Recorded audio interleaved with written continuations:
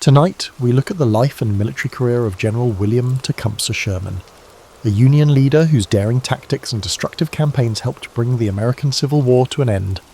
Sherman's legacy is one of tenacity, transformation, and long-lasting impact on American history, owing to his strategic brilliance and contentious march across the South. So, before you get comfortable as usual, please take a moment to like the video and subscribe to the channel only if you enjoy our content.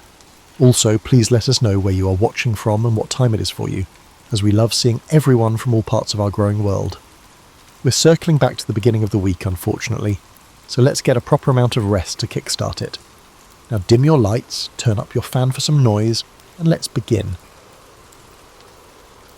William Tecumseh Sherman was born on February 8, 1820, in Lancaster, Ohio, a frontier town on the verge of tremendous development. His mother dubbed him Cump, and he displayed a restless spirit from a young age, foreshadowing the vast influence he would one day wield on the nation's battlefields. Although his father, Charles Robert Sherman, was a respected Ohio Supreme Court judge, the family struggled financially. Then tragedy came when Sherman was 9 years old. His father died abruptly, leaving behind a poor household. The boy's future, while uncertain, found a guiding influence in the form of his father's close friend, Thomas Ewing, who welcomed him into his own lively home. Growing up in the Ewing household exposed Sherman to a more privileged society, but it was not carefree. Ewing was politically connected, having worked in government positions that exposed Sherman to the complexity of national policy and political squabbling. Something about those encounters prepared him to see the country as a web of dynamic forces, law, commerce, and ambition interacting in ways that altered entire neighbourhoods. Despite his academic abilities, he was never a standout student in the traditional sense. His true aptitude was in observation, and the ability to translate what he saw into deep strategic insights. Sherman absorbed the action with an intensity that occasionally surprised others, whether it was a local election or a heated dinner table dispute. Sherman was 16 when he received a coveted invitation to the United States Military Academy at West Point, thanks in part to Ewing's political clout. When he arrived at West Point in 1836, he discovered that the regiment was both difficult and stimulating. Mathematics, engineering, and tactics dominated the curriculum, combining practical skills with theoretical knowledge. Although he did not excel academically, he graduated 6th in his class, he was known for being clever, pragmatic, and unromantic about his military service. Classmates noticed his frank demeanour, which would become a defining feature of his personality throughout his career. Sherman enlisted in the Army as a second lieutenant in the 3rd U.S. Artillery after graduating in 1840. He served in many outposts, from Florida to the distant frontiers, dealing with the problems of a rising nation. The Florida job embroiled him in the Seminole Wars, a brutal milieu of swamp warfare and uncertain goals. Sherman quietly recorded the lessons. Combat was chaotic, objectives shifted quickly, and success required a combination of planning and sheer tenacity. He also developed a dislike for half-hearted confrontations, believing that if a battle was unavoidable, it must be pursued with utmost determination. Despite periodic promotions and the allure of new assignments, Sherman never felt completely at ease in the peacetime army. Bureaucratic red tape, restricted chances for growth, and a desire for new experiences gnawed at him. His restlessness prompted him to quit from the army in 1853.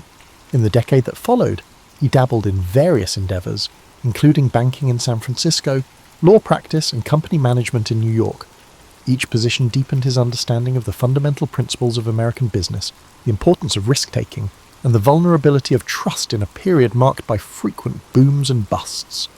The banking crisis of 1857 devastated him financially, demonstrating how rapidly riches might vanish when markets crashed.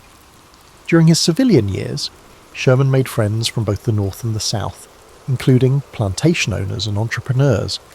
He noticed the growing conflict over slavery, state rights, and economic disparities.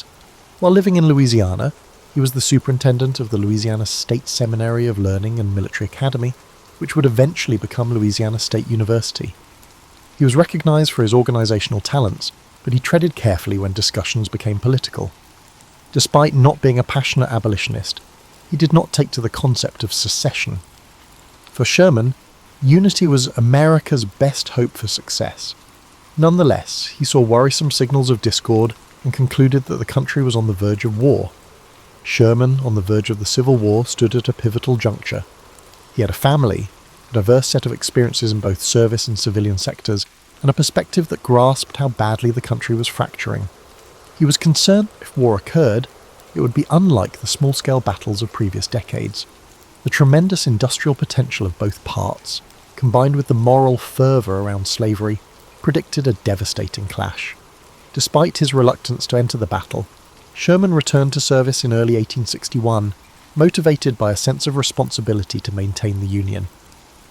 In the early months of the Civil War, William Tecumseh Sherman served in several positions, looking for a secure footing in a war that appeared chaotic from the start. Initially assigned to a training facility, he disagreed with authorities when he anticipated that the fight would require at least 200,000 men in his area alone. His forthright remark that the Union was underestimating the scale of the insurrection elicited suspicion, if not derision. However, time would vindicate his misgivings. By late 1861, Sherman had arrived in Kentucky, an important border state with conflicting loyalties. He was responsible for the Cumberland Department there, but he quickly became overwhelmed. Reports of Confederate military movements, arms shortages, and conflicting orders from Washington left him tired. Some sources suggest he was on the verge of a nervous breakdown. He requested relief from command, and when he left, rumours circulated about his instability. Such suspicions threatened to wreck his career in an era when mental stress was less tolerated. Nevertheless, Sherman recovered. He gained new purpose with General Ulysses S. Grant's direct help. Their bond will form the foundation of Union success. Grant was calm, silent, and unyielding under duress, whereas Sherman was more combustible, publicly expressing concerns or complaints. Their mutual regard, however, was established through shared battlefield experiences. In early 1862, Grant's daring manoeuvres at Fort Henry and Fort Donelson secured critical Confederate outposts, and Sherman's role, though subordinate, displayed dependability in the face of fire. The Battle of Shiloh in April 1862 would be Sherman's true baptism into large-scale fighting. Confederate surprise strike near Pittsburgh upon landing in Tennessee. Waves of enemy soldiers smashed the Union defences. Sherman's division took the brunt of the early fighting. Despite being taken by surprise, he rallied his troops, riding along the front lines, ignoring personal danger and encouraging them to hold. Despite massive fatalities, the Union withstood the attack, and Grant's counterattack the following day forced the Confederates to retire. Sherman's leadership under duress gained him a promotion to Major General and, more crucially, strengthened his alliance with Grant. The two men came from Shiloh with a stronger determination to achieve total victory, acknowledging the Confederacy's tenacity. Sherman followed Shiloh with operations along the Mississippi River, ending in the Vicksburg Campaign. Vicksburg, a fortress stronghold, was essential to Confederate control of the Mississippi River. Union soldiers anticipated that seizing it would split the Confederacy in two, isolating the states west of the river. Grant's siege was long, with supply lines strained and morale shaky. Sherman's involvement included skirmishes, feints, and ensuring that Confederate reinforcements could not break through the siege. Vicksburg finally fell on July 4th, 1863, marking a watershed moment in the Western theatre. Sherman's fame soared, although he frequently downplayed personal responsibility, publicly praising Grant's strategic vision. Sherman did not take command of Union forces in the West until 1864, when Grant was ordered to the Eastern Theatre to confront Robert E. Lee.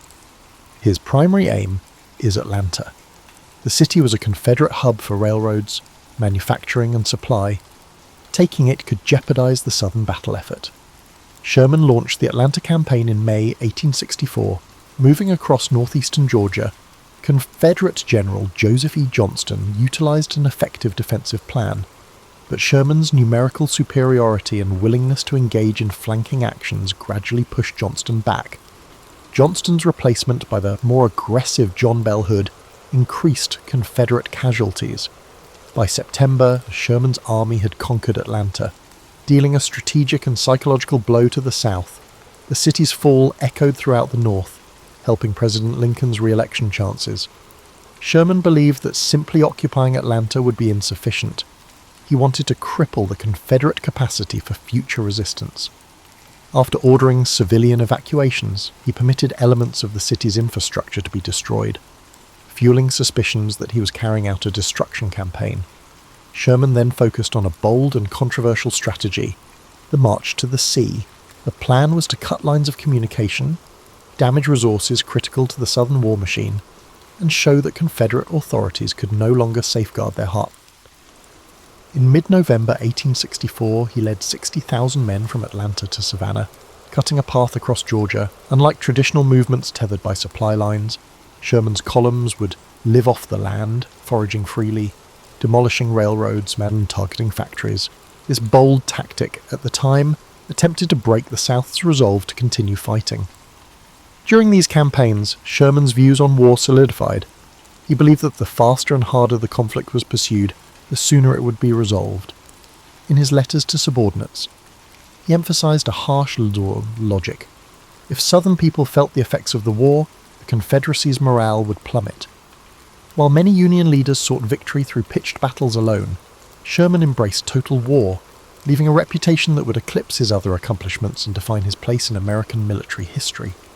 The March to the Sea started on November 15th, 1864, as Union troops departed from the charred remains of Atlanta. The trip to Savannah covered about 300 miles, calculating about 483 kilometers, and lasted almost a month. Contrary to popular belief, Sherman didn't order his soldiers to burn every home or farm they encountered. However, the foraging became so widespread, occasionally turning into looting, that local populations remembered the campaign with lasting bitterness. Union soldiers destroyed rail lines, twisting them into what was mockingly called Sherman's neckties. Warehouses and factories burned, cotton gins destroyed, and livestock taken. Many Southern civilians fled before the advancing columns, while others remained, witnessing gardens, barns, and personal property consumed by Union torches or opportunistic soldiers. Sherman's official position was that his troops should only target items with military or logistical significance. But in practice, those boundaries quickly became unclear. Years later, the question lingered. Were these acts justified militarily, or simply a vengeful rampage? Sherman's supporters claimed that the Confederacy's capacity to fight relied on its agricultural and industrial resources, rendering such destruction a regrettable necessity. Critics argued that the campaign violated moral boundaries by punishing innocent civilians. Sherman believed that only by breaking the South's ability and determination to fight could the war's violence be decisively ended. Sherman's forces entered Savannah on December 21st, 1864, facing minimal resistance. He sent a telegram to President Lincoln, proposing the city of Savannah as a Christmas gift. The capture of the nearly intact port offered a strategic base on the Atlantic coast, enabling Union forces to advance into the Carolinas. Northern newspapers celebrated the success, lauding Sherman as a master strategist. Southern newspapers erupted in anger, portraying him as a ruthless destroyer. Confederate civilians criticized the perceived barbarism in diaries and letters, while some Northern voices also voiced discomfort at the campaign's brutality. The Union war machine continued, and Sherman's prominence grew. In early 1865, Sherman turned north to unite with Grant. The Carolinas campaign sought to pressure Confederate resources from a new angle, potentially trapping Robert E. Lee's army between two formidable Union forces. As his men moved through South Carolina, the birthplace of secession, Sherman's tactics became even harsher. In February 1865, Columbia burned, with ongoing debate over whether Union or Confederate forces started the fire. Sherman denied starting the fire, but suspicion remains, woven into local tales that the Union intentionally set ablaze the birthplace of rebellion. Sherman advanced into North Carolina with a slightly softer approach, recognizing that the state had not been as eager to secede as South Carolina. The operational logic persisted: weaken Confederate capabilities, disrupt railroads, and harass the demoralized Southern forces. In April, it was reported that Lee's Army of Northern Virginia surrendered to Grant at Appomattox. Sherman's men sensed the war was nearing its conclusion. Hopes rose that they could finish the campaign without more major clashes. An unforeseen twist occurred when John Wilkes Booth assassinated President Lincoln on April 14, 1865, shocking the entire Union High Command. Grief and anger surged through Sherman's ranks. After Lincoln's death, talks with Confederate General Joseph E. Johnston in North Carolina became increasingly strained. Sherman, aiming for a quick reconciliation, proposed terms that many in Washington viewed as excessively generous, including political concessions that exceeded his authority. The War Department, shaken by Lincoln's assassination and favouring tougher actions, rejected Sherman's agreement. Reports suggested that Sherman was either naive or overreaching. The fiasco briefly damaged his reputation. A revised negotiation resulted in Johnston's surrender on April 26, effectively ending the war in the Carolinas. Sherman's desire to heal wounds quickly conflicted with the mood in Washington, creating misunderstandings that would persist for years. Despite the friction points, the North celebrated Sherman as a hero. His soldiers admired him, referring to him as Uncle Billy, impressed by his relentless energy and talent for boosting morale. Southerners condemned him as the cause of devastation. He rarely attempted to soften that image, stating that war was cruelty and efforts to refine it were pointless. That straightforward view shaped his strategic approach. Sherman believed that war should be pursued with full commitment, or not at all. After the war, Sherman oversaw military districts in the South, attempting to maintain order during Reconstruction's tumult. He found the political squabbling exhausting, favouring direct military leadership over the complexities of civil policy. Sherman's legacy was solidified by his wartime campaigns, despite the post-war complexities that overshadowed it. The challenge for him, and for the nation, was how to address the resentment caused by total war, while also focusing on rebuilding a unified country. After hostilities concluded, William Tecumseh Sherman expected the clear structure of wartime command to translate into a simple post-war position. However, the aftermath of conflict rarely produces smooth transitions. In 1865, he was appointed commander of the Military Division of the Mississippi, covering most of the devastated South. During Reconstruction, conflicts arose between President Andrew Johnson's conciliatory approach and the severe demands of radical Republicans in Congress. Sherman proceeded gingerly in this climate, avoiding political disputes. He constantly differed with civil officials and politicians about how to best manage the emancipated African American population, former Confederates, and the region's destroyed infrastructure. Sherman believed the Army's job was to maintain order, not to influence the inevitable social upheaval. He questioned whether Union troops should remain in the South indefinitely, citing the lack of a quick way to heal grave wounds. His reluctance to fully embrace Reconstruction ideas frustrated radical reformers who wanted strong federal enforcement of civil rights. White Southerners, apprehensive of the Northern presence, frequently opposed even basic Army commands. Understanding that he was in a precarious situation, Sherman sought solace in his family life. In 1866, he relocated to St. Louis, Missouri, to oversee the Military Division of Missouri. The territory stretched from the Mississippi River to the Rockies. Conflict spread westward as American expansion collided with numerous indigenous groups. Sherman's orders required him to protect settlers and railroads, which frequently resulted in battles with tribes that opposed the invasion of their areas. This period of Sherman's career is not as well known as his Civil War achievements. Native people, beset with violated treaties and forced relocations, met Sherman, a military figure who advocated employing superior force to achieve federal objectives. Sherman's perspective on the Indian Wars mirrored his entire war philosophy. Decisively smash resistance to minimize prolonged carnage.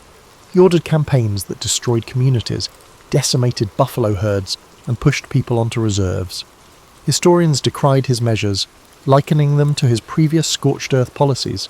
Sherman's strategy was straightforward: smash any opposition as quickly and decisively as possible. He perceived no ethical dilemma in forcefully displacing indigenous peoples in pursuit of the nation's ultimate goal. This unwavering stance cemented his reputation as a source of strong answers. Changes in Washington impacted Sherman's career path. Ulysses S. Grant became president in 1869, and Sherman was appointed commanding general of the United States Army. His new position allowed wide oversight of military operations, but disagreements with the War Department arose fast. Sherman believed that the line of command was harmed by civilian authorities' desire for greater control over Army matters. The tension rose under Secretary of War William W. Belknap, who resigned under scandal. Sherman's private letters indicated his displeasure with the political milieu and a desire for the disciplined cooperation of wartime. Sherman suffered family issues. Ellen hailed from a devout Catholic household, whereas Sherman had no interest in organized religion. Their opposing viewpoints occasionally produced tension. One son, Willie, died tragically during the war, leaving an emotional scar on the family. Another son, Thomas Ewing Sherman, became a Jesuit priest, which Sherman reluctantly accepted. Sherman composed his memoirs during these changes, and they were first published in 1875.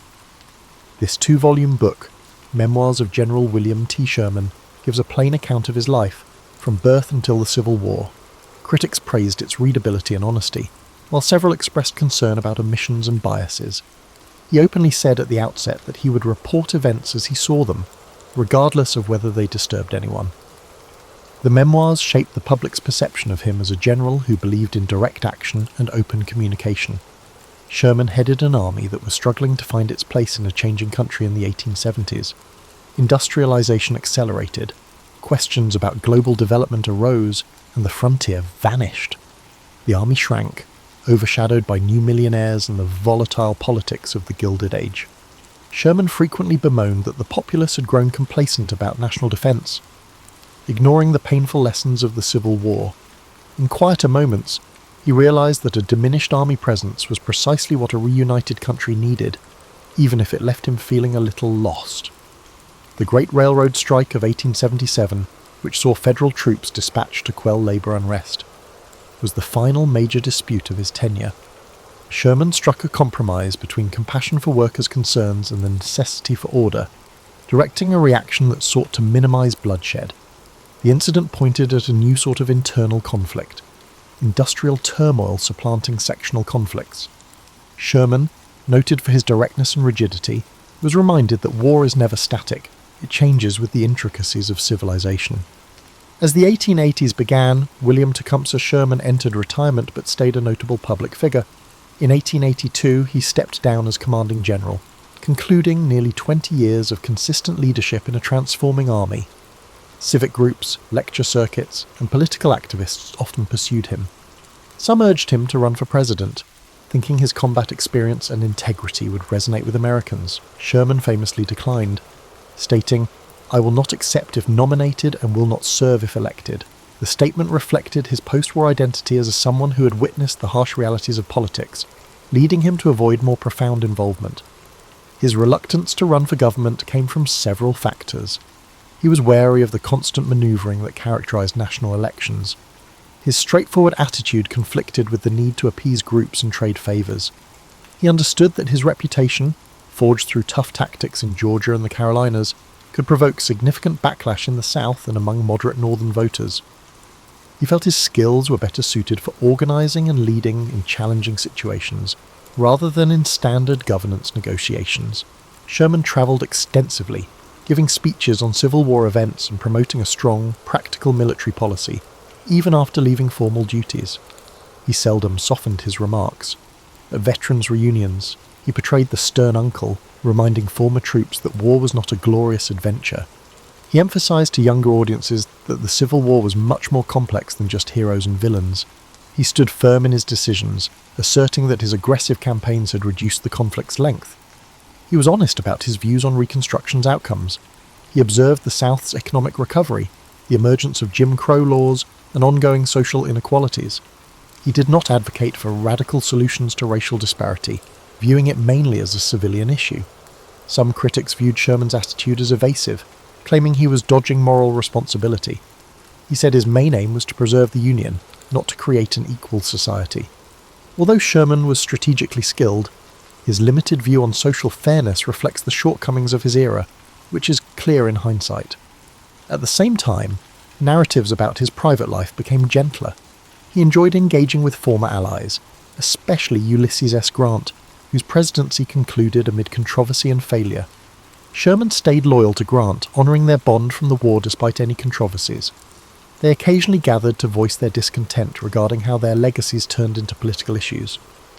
When Grant died in 1885, Sherman mourned publicly, delivering eulogies that highlighted loyalty, the virtue that had united them through numerous conflicts. In the 1880s, new industries and technologies captured public attention. Railroads spanned the continent, telephones connected people, and corporations grew. Sherman felt torn after observing these changes. He appreciated America's ambition for growth but worried about possible societal instability. The Great Railroad Strike indicated rising unrest among industrial workers. He warned that if class tensions weren't handled correctly, they could erupt violently. Although he wasn't an economist, he identified conflict patterns and warned political leaders that neglecting labour demands could lead to chaos similar to the devastation of war. Sherman, who relocated to New York City later in the decade, joined various clubs and wrote letters condemning the rise of sensational journalism. He was accustomed to media scrutiny. During the war, he was portrayed as either a hero or a criminal. Tabloids thrived on sensationalism, making him cautious about interviews. Young journalists sought his views on military issues. He emphasized that future wars could lead to unimaginable destruction if not quickly contained, particularly with advanced weaponry. He insisted that the only real strategy was to either fully engage in war or not at all. Sherman's health declined as he got older. Stiff joints, persistent pain, and years of fatigue in uniform consumed him. He refused to disguise himself as a weak, elderly general. He walked through the streets of Manhattan in casual clothes, tipping his hat to those who noticed his distinctive grey hair. He visited West Point and other army locations rarely, providing straightforward advice: train with discipline, but hope you never have to use it in a civil war. Listeners felt that beneath his tough exterior were deep wounds shaped by the harsh realities of war. In his later years, the people embraced him as a grandfather figure. His once fierce demeanour mellowed over time. Fundamentally, he was the man who bravely marched through Georgia, firmly believing that such harshness was essential. In the evolving landscape of modern America, William Tecumseh Sherman remained prominent, his influence softened rather than faded, a reminder of when cities trembled at the sight of blue-clad troops. William Tecumseh Sherman spent his final months in New York surrounded by family and friends. He was stoic, yet he occasionally made sad remarks about how the Civil War ruined his reputation. He recognized that for many Southerners, his name symbolized terror, a reminder of burned houses, ruined railroads, and the unrelenting march of Union forces. To many, particularly in the North, he was the driving factor behind the Confederacy's demise, ultimately sparing many lives by ending the war. The dichotomy left him resigned. Historical assessments are rarely balanced, especially for those who shape conflict in new disputed ways. Sherman became ill with pneumonia in January 1891. Doctors tried to restore his health, but difficulties occurred. By early February, it was clear he was unlikely to recover. He faced his decline discreetly, eschewing some treatments and facing his mortality with the same candour he used in strategy. Family members watched him closely, recalling how the once unstoppable man appeared weak under the light of the bedside lamp. He died on February 14, 1891, at the age of 71. News spread across the country. Southerners reacted calmly to the announcement. Some newspapers ran brief obituaries, while others recalled the misery he caused. In the North, praises poured in, hailing him as a hero who broke the war's illusions and drove the South to its knees. Foreign commentators reflected on how the American Civil War influenced worldwide military thinking, observing that Sherman's death marked the end of an era of bold, large-scale maneuver warfare. Sherman's funeral in New York drew massive crowds to the streets. Veterans wearing uniforms saluted the casket. Young observers were captivated by the legend and listened to serious comments from generals who had served under him. The army provided full honours as a final homage to the man whose worldview was defined by his dedication to duty. Pallbearers included notable civic and military figures, emphasising his life's impact on American growth. They brought his remains to St. Louis with quiet solemnity, where he was buried alongside his wife, Ellen, who had died a few years before. Afterward, newspapers and magazines began to look back. Writers debated morality and necessity. Did Sherman's campaigns enhance combat or spark new conflicts? Some editorialists credited him with inventing the concept of modern total war, emphasising how entire communities, not just soldiers, become involved in massive warfare. Some voiced worry about the impact on civilian life and property, claiming that his approach called into question the ethics of war. Military academies around the world evaluated his manoeuvres, adopting or criticising his ideas. Before World War I, German officers thoroughly researched the March to the Sea to establish their philosophy. Sherman's notion that war should be conducted decisively, eliminating illusions and safe havens, has far-reaching consequences beyond American borders. Many nations' romanticized notions of combat would conflict with the brutal realities he highlighted. Decades later, European nations would participate in even more devastating wars, prompting the question, was Sherman a visionary, a prophet of mechanized destruction? Personal stories about Uncle Billy were well known among aging Union veterans. Anecdotes show him pausing to speak with a terrified child or having a humble lunch with a rural household. These pieces attempted to portray the man, who was frequently despised by many Southerners. Historians who read his letters discovered that he had a comic side, frequently calming tense situations with dry humour. Contradictions abound: a kind father figure to his men, an unrelenting terror to his adversaries, and a scathing critic of half measures in combat. Sherman, along with Grant, Lee, and Jackson, was recognized as pivotal figures in the Civil War over time. Statues appeared, some in the North, depicting him on horseback with a determined expression, and fewer in the South, where he was frequently overshadowed by local heroes. The older generation that lived through the conflict has died away, leaving a legacy characterized by textbooks, speeches, and battlefield tours. Sherman's historical significance was substantial but challenging for a nascent nation. Historians developed fresh perspectives over time. Some have investigated the psychological impact of the Florida wetlands on the young lieutenant. Some have suggested that his family's links to Thomas Ewing had an important impact on his early success. Many questioned his performance during the Indian Wars, questioning how a commander known for defending the Union could advocate harsh measures against indigenous tribes. These layers underscored the complexities of his life. He was neither a simple hero nor a villain, but rather a figure of a changing America, managing crises, technological developments, and expanding frontiers. Sherman's name conjures up pictures of relentless columns, flaming depots, and a war that changed the face of conflict. William Tecumseh Sherman is still regarded as a key character in the Civil War pantheon, yet views of his actions continue to shift. Over 130 years after his death, historians, military scholars, and interested amateurs revisit his wars in search of nuanced insights. Many people are talking about his hard war theory, which holds that to terminate a struggle, a nation must attack the opponent's ability to sustain itself rather than simply defeating forces in open battle. His effectiveness in this area is widely attributed to hastening the Confederacy's demise.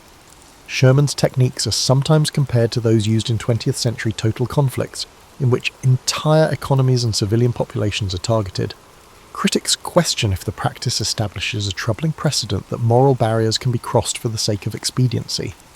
Others argue that Sherman's tough attitude undoubtedly shortened the war's duration, preventing thousands of further battlefield casualties. When military doctrines develop beyond frontline engagements, the tension between practicality and morality becomes increasingly essential. In the South, memories of Sherman are still shaped by generational stories. Families carry down stories about ancestors who lost houses, animals, or enterprises along his path. Museums in Georgia, South Carolina, and other states periodically display exhibitions about the march to the sea's local influence. Some historians work to differentiate myth from reality. Not every fire was started by a Union soldier, nor was every structure torched. However, the psychological toll of an unstoppable army marching across the countryside was evident. Meanwhile, northern cities that formally supported him attempt to analyse his full legacy. War memorials in areas like New York and Ohio depict him as a pivotal figure in the Union's deliverance. School textbooks stress his devotion to Grant, his operational genius, and the conclusion he helped to bring to a war that threatened to fracture the country irrevocably. A few paragraphs might describe how he disliked political power and preferred clear command. Younger generations perceive a nearly cinematic figure, brazen, unstoppable, a contradiction of savagery and compassion, who altered Americans' perceptions of battle. Sherman's personal documents, which are preserved in libraries, illustrate the intricacies of his relationships. Letters to his wife Ellen express love and parental care, particularly when they lost their son Willie in Memphis. Correspondence with fellow officers illustrates the stress that weighed on him, particularly in the dark nights preceding important operations. There's a fleeting impression that, beneath the stern general's public face, a man struggled with the internal reservations about the unstoppable machine he'd set in motion. In scholarly areas, studies of Reconstruction address his post-war deeds. Some argue that, despite his ability to effect Southern reintegration, he mostly deferred to civil authorities and focused on limited army duties. Did he demonstrate smart statesmanship, or did he allow systemic injustices to continue? The discussion continues. According to the record, Sherman considered himself first and foremost a soldier, and he rarely saw the army as an instrument for sweeping social engineering. This perspective, aligning with his pragmatic approach, significantly shaped the course of Reconstruction, both positively and negatively. Sherman's image appears in novels, documentaries, and historical dramas that aim to capture the passion of the Civil War. Filmmakers show him poised on horseback, watching a horizon tinged orange by fires, or in frenetic staff meetings with maps strewn out over rickety tables. These portrayals frequently exaggerate for dramatic effect, but they reflect a long-standing fascination with the man who accepted the brutal facts of war and forced the South to taste the bitter fruit of defeat. The conflict between actuality and myth is rarely fully resolved, expressing the essence of a character who thrived on contradiction. Finally, Sherman's story is a microcosm of American history in the mid-19th century, a country stumbling from compromise to confrontation, debating whether to remain a single political unit or split irreparably. Sherman's life followed that trajectory, from frontier boyhood to the pinnacle of military leadership, from the sorrow of personal loss to the moulding of an unwavering approach in the crucible of battle. His traces are still visible not only on Georgian territory, but also in how America deals with the duties and costs of military conflict. For those looking for simple labels, hero or villain, visionary or brute, Sherman defies them all, reminding us that history is woven from the threads of both success and the tragedy, sculpted by the steely will of individuals who once marched across the stage of an evolving national drama. And just like that, we've reached the closing of our main story tonight. If your mind is still racing, you're familiar with the routine. We have a lot more content for you to choose from if this didn't work. But we're making it a mystery tonight. Sleep well, my friends, and as always, good night. Theodore Roosevelt was not an ordinary child. Born in 1858, in a brownstone in New York City, young Theo, called Teddy by his close friends, entered a world riddled with disparity. Horse-drawn carriages paraded on cobbled streets while the country found itself on the cusp of rapid industrial change. Yet, from the very beginning, what made Theodore Roosevelt's early life different was not only his family's comfortable position. His father was a philanthropist who ran a successful import business, and the Roosevelts prided themselves on their social standing, but also his shaky constitution. The future Rough Rider was, ironically enough, a frail boy who struggled with asthma and stomach trouble, relying on the help of his nurturing family to guide him toward better health. Most accounts recall the well-worn story of how he overcame debilitating asthma by embracing exercise in the outdoors, but that's often where the intriguing details stop. Far less common are the accounts of how Roosevelt's imagination flourished because he spent so many hours indoors recovering. He devoured books on natural science, building an early fascination with zoology, entomology, and every lesser-known ology he could get his hands on. He collected insects in jars around his room, and he sketched birds from memory. He had a serious obsession with taxonomy, relishing the act of labelling, identifying, and categorizing. Few mention that he even attempted to write little treatises, guided by sheer curiosity, about creatures he observed in his small world. He would write paragraphs about houseflies in a notebook, detailing their anatomy and behaviour, as if he were a mini Darwin in the making. This pursuit was not a trifling hobby. It was the anchor that connected him to the broader world when his lungs wouldn't allow him to catch his breath outside. His father, Theodore Sr., took these explorations seriously. He would encourage young Theo to keep learning, and to the extent possible. He also pushed him, quite literally, to strengthen his body. The elder Roosevelt recognized that building physical stamina might become the key to unlocking his son's potential. So, in addition to fueling his mind, Theodore Sr. nudged him to exercise, even setting up a small gym within the family's home. They used pulley weights, dumbbells, and even a primitive exercise bike. Initially, the boy often doubled over in breathless fits, but he persevered, always hearing his father's voice, "You have the mind, but you must make your body." This paternal challenge would have shaped Theodore's entire life. He refused to let his ailments define him. As Theodore progressed from the timid, asthmatic boy to a more robust version of himself, he also developed a nuanced understanding of compassion and fairness. Many have recounted that his father, one of the founders of the Children's Aid Society, made it a point to teach Theodore about social inequities.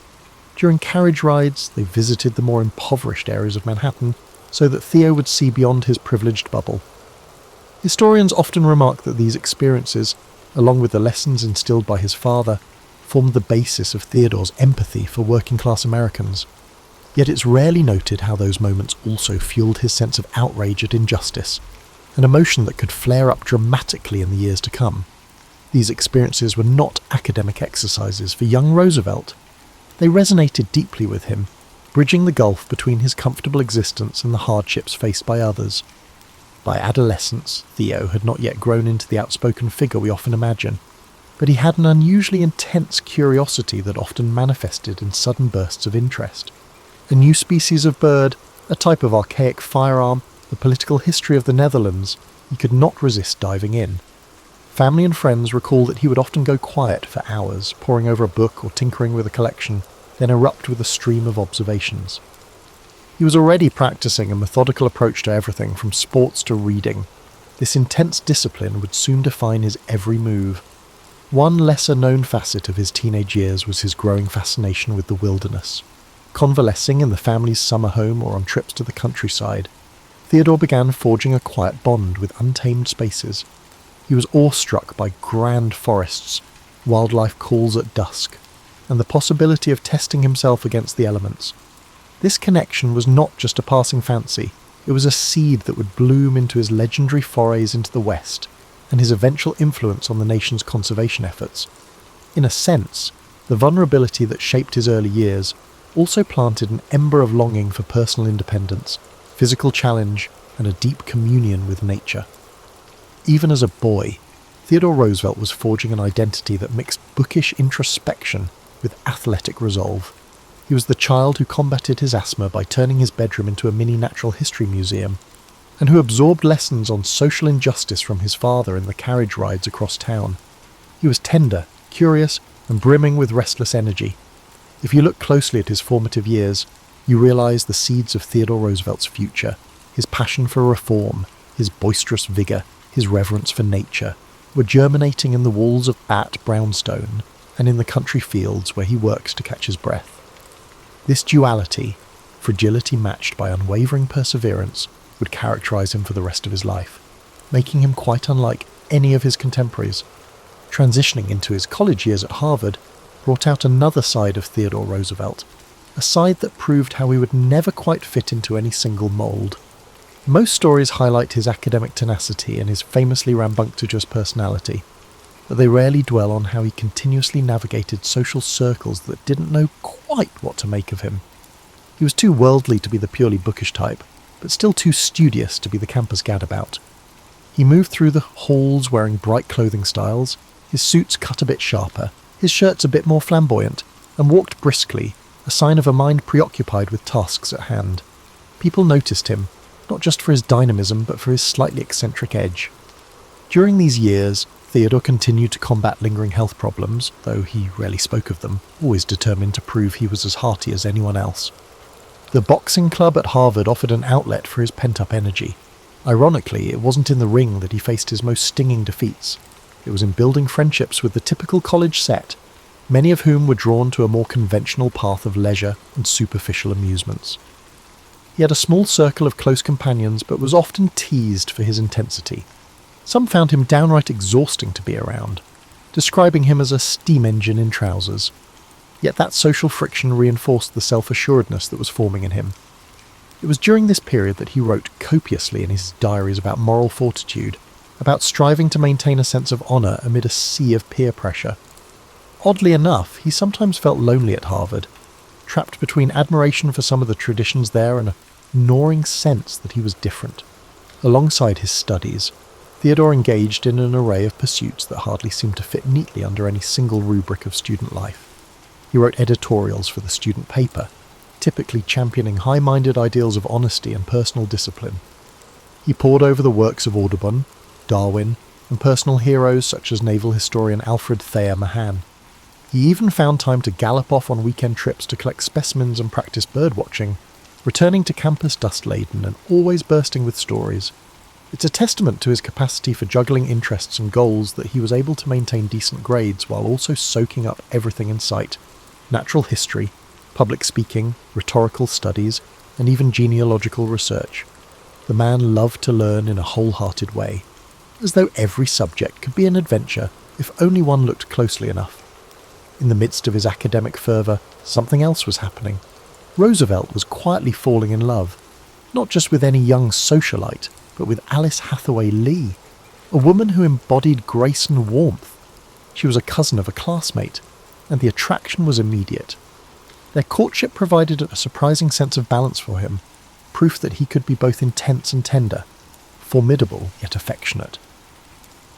As their relationship deepened, he began to think more concretely about his future.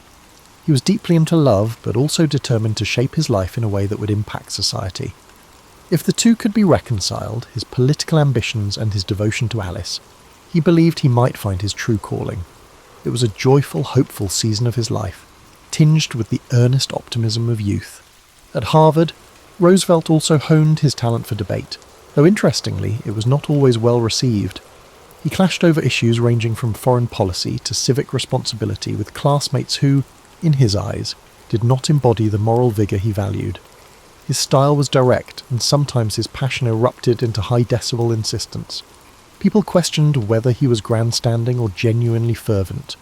In truth, he was both. He felt ideas with his entire being, unable to separate academic discourse from moral imperative. While some admired his zeal, others wrote him off as a brash upstart who needed to tone it down. But Theodore wasn't interested in toning anything down. He believed that if something was worth doing, it was worth doing vigorously. What's rarely acknowledged is that this unrelenting passion nearly derailed him in terms of his mental health. Long nights of study, intense physical exertion, and a kind of constant internal thrum of ambition could wear him out. He would suffer bouts of insomnia, something he stubbornly tried to hide from even his closest friends. Journals from the time suggest he wrestled with dark moods, worried that if he let himself slip, even for a moment, he might not regain traction. But he had set a personal credo: better to burn brightly than fade quietly. He would follow this creed, whether positive or negative, for the remainder of his life. Upon graduation, Theodore left Harvard with more than just a diploma. He carried away a fierce sense of self, shaped by intellectual endeavours, personal romance, and the ceaseless quest to push against his limits. Shortly after leaving Harvard, Theodore Roosevelt took his first bold step into the realm of public service, winning a seat in the New York State Assembly. Some might call it a natural progression for a young man of his social background, but in truth, the gritty nature of local politics was something of a baptism by fire. The assembly halls were rife with infighting, patronage, and under-the-table deals. As a new member, Roosevelt was expected to keep his head down and align with party bosses. Instead, he stormed onto the scene like a tropical gale, delivering fiery speeches that lambasted corruption and championed reforms. The other lawmakers found him peculiar. Here was a well-to-do youngster, fresh from the Ivy League, with a screechy voice that seemed to come alive the moment he smelled injustice. And injustice, as he saw it, permeated every level of governance. The political old guard was a fortress of self-interest, so they chuckled at his zeal, dismissing him as a nuisance who would soon learn to play by their rules. What they didn't grasp was that Roosevelt's moral convictions, shaped by his father's influence and hammered into form by his own sense of fairness, would not yield under pressure. He was that rare combination, affluent yet empathetic, idealistic yet committed to practical change. Where many of his fellow legislators saw the chance for personal gain, he saw the chance to cleanse a stagnant system. In one particularly heated confrontation, Theodore challenged a powerful politician who had a reputation for backroom deals. Rather than placate this man or resort to polite circumlocution, Roosevelt essentially read him the riot act on the assembly floor, enumerating the ways in which the politician had shortchanged his constituents. The outburst was so electrifying that it made headlines. Overnight, Roosevelt transformed from an unknown freshman assemblyman into a political figure to watch. Of course, this also made him enemies, which was no small risk in the treacherous environment of late 19th century politics. His colleagues predicted he would trip over his own eagerness and fade into obscurity. But Theodore thrived on adversity. He doubled down, rallying support for reforms that, while modest by later standards, broke new ground in the fight against Tammany Hall's entrenched power. During this period, tragedy struck in a way that might have derailed a lesser spirit. On February 14th, 1884, Valentine's Day, both his wife, Alice, and his mother died hours apart in the same house. The blow was incomprehensible. Only 2 days prior, Theodore had been a vibrant new father, welcoming a daughter, also named Alice, into the world. To lose his beloved wife and his mother on the same day left him emotionally paralysed. He poured his feelings into a single diary entry marked with an X, writing, "The light has gone out of my life." This searing sorrow might have undone him if not for the fact that Roosevelt believed in action as a tonic for despair. In the aftermath, he made a startling move, distancing himself from politics and heading west to the Dakota Territory.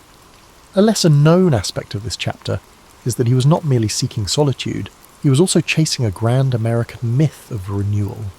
Frontier life was an antidote to the heartbreak and political cynicism that had seized him. He purchased 2 ranches, the Maltese Cross and the Elkhorn, immersing himself in the daily grind of cattle ranching, gone were the starched collars and legislative debates. In their place came roundups, branding irons, and days spent in the saddle. The local cowhands initially regarded him with skepticism, pegging him as just another Eastern dandy. But Roosevelt quickly earned their respect, refusing any special treatment, sleeping in rough bunkhouses, and embracing a life that demanded not just physical vigour, but a willingness to confront the unpredictable cruelty of nature. Many accounts of Roosevelt's time in the Dakotas touch on how he chased thieves, tracked bison, and battled near blinding blizzards. Yet fewer people highlight the contemplative moments he spent on the open range, penning letters home with references to Greek philosophy, or reading thick books by lantern light, the wind howling outside. He used the plains as a confessional booth, sorting through his anger and grief, forging a new tempered sense of purpose. Indeed, it was on those plains where he truly embraced the notion that adversity could shape moral character. Hardship didn't break him, it refined him. When he did return to New York after a couple of years, he was no longer that brash young assemblyman overshadowed by personal tragedy. He was now a hardened rancher with a sharper edge. Upon returning to public life, Theodore Roosevelt set his sights on a job that many dismissed as either too menial or too compromised by corruption. Police Commissioner of New York City. At a glance, this might have seemed like a step down from his earlier roles, but he perceived it as a battleground for genuine reform. He saw a chance to enforce fairness at a ground level, where policy met reality in the daily lives of ordinary citizens. The police force at the time was a quagmire of bribes, extortion, and political favouritism. Officers would accept money to look the other way, or harass political opponents at the behest of party bosses. Roosevelt decided that if he could change the culture of the NYPD, he would be making one of the most significant civic contributions possible. One of his first acts was to enforce the Sunday closing laws for taverns, a move that sparked both outrage and admiration. Contrary to some popular retellings, he wasn't simply trying to morally police the populace. He was signalling that the law was the law, and no one, regardless of how large a bribe might be, was above it. This gambit, while unpopular among weekend drinkers, demonstrated his commitment to consistency. In his view, laws should not be left to personal whim or the thickness of a wallet. At night, he'd even don a disguise and walk the streets, slipping into bars to see if the law was being followed. Newspapers eagerly reported these midnight rambles, painting him as an almost comical figure. But beneath the spectacle lay a serious intent, to root out corruption at its source. His tenure as commissioner also saw him butt heads with the entrenched Tammany Hall apparatus. They had thrived under the assumption that police could be bought or coerced. Roosevelt disabused them of that notion. He promoted officers based on merit, introduced examinations to gauge competency, and disciplined or fired those caught in corrupt acts. This naturally turned many in the force against him, but the public, weary of crooked policing, began to appreciate that someone in a position of authority was, at last, taking their side. His energy was relentless. Staffers joked that he slept less than 4 hours a night, spending the rest of his time either in the office or pounding the pavement. Less well known is the personal toll this job took on him. Roosevelt poured so much intensity into curbing vice, graft and malfeasance that he often neglected simpler pleasures in life. He'd show up at home in the wee hours, paperwork still in hand, only to get up at dawn for yet another inspection.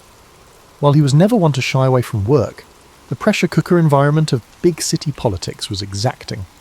He found himself increasingly at odds with other commissioners who were less enthusiastic about eradicating corruption, or more mindful of not offending powerful interests. On more than one occasion, he was threatened and ridiculed. Critics called him a moralistic meddler, an upstart who lacked the political savvy to navigate a city that thrived on compromise. And yet, by the time he moved on from the police department, he had planted the seeds for a more accountable and professionally run force.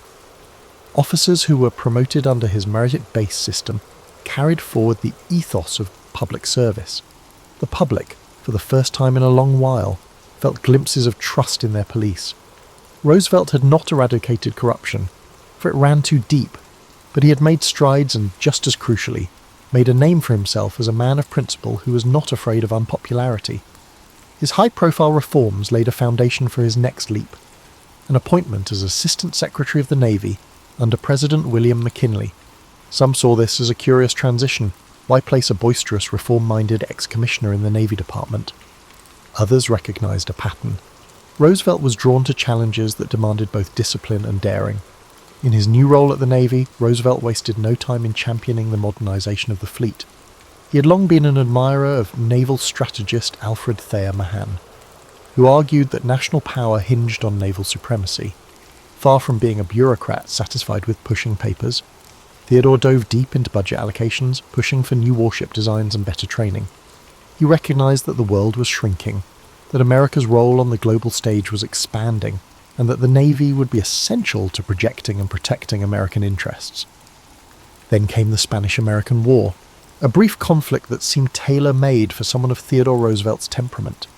When the USS Maine exploded in Havana Harbour in 1898, public sentiment towards Spain had already been riled by sensational journalism. Roosevelt saw this as both a chance to liberate Cuba from colonial oppression and a test of American resolve. But beyond ideology, it was personal for him. He had grown restless in Washington, convinced that action was often sacrificed on the altar of caution. So he resigned from his post as Assistant Secretary of the Navy and famously organised the 1st US Volunteer Cavalry, better known as the Rough Riders. The myth of the Rough Riders has been recounted in 1,000 different ways, usually focusing on the charge up San Juan Hill. Yet what many people don't realise is that the unit was an oddball mix of Ivy League athletes, frontier cowboys, Native Americans, and everyone in between. Part of Roosevelt's genius lay in his ability to unite disparate individuals around a shared sense of adventure and duty. He wasn't naive. He knew that forging discipline from such a melange of backgrounds would be challenging. But he saw in these men the spirit of America itself, resilient, varied, and headstrong.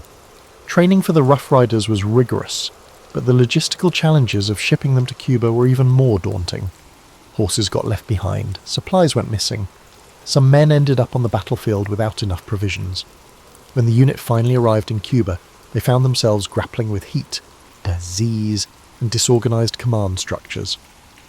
Roosevelt, who had pined for action, found that the reality of warfare was a chaotic maze of conflicting orders, muddy roads, and the constant whine of enemy gunfire. And yet, to see him in the middle of it all was to witness a man who felt completely alive, for better or worse.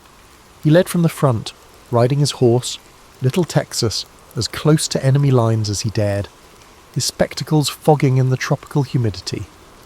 The famed Battle of San Juan Heights was the defining moment. While Roosevelt and his men did indeed take part in the bold assault, the charge up San Juan Hill has often been painted in more glorified tones than the day itself likely warranted.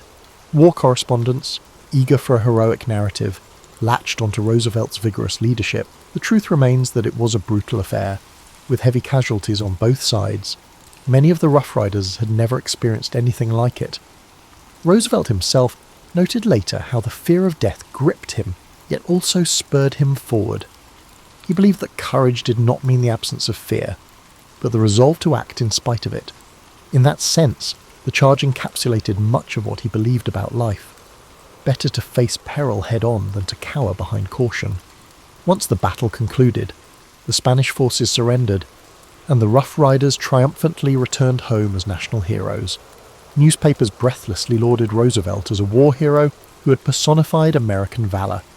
He played the part well, though privately he mourned the friends he'd lost and grappled with the weight of having seen men killed at close range.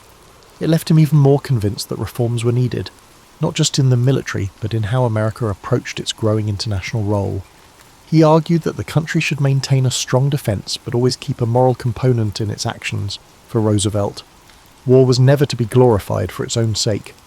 It was a crucible in which national character was tested. Upon his return, Roosevelt's popularity soared. Seizing the moment, political allies urged him to run for governor of New York. He obliged, and the public, enchanted by his war record and leadership, elected him. In the governor's mansion, he managed to marry progressive ideals with pragmatic governance. He championed everything from civil service reform to corporate regulation, challenging the massive trusts that dominated industries at the expense of smaller competitors. The path that led Theodore Roosevelt to the presidency was rather unorthodox. In 1900, Republicans, wary of his reformist zeal as governor, sought to sideline him by offering him the vice presidential spot under President William McKinley. They believed it was a ceremonial role where Roosevelt's boisterous energy would be contained, his capacity to shake up the status quo effectively nullified. They forgot that fate often has other plans. Following McKinley's assassination in 1921, Roosevelt, at the age of 42, unexpectedly emerged as the youngest president in American history. Stepping into the Oval Office, Roosevelt brought with him an array of passions: conservation, trust-busting, and a growing desire to project American influence abroad. But the real hallmark of his administration was a philosophy he called the Square Deal, designed to ensure that ordinary citizens received fair treatment from government and big business alike. His attitude toward the enormous corporate trusts was not hostile purely for its own sake. Rather, he believed that monopolies stifled competition and exploited consumers. Thus, he championed antitrust litigation, famously taking on the Northern Securities Company. Some critics called him an economic radical, but in truth, he wasn't against wealth or industry. He simply demanded that they adhere to established regulations. Meanwhile, Roosevelt's passion for the environment resulted in one of the most significant conservation legacies in history. He established wildlife refuges, national parks, and millions of acres of protected forest lands by drawing on his love of nature, which began in his youth and was refined on the Dakota Plains. He placed Gifford Pinchot, a fellow conservationist in charge of the Forest Service, setting the tone for responsible stewardship of America's resources. He recognized that nature was not an infinite bounty to be pillaged, but a national treasure to be preserved for posterity. This conviction might seem commonplace today, but in the early 1900s it was visionary. Despite fierce opposition from logging, mining, and oil interests, Roosevelt's political determination prevailed. He considered it his duty to ensure future generations would inherit landscapes unmarred by short-sighted greed. On foreign policy, he embraced an activist stance, guided by the maxim, "Speak softly and carry a big stick, you will go far." This approach was evident in his role in the construction of the Panama Canal. When Colombia balked at the terms proposed for a canal zone, Roosevelt covertly supported Panamanian rebels seeking independence from Colombia. Once Panama seceded, the new government swiftly granted the United States rights to build the canal. Controversial then, and still debated by historians now, this move showcased Roosevelt's willingness to wield American might to achieve strategic goals. He had no illusions that power should remain dormant. For him, national strength was a tool to shape global events, ideally in a manner he saw as ultimately beneficial for America and, in his mind, the world. Throughout his presidency, Roosevelt was a figure of constant motion, inviting athletes, writers, explorers, and all manner of individuals to the White House. He famously welcomed Booker T. Washington to dine, a move that shocked the segregated norms of the time. He championed progressive ideals that, while still limited by the social outlook of the era, nudged the country forward. Labour disputes, particularly the coal strike of 1902, saw Roosevelt intervene on behalf of workers in ways that no president before had done, effectively using the government as a mediator to secure better wages and hours, albeit without granting the full measure of union recognition. Numerous minor narratives often overshadow these major stories. For example, he placed a premium on physical culture within the White House, encouraging aides and visiting dignitaries to join him for hikes and boxing matches. The more traditional set, finding it unworthy for a president to engage in physical altercations, expressed their disapproval. But it was pure Roosevelt, energetic, fearless, and convinced of the importance of maintaining a robust body to match a robust mind. Roosevelt enjoyed immense popularity by the time he ran for election in 1904 in his own right. He won in a landslide, securing his place as a fully validated president rather than an accidental caretaker. That victory allowed him to double down on his agenda. After leaving the White House, Theodore Roosevelt embarked on what seemed at first like a grand victory lap, a 10-month African safari that captured the world's imagination. He was accompanied by a team of naturalists and hunters. These travelled deep into territories teeming with wildlife. Sponsored in part by the Smithsonian Institution, the expedition aimed to collect specimens for scientific study, though it was inevitably steeped in the colonial attitudes of the time. Millions of people back home followed the journey through newspaper dispatches, enthralled by tales of lion hunts and elephant tracking. Roosevelt, for his part, relished the thrill, but also the sense that he was contributing to a greater scientific understanding of the continent's fauna. He painstakingly documented everything, from the habits of rhinoceroses to the migratory patterns of birds. His childhood love for cataloguing the natural world rekindled on a grand scale. Yet those who imagined him content to rest on his laurels grossly misread his character. Upon returning from Africa, he found himself dissatisfied with the direction of the Republican Party under his hand-picked successor, William Howard Taft, who, in Roosevelt's estimation, had betrayed the progressive ideals they once shared. Incensed, Roosevelt made the controversial decision to run for president again, but this time under the banner of a new political organisation, the Progressive Party, often called the Bull Moose Party, nickname sparked by Roosevelt's own boast that he felt fit as a bull moose. He stormed the convention halls, delivering speeches that invoked his familiar call for a square deal for all Americans. His platform included women's suffrage, labour reforms, and stricter controls on corporate power, elements that were ahead of their time. The election of 1912 became a three-way race among Roosevelt, Taft, and Democrat Woodrow Wilson. On the campaign trail, Roosevelt survived an assassination attempt when a deranged gunman shot him in the chest. In quintessential Roosevelt fashion, he insisted on delivering his scheduled speech anyway, blood seeping through his shirt.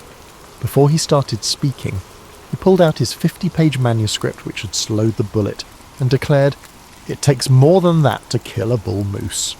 His audience, horrified yet awed, watched him talk for nearly an hour. Though wounded, he remained unstoppable, forging ahead with his message of progressive change. Despite his determination, the split in the Republican vote handed the presidency to Wilson. For Roosevelt, it was a stinging defeat, but he refused to slip quietly into obscurity.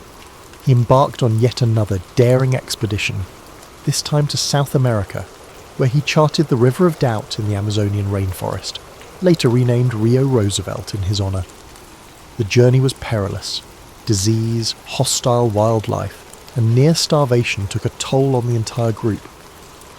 Roosevelt himself contracted a severe infection in his leg, and at one point he was so ill he reportedly begged his companions to leave him behind. They refused. The expedition eventually completed its mission, but Roosevelt returned gaunt and weakened, forever changed by the ordeal. Back home, the country was on the brink of World War I. Roosevelt, ever the hawk, criticised President Wilson's initial neutrality, urging a more assertive stance. He believed that failing to confront Germany's aggression would endanger both American ideals and global stability. When the United States finally entered the war, Roosevelt even offered to lead a volunteer division, much as he had done in the Spanish-American War. President Wilson declined, much to Roosevelt's frustration. Still, he rallied support for the war effort, seeing it as a moral imperative to resist autocratic powers. By the time the war ended, Roosevelt was older, his body battered by years of strenuous living and the after-effects of tropical diseases. Yet his mind was as restless and vigorous as ever. He kept writing history books, editorials, open letters to politicians, trying to shape public discourse.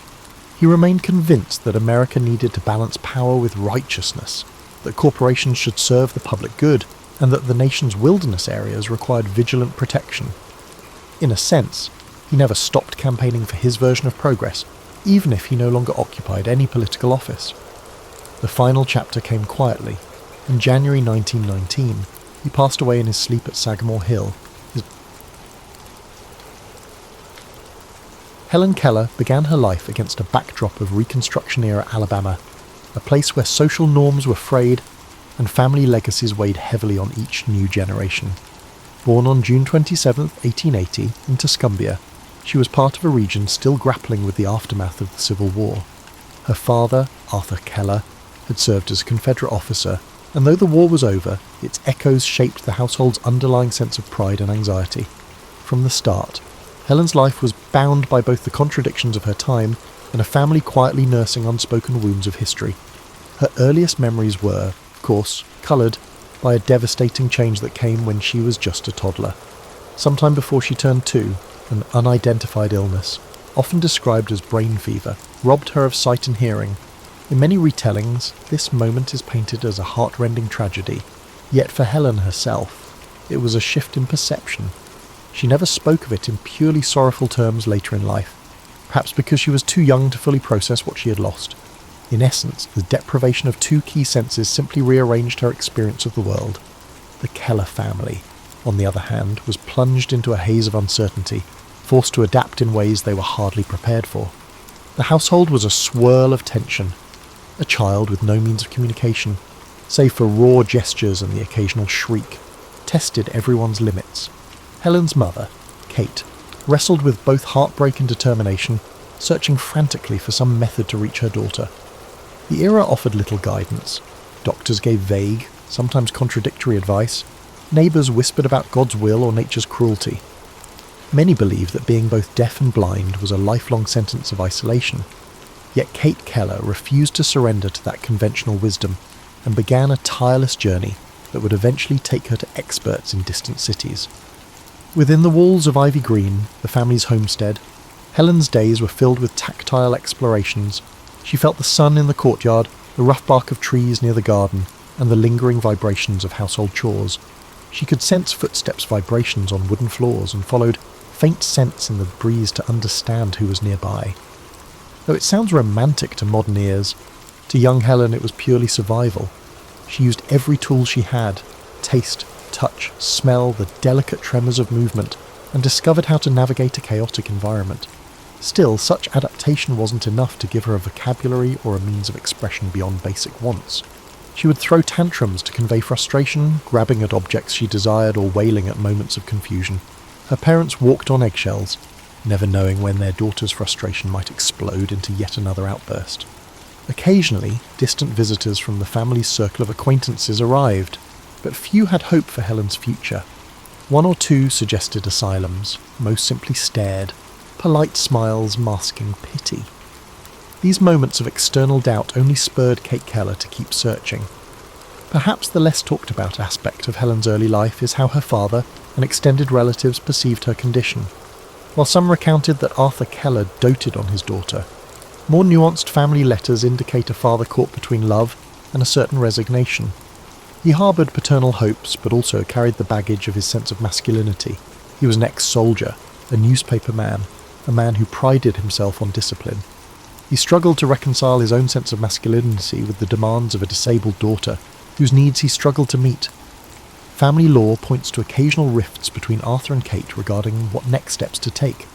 What rarely gets mentioned in simplified biographies is the emotional terrain they navigated. The nights of hushed debates, the fleeting moments where blame seeped in. In these formative years, Helen became a puzzle to many, and she likely felt her sense of disconnection. She was aware of other people's presence in the house, but had no structured way to relate to them. She had glimpses of old social cues, laughter without understanding what triggered it, scolding tones with no context for her wrongdoing. Every day stretched like an unsolvable riddle. The present was not a tidily packaged sad prologue, but an emotionally complex time, a swirling mix of curiosity, friction, and fleeting moments of joy. Among the lesser-known anecdotes is the story of how Helen once attempted to mimic the actions of someone reading a newspaper. She had felt the crisp pages and sensed her father's engagement with the words.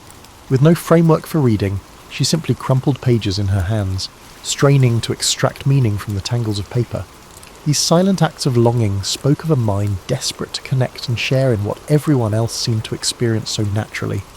The tragedy was not simply her lack of senses, but her isolation within a household unsure of how to decode her yearnings. Despite this gloomy vantage, seeds of determination were embedded in these early years. Helen did not wilt into passive acceptance. Instead, she pored at the mysteries around her, employing every sense left at her disposal. It was raw, unrefined perseverance. Kate Keller, fueled by maternal resolve, carried on her quest to find someone, anyone, who could unlock her daughter's Tilatwut, sightless world. The combination of a stubborn child and a mother determined to persevere paved the way for a significant transformation that would eventually become legendary. In time, that shift would arrive, and the name Helen Keller would be uttered across the globe in awe and admiration. But as we shall see, the full story was never as tidy as popular lore would have it. Anne Sullivan stepped onto the scene in 1887 as a slender, serious-minded young woman with her litany of difficulties. A product of poverty, with limited sight herself, Sullivan had recently graduated from our Perkins School for the Blind. Many accounts portray her as a saintly figure with near-miraculous teaching powers. Yet, if we peel away the veneer of hero worship, we find a fiercely practical individual who approached Helen not merely with compassion but with a no-nonsense determination. She did not see a pitiable child but a human being aching to connect. And she was well aware that her struggles, from an impoverished childhood to surgeries that had partially restored her vision, armed her with empathy for Helen's condition in ways a more privileged teacher might never grasp. Their introduction didn't spark instant harmony. The Kellers were sceptical about a single young woman's ability to manage their turbulent daughter. Helen herself was accustomed to controlling the household through tantrums. During the initial week, the teacher and the student engaged in a furious battle that could have resulted in catastrophe if Anne had given in. Instead, Sullivan insisted on establishing boundaries. She famously demanded to stay alone with Helen in a small cottage on the estate, away from indulgent family members, so that real instruction could begin. It is often recounted that Helen's breakthrough came at the water pump, where Sullivan spelled W-A-T-E-R into Helen's palm as water rushed over her other hand. Stage and screen have replicated that scene to the point of cliché. However, the dramatic flash of realization Helen felt wasn't a single moment in isolation. It was part of a chain reaction. Sullivan had been systematically spelling words into Helen's hand for weeks, patiently associating objects with finger-spelled letters. The water pump incident was simply the tipping point when Helen at last understood that everything around her had a label, that language itself was possible, and that she was not trapped in some private bubble, but living in a shared, nameable reality. Less celebrated moments peppered this learning journey. For instance, Anne would demonstrate the concept of cool by pressing Helen's hand to a windowpane on a chilly day. She illustrated soft by letting Helen stroke the fur of a nearby cat, and then spelled the corresponding letters. It wasn't about memorizing discrete items, it was about teaching a conceptual framework of the world.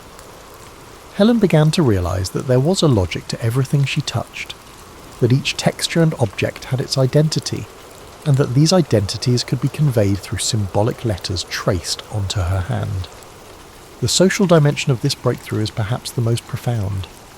Before Anne arrived, Helen had been a solitary figure in a family that couldn't truly speak her language. Suddenly, an entire universe of relationships opened up. She could inquire, albeit at a basic level, about what her mother was doing in the kitchen. She could express frustration in ways that might be understood, rather than erupting in physical outbursts. The blossoming of Helen's curiosity was immediate and intense. She demanded the names of everything: furniture, cutlery, flowers, the horse in the stable, and even more abstract terms like love. Indeed, the lesson on love was pivotal, how to convey an intangible concept to a child who had thus far only learned words anchored to physical things. Anne tried to explain that you can feel the warmth of love just as you can feel the warmth of the sun, even though you cannot hold it in your hand. The struggle to grasp intangible ideas would shape Helen's future explorations of philosophy, religion, and ethics. Yet the real significance goes beyond the novelty of a once silent child learning to communicate. Helen's transformation signalled a subtle rearrangement of the household's dynamics. The friction between teacher and parents over discipline, for instance, highlights how Anne stood firm in not treating Helen as a fragile curiosity. She insisted on correcting Helen when she made mistakes and guiding her towards self-reliance. Those who witnessed Anne's methods might have called her strict, perhaps even harsh at times. But the results were undeniable. Helen was evolving from a wild, misunderstood child into a student who recognised there were rules, processes, and consequences in life. An intriguing anecdote rarely highlighted is how Helen would sometimes mimic the attitudes or behaviours of Anne herself. Because so much of Helen's learning was through touch, she picked up on subtle cues like Anne's posture or even the way Anne's face set in determination. It was as if Helen, by constantly holding on to Anne's hand, was also absorbing her teacher's worldview. The two grew interdependent. Anne found a renewed sense of purpose and fought her insecurities through Helen's progress, while Helen drew mental nourishment and discipline from Anne's guidance. This era, therefore, marked the dawn of Helen Keller's social and intellectual awakening. She quickly surpassed the rudimentary fingerspelling lessons and delved into Braille, then speech lessons, and eventually more advanced academic pursuits. But the foundation wasn't just scholastic, it was relational. The bond between Anne Sullivan and Helen Keller formed the emotional matrix that made further education possible. Without Sullivan's firm hand and shared battle-scarred empathy, Helen might never have discovered the unstoppable curiosity that came to define her. By the time Helen reached her adolescence, her thirst for knowledge had surpassed the capacity of anyone in her immediate circle to predict. She devoured each lesson like a person parched for water. It wasn't just about reading or writing, she seemed driven to understand the machinery of the world.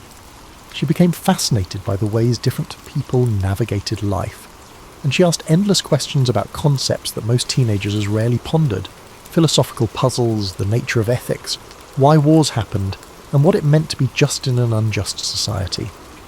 Her formal education became a patchwork of experiences.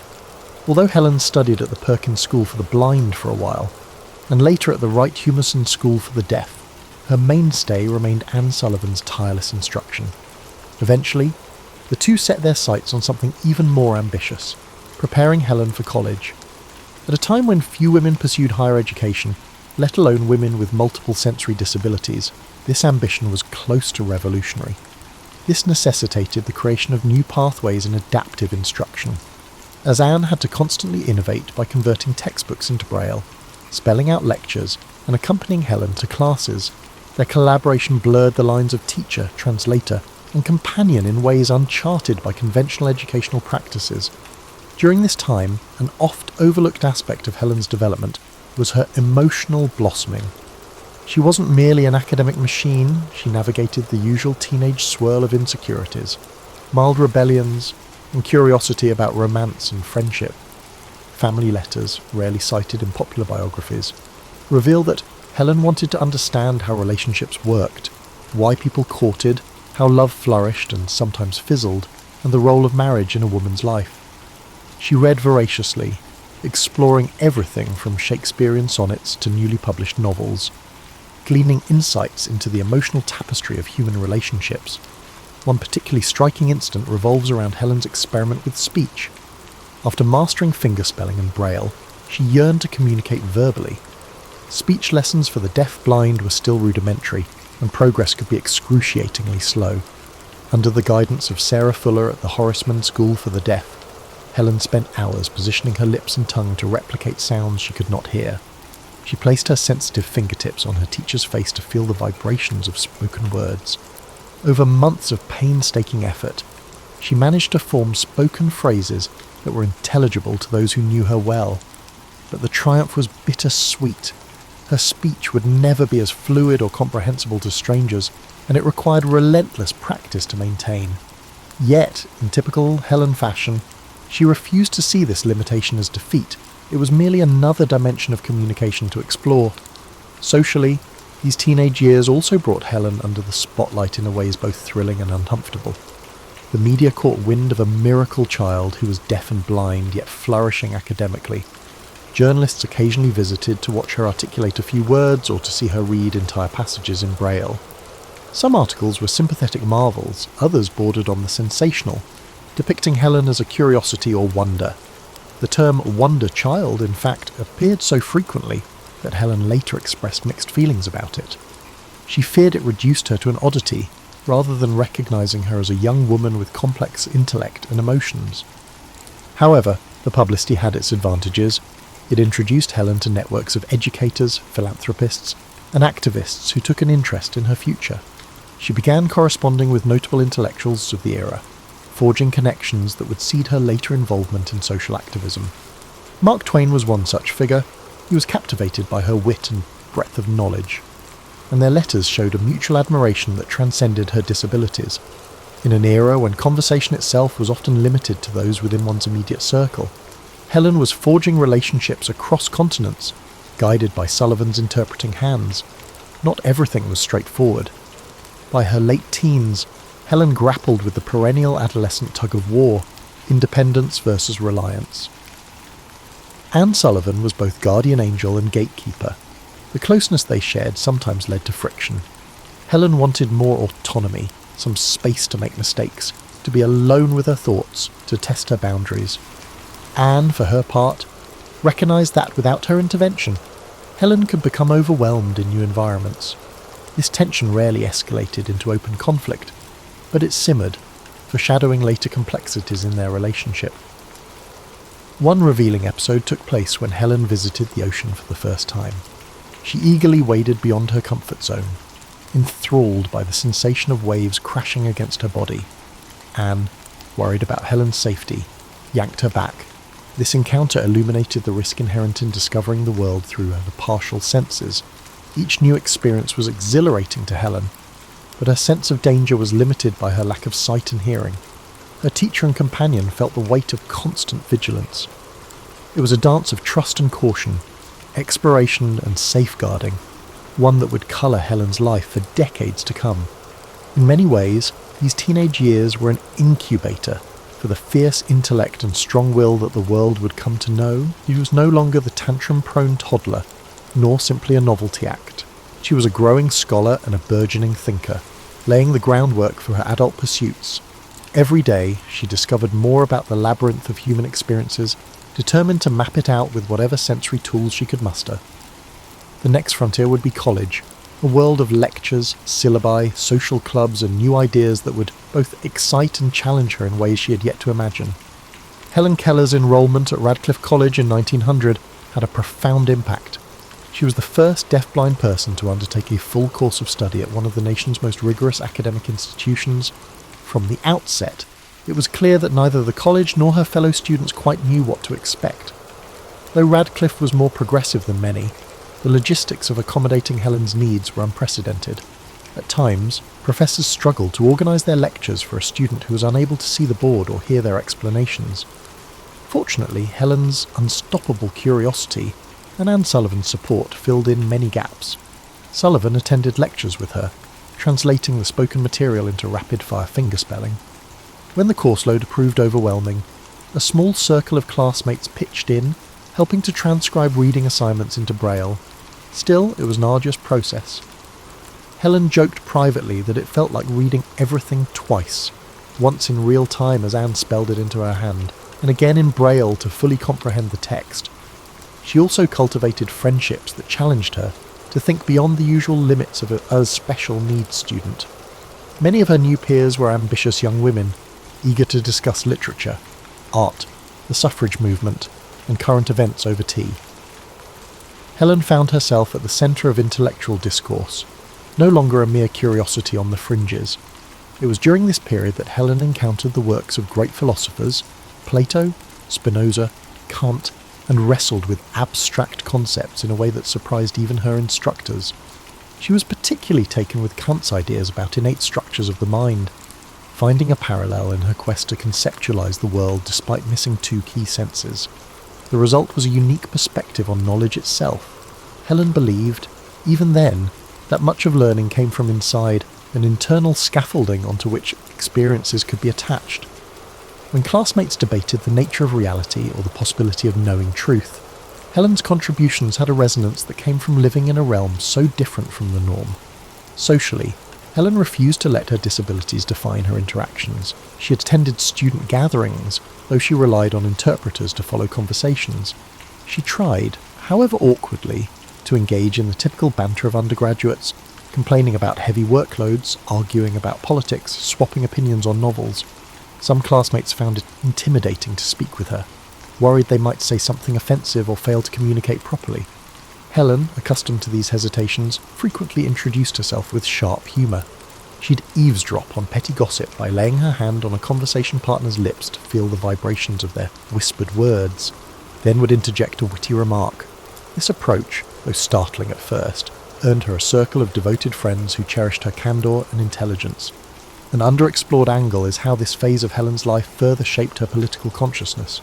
Through her coursework and conversations with radical-minded classmates, she became increasingly aware of social inequalities, class struggles, and the limitations placed on women. This environment undoubtedly laid the seeds for her later activism in socialist movements and suffrage campaigns.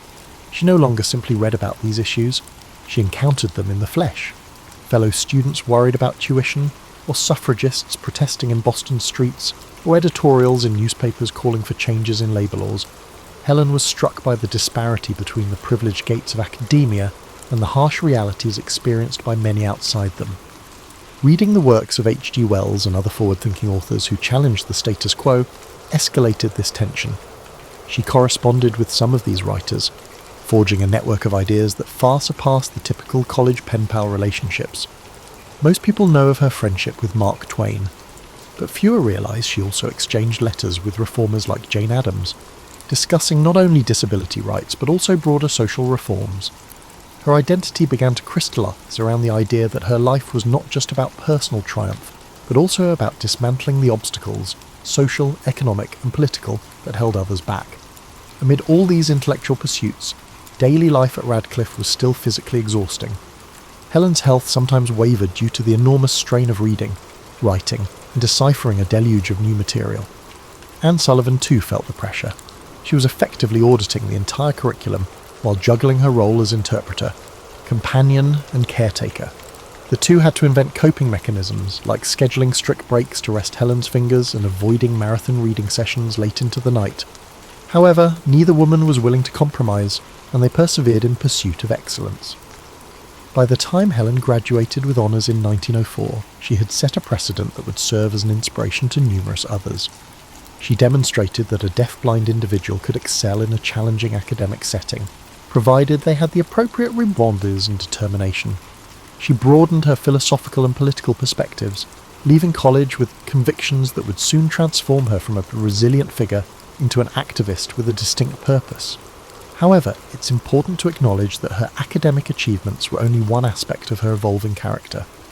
Underneath the public accolades and personal milestones, Helen was quietly evolving into a thinker with a passionate commitment to justice, forging a path few in her era could have predicted. After completing her formal education, Helen Keller entered the public sphere, serving not only as a symbol but also as a conscience-driven voice. Most mainstream biographies concentrate on her championing of disability rights, which is undeniable. She worked tirelessly to improve Braille systems, broaden educational opportunities, and secure funding for schools serving the visually and hearing impaired. But that's only a fraction of her story. Helen's convictions led her to join the Socialist Party in 1909, at a time when socialism was highly controversial in the United States. She believed that the same forces that marginalised disabled individuals also oppressed workers, immigrants, and women. This stance brought her to the forefront of disputes and political rallies. She wrote letters to newspapers, penned essays in socialist periodicals, and even participated in public events to advocate for fair wages, universal suffrage, and better working conditions. While most people lauded her philanthropic efforts for the blind, her radical politics made some of her admirers deeply uncomfortable. Suddenly, the miracle child was speaking out in favour of labour strikes and critiquing capitalism. Sponsors withdrew support, and newspapers that once hailed her as an American hero now labelled her as misguided or manipulated. Helen remained undeterred. She wrote in one editorial, "I cannot reconcile my admiration of universal equality with the toleration of a system that perpetuates privilege for the few," capturing a moral clarity that resonated among the working classes. In parallel to her political forays, she continued an active schedule of lectures, tours, and fundraisers for the American Foundation for the Blind. Helen travelled extensively, accompanied by Anne Sullivan, who became Anne Sullivan Macy after marrying John Macy. They toured not just the United States, but also ventured internationally, meeting with educators, activists, and even heads of state to advocate for improved conditions for the visually and hearing impaired. In each locale, Helen took note of broader social issues: colonial exploitation, systemic poverty, or the denial of women's voting rights. These observations only fortified her belief that disability rights could not be divorced from the global fight for justice. One lesser-known anecdote involves Helen's visit to Japan in the 1930s. There, she met with scholars and community organisers who were exploring ways to integrate blind workers into the local economy.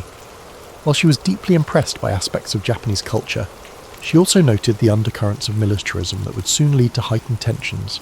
In her private diaries, she lamented the seeds of aggression, comparing them to the imperialistic attitudes she had witnessed elsewhere.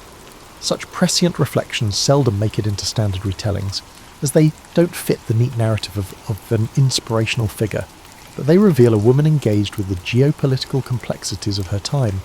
Her activism wasn't confined to socialist causes. She was a fervent supporter of women's suffrage and later championed birth control, aligning with figures like Margaret Sanger. These stances, too, sparked controversy.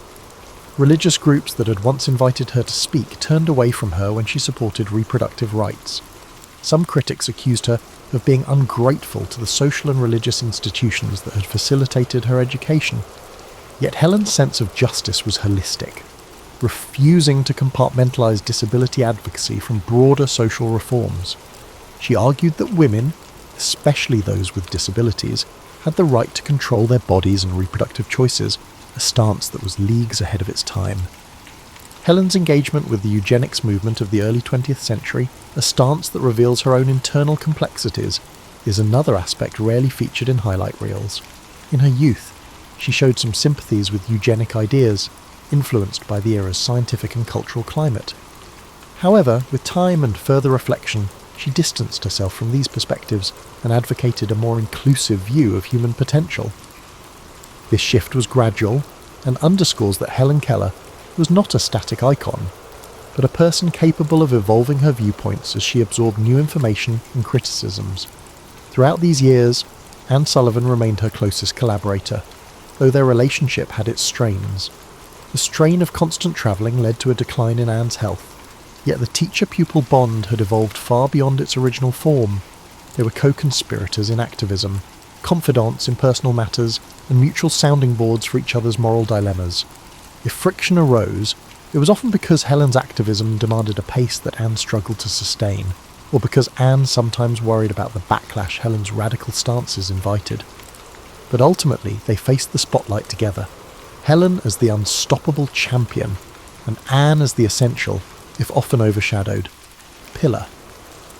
By the mid-1920s, Helen Keller was no longer just a household name, but a force in civic discourse, challenging norms and expanding the conversation on disability rights, labour conditions, women's liberation, and beyond. Yet in popular imagination, these achievements paled beside the sanitised image of a girl who learned to speak and read. Media outlets and charitable organisations often preferred the simpler tale, finding her radical zeal complicated to market. But Helen pushed on, convinced that an unexamined stance on social issues was a betrayal of her own personal journey. For her, each victory over adversity served as a call to transform society, ensuring that others would not have to endure the same struggles. In the decades following her emergence as a public figure, Helen Keller became something of an international phenomenon. She gave lectures around the globe, always with an interpreter by her side, initially Anne Sullivan, and later Polly Thompson when Anne's health worsened. Large audiences gathered to see how a deaf-blind individual could stand on stage, attempt spoken words, and then communicate more fully through hand signals, braille, or the vibrant expressiveness of her face and body language. Though there was a measure of spectacle in these events, Helen's substance often transcended the curiosity factor. She was unabashed in calling out injustices, whether addressing colonial practices in India or the plight of European refugees fleeing warfare. One memorable tour took her to South America, where she visited schools for the blind in Brazil and Argentina. Unlike some Western travellers of her day, Helen didn't confine herself to upscale reception halls. She insisted on meeting local activists and workers, even venturing into factories and impoverished neighbourhoods to speak with those whose lives rarely intersected with the privileged. While she couldn't hear the noise of machinery or see the cramped living conditions, she felt the vibrations and gleaned details through incessant questioning. She touched the walls, the worn tools, the battered tables, and spelled questions into her companion's hand, refusing to remain insulated from the realities outside the lecture circuits. In each new place, Helen encountered both adoration and a bewilderment. Some officials tried to dissuade her from delving into political matters, hoping she'd stick to safe topics about overcoming adversity. But Helen had outgrown that sanitized script. She understood that her personal story, often trivialized into a feel-good narrative, had the potential to create opportunities, and once those opportunities presented themselves, she did not hesitate to confront oppressive systems. In private diaries, she noted the contradictions. "I am the invited guest, brought here to display my fortitude, yet I see how fortitude might serve us all if we only broadened our sense of responsibility." During these travels, Helen also experienced poignant human connections.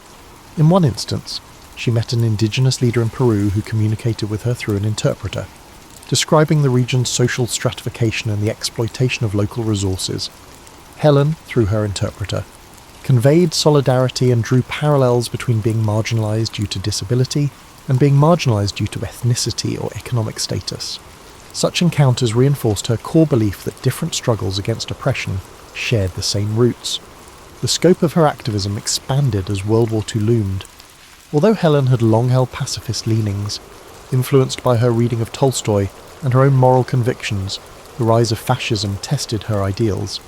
She publicly denounced Hitler's regime, condemning its persecution of disabled individuals, among others, and wrote scathing editorials about book burnings that had included her works. Yes, Nazi Germany had burned some of Helen Keller's writings, seeing them as emblematic of degenerate values. Simultaneously, she denounced the idea of forced American isolationism and advocated for international solidarity against tyranny. This stance wasn't universally popular. Some isolationists believed that Helen was meddling in political affairs beyond her scope, but she saw it differently. In a letter, she wrote, "When a state turns upon its most vulnerable, it reveals its moral bankruptcy for all to see. Who better to speak against these actions than someone who knows what it is like to rely on the conscience of society?" Despite the rigorous travel and public engagements, Helen found time to pursue cultural interests. She was fascinated by music, though she could not hear it in the conventional sense. She would place her fingertips on a piano surface to feel the vibrations, or rest her hand on a singer's throat to sense the changes in pitch. She called it an intimate ballet of my fingers, describing how the tactile impressions formed patterns in her mind, allowing her a unique kind of musical experience. She also became enamoured with world literature, seeking translations in Braille from Russian classics to Japanese poetry. This intellectual breadth often surprised those who expected her to remain confined to topics of disability rights. Another rarely discussed dimension of Helen's journey was her evolving spirituality. Raised in a Christian household, she later explored various philosophical and religious traditions. She read translations of the Bhagavad Gita, delved into the teachings of Emanuel Swedenborg, and even sampled the writings of Islamic scholars. These explorations didn't produce a dramatic conversion story, but rather a composite view of faith. She saw spiritual teachings as a kind of universal language speaking to shared moral imperatives: kindness, justice, humility. This viewpoint steered her toward a more inclusive activism, one that recognized spiritual impulses across cultural barriers. All the while, her personal life was subject to speculation. People wondered if Helen had romantic attachments or yearned for marriage and children. Some whispered rumours about relationships with male companions, journalists, activists, or interpreters. She rarely addressed these speculations publicly. In private correspondence, she alluded to fleeting affections but seemed to prioritise her mission above all else. She once wrote to a friend, "My life is guided by a sense of duty, not a longing for domestication. I find my solace in the broad love of humanity." Whether the statement was a genuine expression of contentment or a protective stance in a world that doubted the sexuality and agency of disabled individuals is open to interpretation.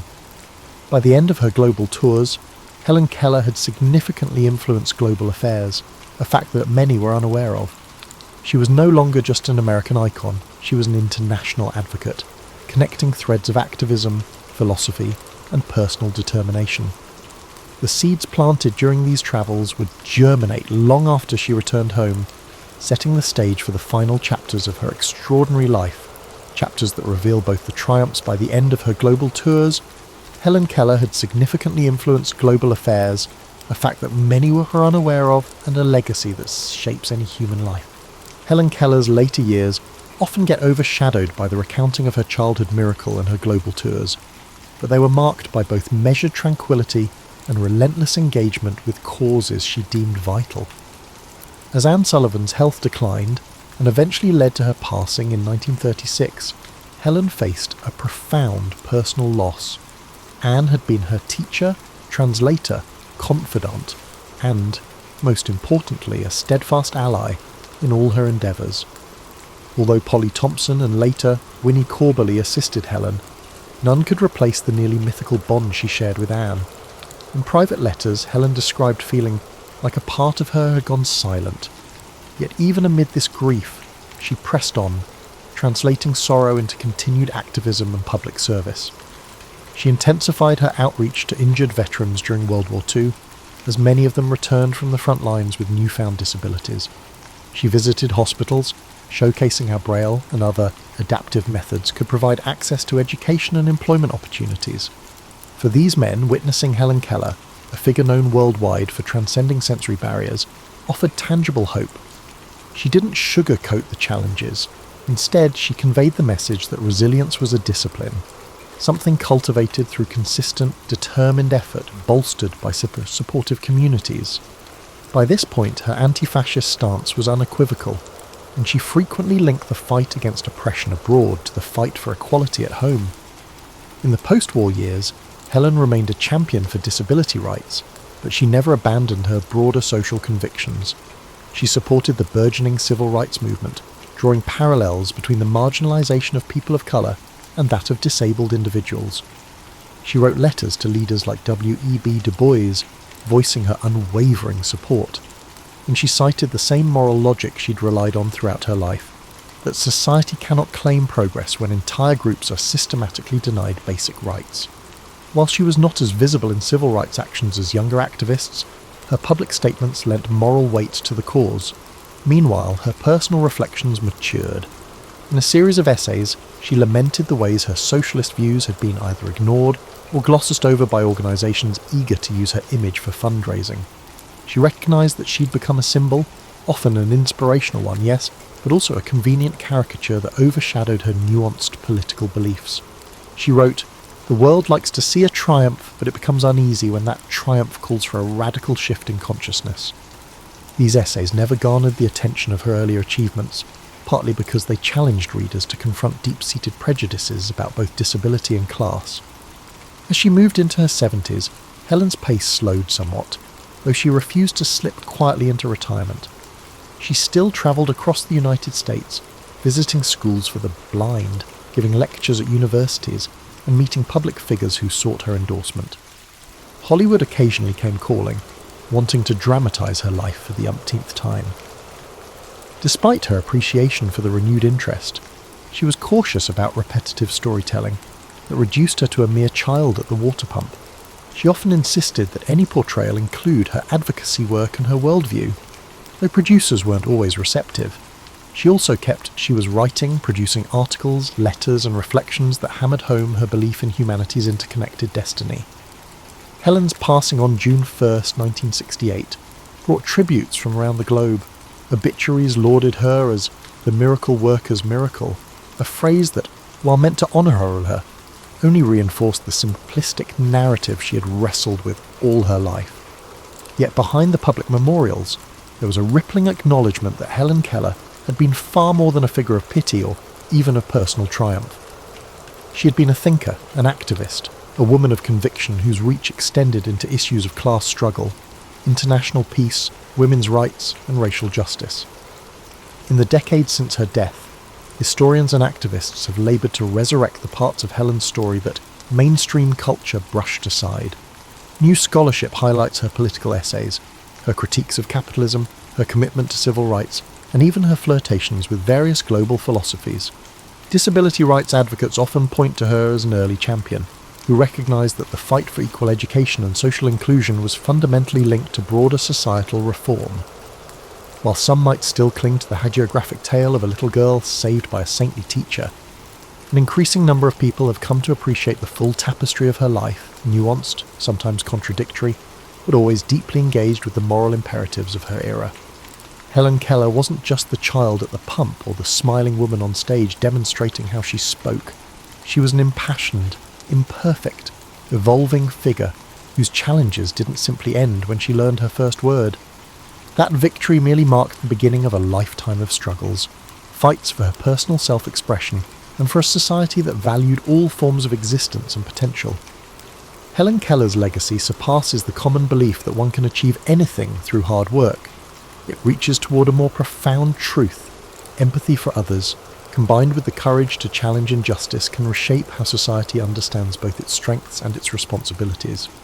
In this light, Helen Keller stands not merely as a testament to perseverance, but as a clarion call for any generation that seeks to reconcile the gulf between lofty ideals and real-world inequalities. She reminds us that what begins as a personal struggle can flower into a collective cause, a cause that demands continuous effort, relentless curiosity, and above all, unwavering humanity.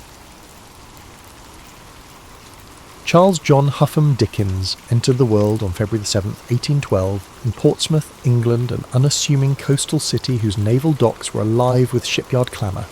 His father, John Dickens, was a clerk in the Navy Pay Office, and his mother, Elizabeth Barrow, juggled household duties with literary aspirations of her own. Though future readers might picture Dickens's early years brimming with quaint scenes, his youth was less storybook and more precarious. In many accounts, Dickens first emerges as a child forced to work in a bootblacking warehouse after his father's imprisonment. While that humiliating episode is well known, less noted is how Dickens' sense of betrayal took root during that time. He felt cast off by parents who placed him in a grimy riverside factory, scraping labels from bottles for hours on end. That sense of abandonment left scars. Years later, he'd disguised the trauma in comedic passages or heartbreak in novels, but the sting of childhood adversity was never fully exorcised. Before that warehouse ordeal, Dickens spent a short span in a school in Chatham. Teachers found him bright and observant. He devoured cheap adventure tales and occasionally wrote small sketches. If not for financial mismanagement, perhaps he would have continued this schooling unabated. Instead, money troubles spiralled. The father's easygoing nature plus a love of small luxuries spelled doom.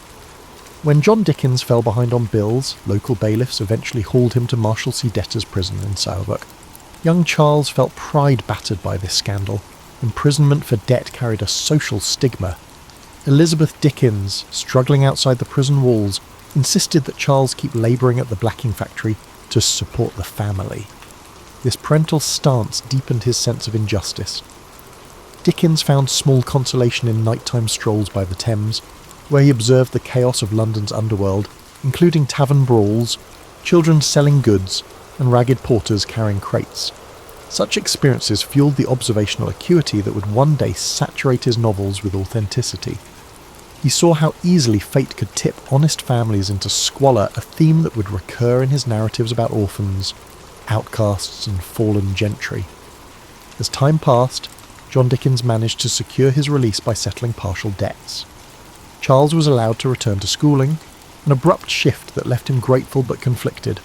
He had tasted the indignities of labouring among older workers who teased him for his middle-class airs. Back at a desk, he aimed to catch up academically, though funds remained tight. A thirst for knowledge defined his after-hours, rummaging through second-hand bookstalls, studying the language of newspapers, or eavesdropping on city gossip.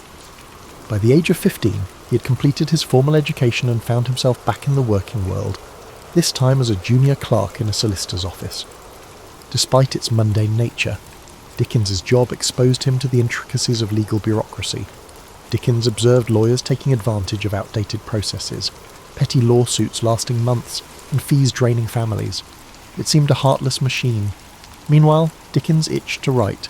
He taught himself shorthand, a skill in demand for courtroom or parliamentary reporting. With that tool, he pivoted to freelance journalism. He roamed London's streets after his clerk hours, forging a double life as an amateur reporter, penning observations about social ills or comedic mishaps. Soon enough, he earned small commissions, capturing parliamentary debates for local papers. This exposure sharpened his sense of London's political theatric, a stage of pomp, cunning, and sweeping rhetoric that seldom solved the plight of the poor. In these formative years, Dickens rarely confided his deeper ambitions to family. He was polite, energetic, but also guarded. It's said that the warehouse humiliation bred secrecy. Publicly, he projected wit and warmth. Privately, he seethed at injustice. He began drafting sketches of everyday characters, bustling office messengers, crusty paralegals, street vendors with melodic cries. These glimpses shaped the core of his early style. He recognised that the city teemed with stories just waiting to be told, stories of ambition, heartbreak, and improbable comedy. For Dickens, the line between real life and fiction thinned daily. Thus, by age 20, Charles Dickens was a restless spirit, armed with bitter memories and a natural gift for observation. Though not yet the famed novelist, he was planting seeds for the empathy and social critique that would soon bloom. He'd glimpsed the cruelty of circumstance and the fragility of fortunes. That awareness, fused with irrepressible humour and sympathy for the downtrodden, would guide him as he waded deeper into the journalistic realm, then soared into the literary spotlight. Dickens's early foray into journalism gradually eclipsed his clerk duties. He discovered a knack for capturing small happenings with dramatic flair. Employed first as a shorthand reporter at Doctors' Commons, where maritime and probate cases were heard, Dickens gleaned odd legal details, comedic rivalries, and labyrinthine procedures that later informed his novels about the law's absurdities. Meanwhile, his coverage of parliamentary debates demanded swift, accurate shorthand. That discipline sharpened his memory and attention to nuance. He soon ventured into writing sketches, brief, witty observations on London life. For periodicals, using the pen name Boz, Dickens portrayed bus conductors cracking jokes, fussy spinsters in their cramped parlours, or rowdy coach passengers headed to the suburbs. These pieces, collected later as sketches by Boz, revealed a gift for conjuring comedic snapshots tinged with empathy. Readers laughed at his gentle satire of human foibles. Editors noticed the fresh voice. The public wanted more. At the same time, Dickens navigated a personal milestone. He became engaged to Catherine Hogarth, daughter of a newspaper colleague. The match signalled a semblance of stability. Catherine was supportive, if somewhat reserved. Their courtship led Dickens to refine his sense of domestic security, something he'd lacked in youth. Although not known for confessional writing about romance, Dickens's letters hinted at genuine affection. They married in 1836, soon renting a modest home as Dickens juggled journalism, sketches, and incipient novel projects. Opportunity knocked unexpectedly when a publisher approached him for a serialised comedic novel to accompany illustrations by a well-known artist. The result, initially planned as a set of light-hearted sporting adventures, evolved into The Pickwick Papers. Dickens's comedic energy, combined with whimsical characters, turned it into a literary phenomenon. Through Mr. Pickwick's misadventures and the Cockney charm of Sam Weller, Dickens found a vast audience. Circulation soared. Readers devoured each monthly instalment. Dickens, at 24, became a household name, yet behind the success, he sweated over deadlines, rewriting chapters at the last moment. The serial format demanded constant invention. He discovered that comedic set pieces like a misread will or an accidental infiltration of a lady's costume party tickled popular taste. He also experimented with poignant moments, such as the plight of a downtrodden servant or a debtor, infusing the narrative with moral undertones. This blend of humour and pathos would define Dickens's brand. He recognised that laughter softened readers for deeper empathy. Money finally poured in, letting Dickens move to a better residence. Catherine bore children in rapid succession, turning their home into a bustling nest. Dickens, though loving, found that fatherhood demanded time he often spent writing. A private tension brewed. He was the affectionate patriarch, but also a restless creator who craved quiet hours for brainstorming new tales. Despite paternal duties, he scoured London's back alleys for inspiration. Venturing to slums at odd times, eavesdropping on pub chatter, he believed authenticity hinged on direct observation, not second-hand accounts.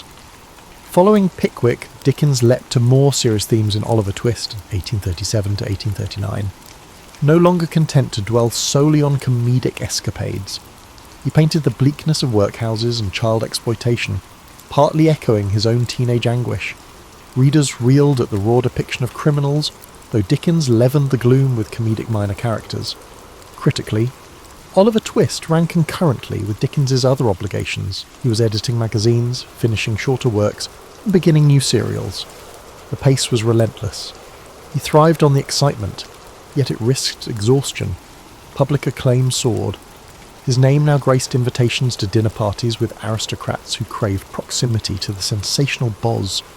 Dickens appreciated the chance to expand his network, though he sometimes mocked upper-class pretensions. He never forgot his working-class brushes with hardship, refusing to let polished society lull him. Instead, he leveraged connections to champion philanthropic concerns. He privately aided London charities and joined reform committees. While not a radical agitator, Dickens believed in social improvement through publicity and moral suasion. His novels became a subtle force for that cause, exposing readers to the realities of orphanages, slums, and corrupt institutions. Around this time, Dickens also travelled to rural areas, gleaning stories from rickety stagecoaches or decrepit inns. These journeys reaffirmed that outside London's bustle lay entire pockets of tradition and superstition, fertile ground for future plots. Meanwhile, Catherine's sister Mary Hogarth, who had moved in to assist the household, died suddenly. Her death devastated Dickens, triggering a profound grief that coloured some subsequent chapters in his writing. The ephemeral nature of life became a quiet refrain in his novels. As he realised that personal tragedy was inseparable from comedic levity, the public continued to clamour for his narratives, hungry for that singular Dickens style, vibrant characters dancing between humour and sorrow. Thus, Dickens closed the 1830s riding high, yet increasingly aware of the moral gravity behind his fictional worlds. Beneath the success, the seeds of tension sprouted, creative demands, a growing family, and an evolving conscience about society's failings. He pressed on, certain that fiction could spark empathy and reform, forging a path into the next decade, where his ambition would expand with each new novel's unveiling. Dickens's star blazed brightly as he entered the 1840s. Publishers clamoured for fresh novels, while the public devoured each serial instalment. Determined to balance entertainment with social commentary, he embarked on projects like Nicholas Nickleby, spotlighting the abuses in Yorkshire boarding schools. He visited one such institution incognito, alarmed by the squalor inflicted on children. That raw evidence infused the novel's savage critique. Dickens aimed to jolt readers from complacency, believing that shining light on corruption might spur reform. Yet despite success, Dickens felt a creeping restlessness. Continual deadlines hemmed him in, and London's sprawl began to stifle. Seeking fresh inspiration, he travelled abroad in 1842, first to America, anticipating a land of democratic ideals. The trip, however, exposed contradictions. Dickens found some Americans warm and inventive, but balked at rampant slavery and a cultural appetite for piracy of his works, without royalty payments. He penned American Notes, a travelogue mixing admiration with pointed criticism. Some Americans felt betrayed by his frankness. Dickens, unbowed, believed honesty trumped politeness. Back in England, he completed Martin Chuzzlewit, weaving an American episode reminiscent of his journey's sour encounters. Sales dipped initially. The novel's complex structure confounded some fans expecting a simpler comedic flair. But Dickens pressed on, trusting in his evolving style. Privately, he wrestled with financial anxieties. Despite robust earnings, his lavish lifestyle, big houses, numerous children, constant entertaining, consumed funds. He dreaded the possibility of slipping back into the precarious economy of his youth. Amid these pressures, Dickens found solace in philanthropic efforts. He teamed with Angela Burdett Coutts to establish Urania Cottage, a refuge for homeless women and former prostitutes. There, they received training in practical skills and moral guidance. Dickens, involved in every detail, interviewed potential residents, planned daily schedules, and wrote them short moral stories. This hands-on approach underscored his sincere desire for personal involvement in charitable causes. He saw direct intervention as more potent than abstract philanthropic gestures. In the midst of editing magazines and writing novels, Dickens craved a side project more playful yet meaningful. That impulse birthed A Christmas Carol, 1843, a slender novella penned with fervour. Observing the plight of the urban poor amid festive spending, Dickens aimed to spark compassion through a ghostly redemption tale. He wrote it rapidly, spurred by both moral zeal and a need for fresh income. The result was a cultural phenomenon, stirring readers to reflect on generosity and social conscience. Dickens realised short, impactful works could amplify moral messages as powerfully as sprawling tomes. Despite public adoration, his personal life showed strains. Catherine bore more children, leaving her fatigued and less able to join Dickens on travels. He found himself forging deeper friendships with other women, some purely platonic, others rumoured to be more. Biographers still debate the emotional complexities swirling beneath his family's outward respectability. Dickens maintained an outwardly jovial persona, hosting boisterous parties where parlour games and comedic recitations thrived, but diaries hint at occasional rages triggered by minor frustrations, revealing an undercurrent of stress. On the professional front, Dickens launched a new weekly periodical, Master Humphrey's Clock, in 1840, intending to serialise stories, including The Old Curiosity Shop. This novel's tragic figure, Little Nell, captured the era's sentimentality. Readers wept over her fate, and the final chapters sold in a frenzy. Some critics called it manipulative, but Dickens dismissed such complaints. He believed emotional resonance was essential to galvanise moral empathy. The fervour surrounding the book's climax demonstrated how deeply he could move the masses. Yet Dickens couldn't rest on triumphs. He recognised the public's appetite was fickle. He had to top himself with each new release. That intensity weighed on him. At times, he toyed with the idea of drama. He loved the theatre, once even considering an acting career.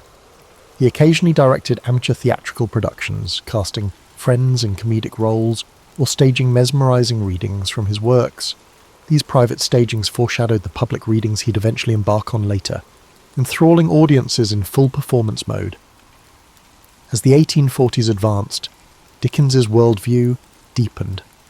He was no longer content with mere comedic social sketches. The continent's political upheavals, the 1848 revolutions, widespread poverty, unsettled him. He saw monarchy and aristocracy clinging to power while labourers toiled. Travelling through Europe, he'd note the crumbling palaces side by side with squalid tenements, fueling an ongoing quest to tackle deeper social and political themes. His novels began weaving heavier critiques of institutions, be they philanthropic boards, debtors' prisons, or unscrupulous factories, while still retaining the comedic flair that made him beloved. The stage was set for some of his most iconic works, culminating in a radical approach to criticising Victorian hypocrisy. Approaching the latter half of the 1840s, Dickens sought fresh experiences abroad, venturing to Italy and Switzerland. These travels coloured his imaginative palette. In Genoa, he marvelled at medieval alleyways, soaking in the city's layered history. He rented a villa overlooking the Mediterranean, drafting letters that rhapsodised about local customs, noisy festivals, ornate religious processions, the daily swirl of gossip. Yet even in idyllic settings, Dickens's pen could not rest. He sketched future storylines, weaving exotic vistas with homespun moral questions. Between travels, he developed Dombey and Son, 1846 to 1848, a novel dissecting mercantile pride and familial duty. Its portrait of industrial commerce and personal coldness signalled Dickens's evolving maturity. Critics lauded its carefully structured plot, though some lamented the typical bursts of sentiment. Regardless, the serial soared in sales. Meanwhile, Dickens fueled his creative energies by founding Daily News. In 1846, a liberal newspaper intended to champion progressive ideas. Dickens took on the role of the newspaper's first editor, but resigned within a few weeks due to the stifling nature of editorial politics and the excessive strain of daily work. Still, the foray indicated his thirst to shape public discourse beyond fiction. In 1849, he embarked on David Copperfield, the novel many consider his most autobiographical.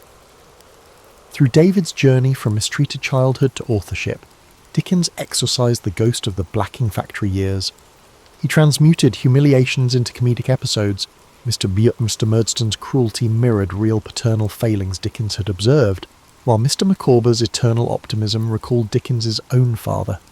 This personal closeness gave the novel an intimate warmth. Serialization built momentum. Readers recognised the luminous sincerity. Dickens felt a special fondness for the project, referring to David as his favourite child. Despite success, family tensions escalated. Catherine bore 10 children in total, and Dickens, though affectionate, sometimes felt suffocated by domestic chaos. He retreated into creative sprints, locking himself away for hours or strolling city streets at night to brood over plot tangles. Sister-in-law Georgina Hogarth also lived with them, helping manage the household. Rumours swirled about Dickens's rapport with Georgina, though no definitive evidence of impropriety emerged. The mix of personalities living together intensified the tension. Dickens's diaries suggest mood swings, one day exultant after writing a brilliant chapter, next day furious over trivial household irritations. The passing of Dickens's longtime publisher, John Forster's close friend, also weighed on him. Grief sharpened his awareness of life's fragility.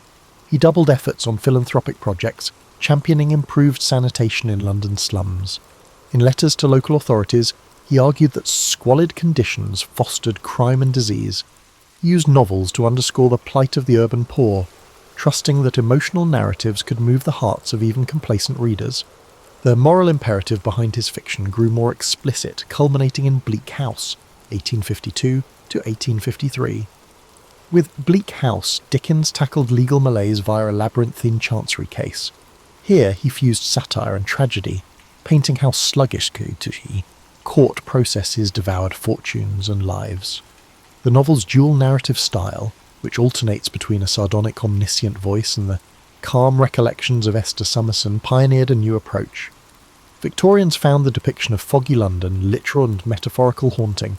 Sails soared, though certain critics argued Dickens had grown too didactic.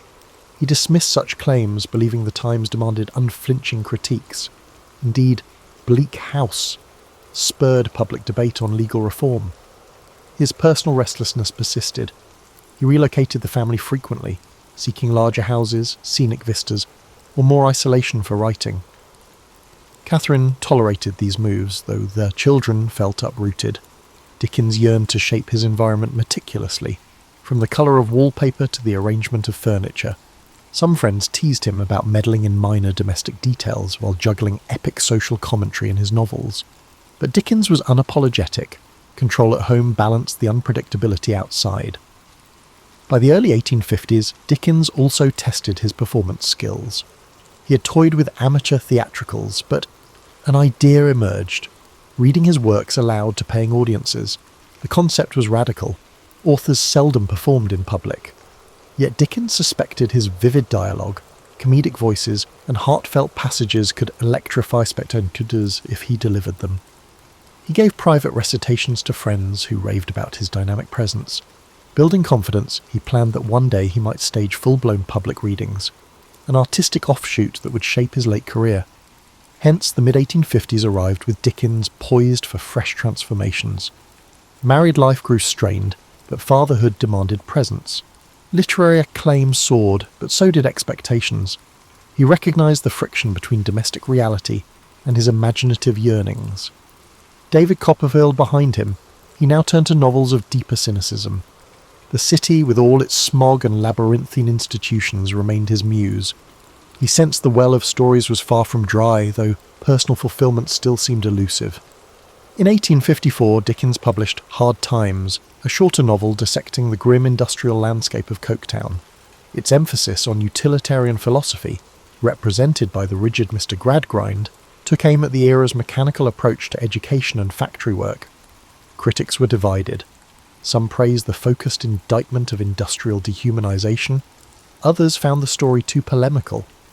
Dickens shrugged off such mixed reception, content that Hard Times spurred heated debate on factory conditions and the cult of facts over imagination. Simultaneously, Dickens's private life lurched toward crisis. His discontent at home worsened. Catherine, though mild in temperament, couldn't quell Dickens's sense of entrapment. Letters reveal his dissatisfaction with her perceived lack of spirit or companionship. Though many suspect Dickens's restlessness drove him to scapegoat her.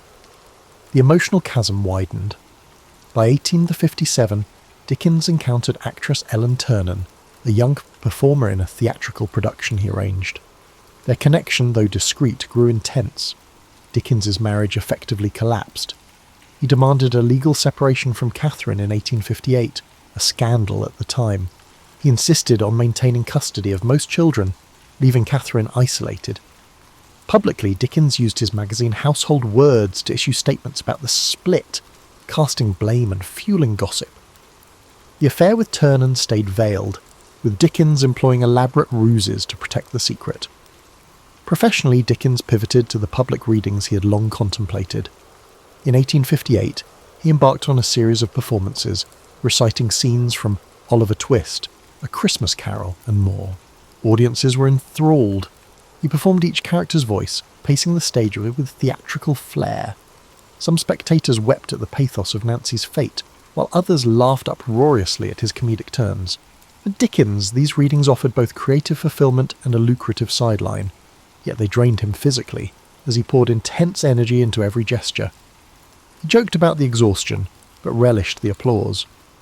In 1859, Dickens launched a new weekly all the year round, effectively replacing his previous magazine. The inaugural issue featured the start of A Tale of Two Cities. Now more interested in historical drama, Dickens spun a story of the French Revolution, weaving themes of sacrifice and resurrection. The novel's style was more compact and less digressive than his earlier works. Perhaps personal upheaval had sharpened his narrative focus. The opening lines about the best and worst of times entered the cultural lexicon, capturing a duality that resonated with Victorian anxieties. The novel soared in popularity, bolstered by the magazine's circulation. In parallel, Dickens found time to champion philanthropic innovations. He joined debates on public sanitation, urging expansions of London's sewer system, though city officials bickered over funding. He also contributed funds to help create better housing for the poor. But Dickens's philanthropic impulses were inseparable from moral paternalism. He believed discipline and moral instruction were keys to uplifting the impoverished. This outlook could clash with more radical voices demanding structural change. Still, Dickens's currency as a public figure lent weight to calls for incremental reform. Another major novel, Great Expectations, emerged in serialized form from December 1860 to August 1861. Written amid Dickens' separation scandal, it resonated with questions of identity, social ambition, and illusions. Pip's yearning for gentility paralleled Dickens's own drive to transcend humble origins. The moody atmosphere around Satis House mirrored Dickens's emotional state, a mix of regret, bitterness, and abiding compassion for flawed humanity. Readers embraced the story as a masterpiece, praising its taut plot and minimal sentimentality. Dickens cherished the success, yet behind the scenes, he struggled with heartbreak and a sense of personal failure. As the 1860s wore on, Dickens's health began to falter. He endured gout, swollen foot pains, and near constant fatigue. Relentless reading tours demanded travel by train, sometimes late at night. The 1865 Staplehurst rail crash nearly took his life. Dickens was in a first-class carriage that dangled over a destroyed track. Though he helped rescue fellow passengers, the psychological shock lingered, aggravating his ailments. Still, he persisted with public readings, forging new scripts from David Copperfield and Nicholas Nickleby. Audiences remained enthralled. Dickens, by then a venerable figure in a black frock coat, coughed through performances but refused to scale back. Meanwhile, rumours about Ellen Ternan continued swirling. Dickens confided only in a tight circle. He shielded her with cunning strategies, renting separate dwellings under assumed names. The moral climate of Victorian society demanded secrecy. Though some close acquaintances quietly pitied Catherine, few confronted Dickens. He pressed on, certain that his literary mission justified any personal complexities. Always craving momentum, he flung himself into each new project as if outrunning regret. That paradox, immense empathy for fictional sufferers but complicated empathy in private life, defined Dickens's twilight decade. The public saw the champion of social justice. His family endured the strains of his single-minded devotion. By the late 1860s, Charles Dickens' hectic schedule showed little let-up. I'm still editing all the year round, still unveiling novels in serial format. He also committed to more reading tours, travelling beyond London to the Midlands and Scotland. Each venue overflowed with admirers who yearned to see the outstanding novelist conjure Fagin. Scrooge, or other beloved characters live, Dickens refined his renditions, perfecting dramatic pauses and comedic timing. Ticket prices soared, yet spectators felt it worth the cost to witness that magnetic stage presence. Amid these tours, Dickens embarked on Our Mutual Friend, 1864 to 1865, which delved into themes of river dredging, inheritance mania, and social climbing, by weaving a plot around a mysterious drowned man and a dust-heap fortune. Dickens captured the macabre side of Victorian London. Critics found it dense and somewhat sprawling, though many admired its biting satire of wealth obsession. The novel's portrayal of moral corruption ironically paralleled Dickens's own concerns about ageing in a society he felt was losing moral vigour. The prolonged emotional stress took a heavier toll on Dickens's health. He often wrote letters complaining of headache spells, insomnia, and shortness of breath. Nevertheless, he refused to reduce his pace. Some historians argue that Dickens found frenetic activity a balm against introspection. The fracturing of his marriage, hidden personal relationships, and unrelenting public expectations all weighed on him. Plunging into labour kept darker reflections at bay.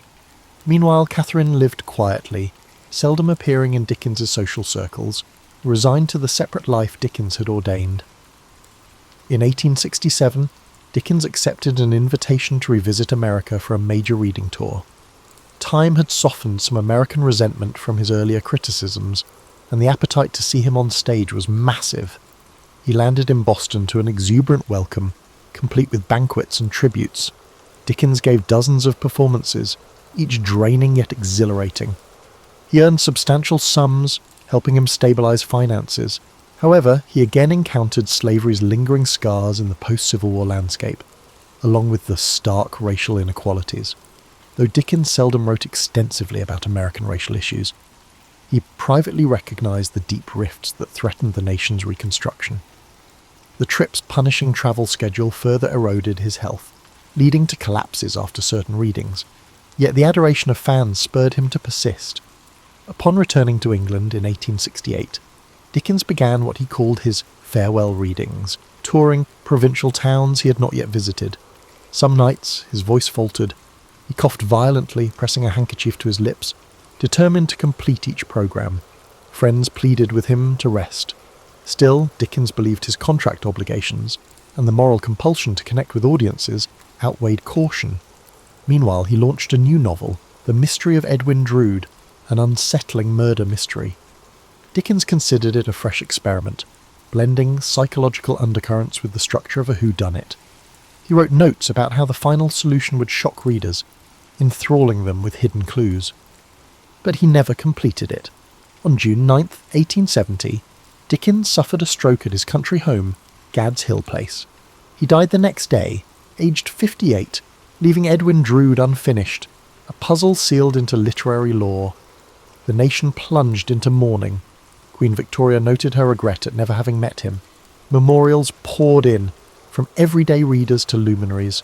Against Dickens's personal wish for a simple funeral, he was interred in Poets' Corner at Westminster Abbey. Dickens's grand resting place symbolised the public's esteem for him, a stark contrast to the lonely hush of Marshalsea Prison, where his father had once languished. In the aftermath, speculation erupted about Edwin Drood, found scrambling for rumoured outlines or concluding pages. None definitive surfaced, fueling a realm of Dickensian scholarship dedicated to solving that last riddle. More broadly, critics reappraised Dickens's oeuvre. Some pointed out his sentimentality, others praised his comedic genius, while reformers lauded his crusading lens on poverty. Over time, that kaleidoscopic legacy only broadened. His flair for unforgettable characters, be they cunning or saintly, shaped the global concept of the Victorian novel. Dickens left behind a tangle of personal contradictions, a champion of empathy who was sometimes harsh with intimates, a moral voice who concealed his private entanglements. Yet no one disputed his capacity to conjure life from the page, melding tragic undercurrents with comedic levity in a manner few have replicated. The muddy streets of Victorian London will forever carry his echo, a man whose childhood humiliations birthed compassion for the neglected, whose comedic brilliance coated savage indictments of social inequality, and whose busy pen never ceased describing the complicated labyrinth of the human heart. In the decades following Charles Dickens's death, His stature as a literary titan only grew. Biographers scrambled to gather letters, diaries, and reminiscences, yet they stumbled upon inconsistencies. Dickens had destroyed swathes of correspondence, anxious to mask certain personal affairs. Even his children offered varied perspectives on his moods, praising his creativity but recalling unpredictability at home. Over time, critics assembled a portrait that balanced the beloved national icon with a flawed, restless man.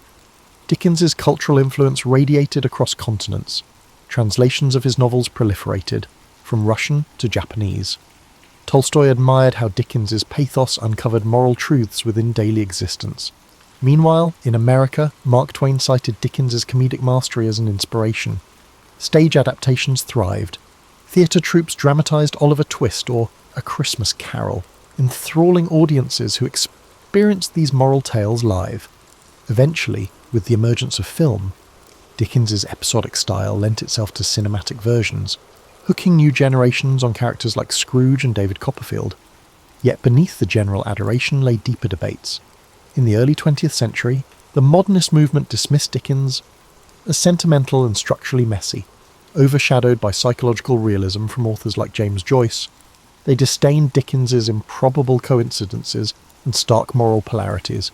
However, around mid-century, a scholarly reappraisal highlighted the purposeful craft in Dickens's narrative arcs and social critiques. Far from naive, his comedic touches often disguise sharp societal barbs, letting him slip radical criticisms past censors and readers unaccustomed to confrontation. Dickens also shaped philanthropic and social activism. His scathing depiction of workhouses or the cruelty of child labour galvanised subsequent reformers. Wilkie Collins, Elizabeth Gaskell, and others in Dickens' circle integrated similar strategies, using fiction to dramatise social injustice. Modern charities focusing on literacy or child welfare sometimes invoke Dickens's name, pointing to the universal empathy that his works evoke. Even today, policy discussions about homelessness or child poverty occasionally mention Dickens as a moral reference, a reminder that ignoring society's vulnerable fosters deeper crises. In the personal realm, revelations about Ellen Ternan emerged in the late 19th and early 20th centuries, shaking Dickens' pristine image. Letters and memoirs indicated he financially supported Ternan, dividing his life between public duties and a hidden domestic arrangement. Some fans felt betrayed that the moralist had lived a double life. Others argued that Dickens' private complexities underscored the raw human contradictions fueling his fiction. The debate paralleled broader shifts in how Victorian icons were reassessed under modern scrutiny. Dickens's method of serial publication also influenced subsequent generations of writers.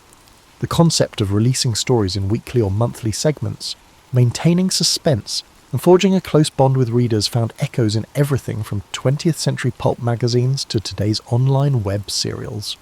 The interplay between real-time audience reaction and the writer's evolving plot shaped Dickens's approach. He adjusted character arcs mid-serialization if he sensed a shift in public sympathy. Contemporary authors who experiment with episodic storytelling owe a quiet debt to his pioneering structure. Tourists still flock to Dickensian landmarks in London, the Dickens Museum in Doughty Street, the blacking factory's location near the Thames, and the austere Marshalsea prison relic. At Christmas, especially, people revisit A Christmas Carol, with countless adaptations reinforcing generosity's victory over miserliness.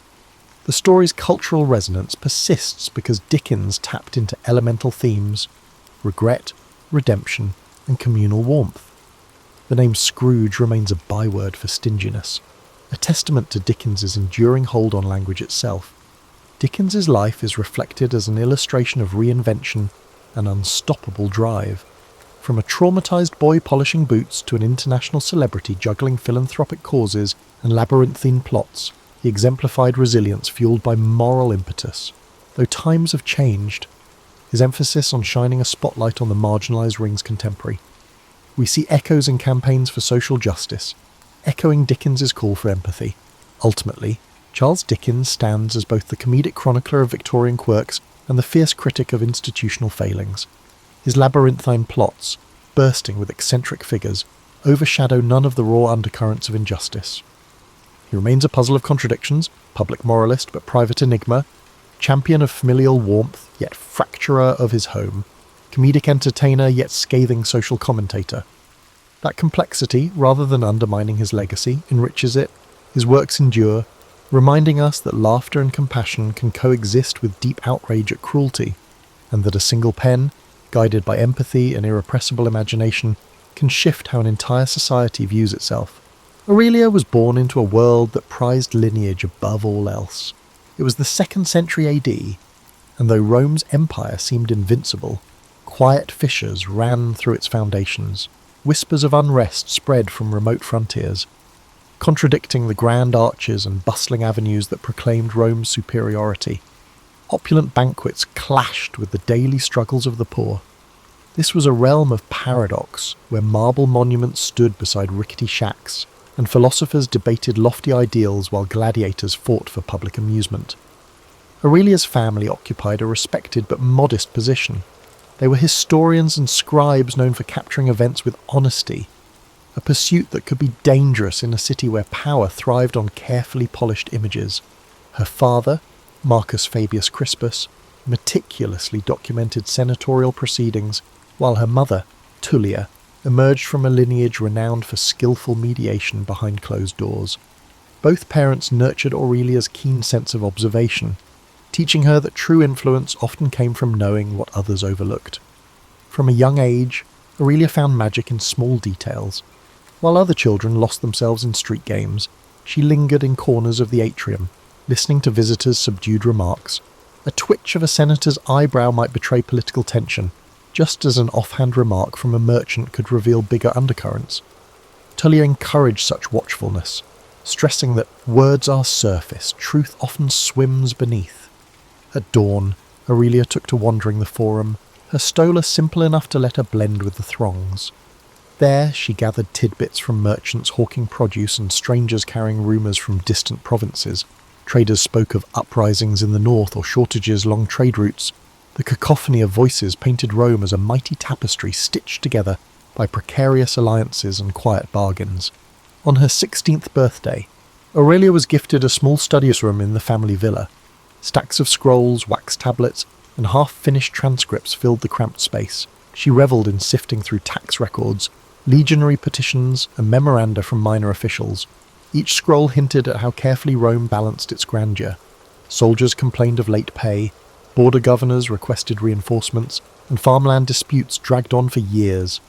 Aurelia's father commended her diligence, but warned that too much curiosity can cast unwelcome light on things meant to stay in shadow. It wasn't long before she noticed the difference between the city's official image and its underlying truths. Public buildings boasted inscriptions praising the emperor's benevolence. But in the margins of her father's notes, Aurelia saw hints of legionary discontent and senators pushing private agendas.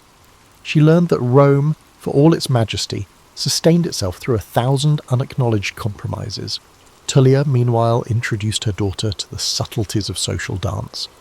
At dinner gatherings, she guided Aurelia's gaze toward how swiftly the tone of conversation changed when influential guests arrived. A stray remark could be retracted in seconds if it threatened the delicate web of alliances. "See how they pivot," Tullia would whisper. "That's where real power lies, in the shift between what's said and what's implied." Still, Aurelia loved Rome. She admired the feats of engineering, the traditions of debate, and the vast spectrum of cultural influences streaming through the city gates. She believed that beneath the politics and strict hierarchies there was genuine excellence, a civilization yearning for wisdom, if only its protectors were not so quick to silence inconvenient voices. One hazy morning, as she strolled toward the forum, Aurelia noticed a disquieting hush. A handful of vendors had set up stalls, but the usual clamour was missing. People stood in small knots, murmuring about a legion commander who had refused an imperial edict. Though unconfirmed, the rumour cast a pall that lingered in every doorway. Aurelia felt a chill. Even idle speculation carried weight in an empire where fear could bloom instantly. She hurried home, intending to share her observations with Marcus. He listened intently, his stylus paused over a fresh scroll, then he gave her a solemn look. "We must be certain before recording rumours," he said. "Unchecked talk can stir panic or invite unwelcome attention." Aurelia nodded, but her curiosity wouldn't rest. That very evening, she opened her private journal and wrote every scrap of hearsay she had gathered. She sensed a reckoning forming at Rome's edges, like a distant thunder that might soon reverberate through marble halls. Even then, she had no inkling of how personal the storm would become. The tension Aurelia had sensed soon took shape in a single event. Nisia, a Greek-born olive merchant and one of Aurelia's most treasured confidants, vanished overnight. Gossip whispered that the Praetorian Guard had arrested her before dawn. Unsubstantiated talk claimed Nisia possessed letters challenging Rome's supposedly divine authority, an accusation severe enough to crush anyone caught in its net. Alarm coursed through Aurelia. Nietzsche had always been inquisitive, reading scrolls on Eastern philosophies and debating Plato's teachings with anyone who would listen. Aurelia couldn't imagine her as a threat, but in Rome's charged climate, curiosity often bordered on sedition. Desperate to learn more, Aurelia combed the forum's edges, interrogating acquaintances who might have glimpsed the arrest. Most merchants lowered their voices at the guard's mention, wary of drawing scrutiny themselves. At home, Tullia observed Aurelia's distress. Rather than scold her, she murmured, "Prudence is our lifeline. Inquire gently." Yet Tullia herself covertly sought leads through acquaintances in minor governmental posts. Marcus, on the other hand, reacted with carefully measured concern. He understood the stakes, but warned Aurelia that intervention might place the family under suspicion. Though well-intentioned, his caution left her feeling powerless, determined not to stand idle. Aurelia visited Petronius, an elderly scribe rumoured to have ties within the Praetorian administration. His cramped workshop smelled of ink and musty parchment, scrolls spilling off the shelves. After a furtive glance at the door, Petronius conceded that a woman matching Nisia's description had been held for questioning. He claimed that certain documents had been confiscated, referencing ideas unfit for Rome's ears. Aurelia felt her blood chill. She recalled how Nisia once mused that no empire should claim it a divine right to rule.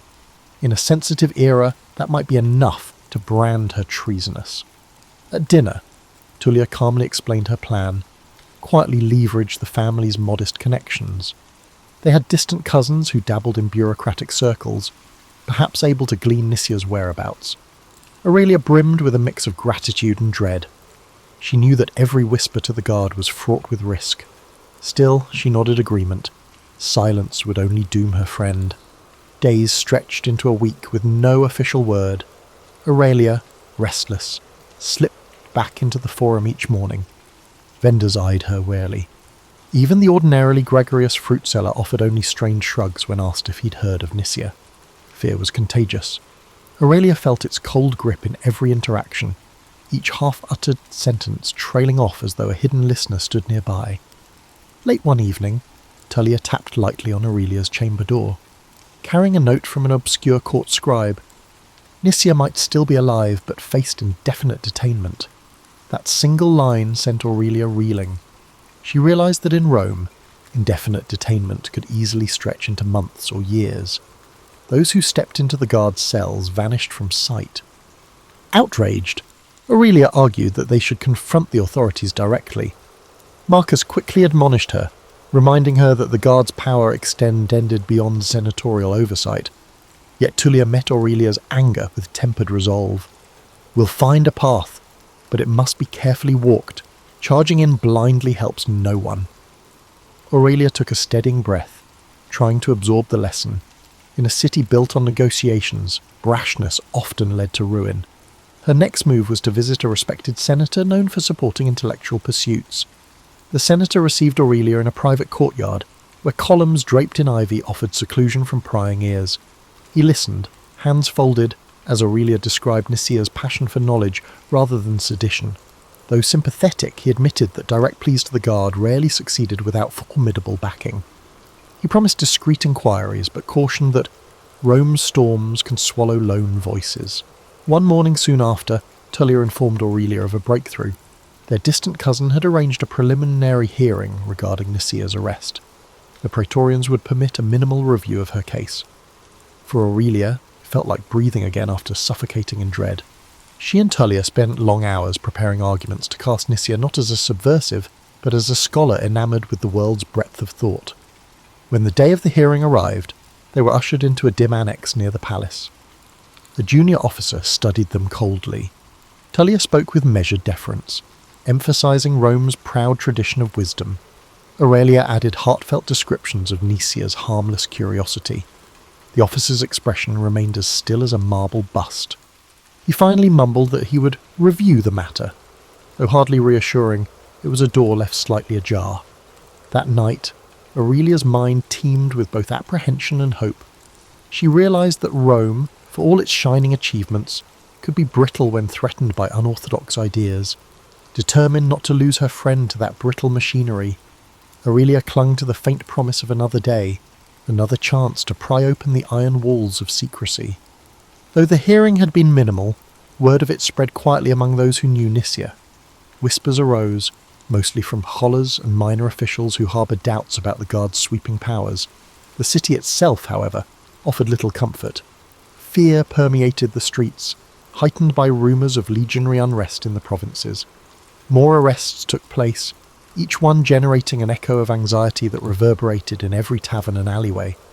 Aurelia redoubled her efforts to glean information. She spoke in hushed tones with a tavern keeper near the Circus Maximus, who said that soldiers returning from campaigns complained of harsh discipline and uncertain pay. A freedman who worked in the Palatine stables reported overhearing fragments of conversation suggesting the emperor was deeply troubled by murmurs of disloyalty.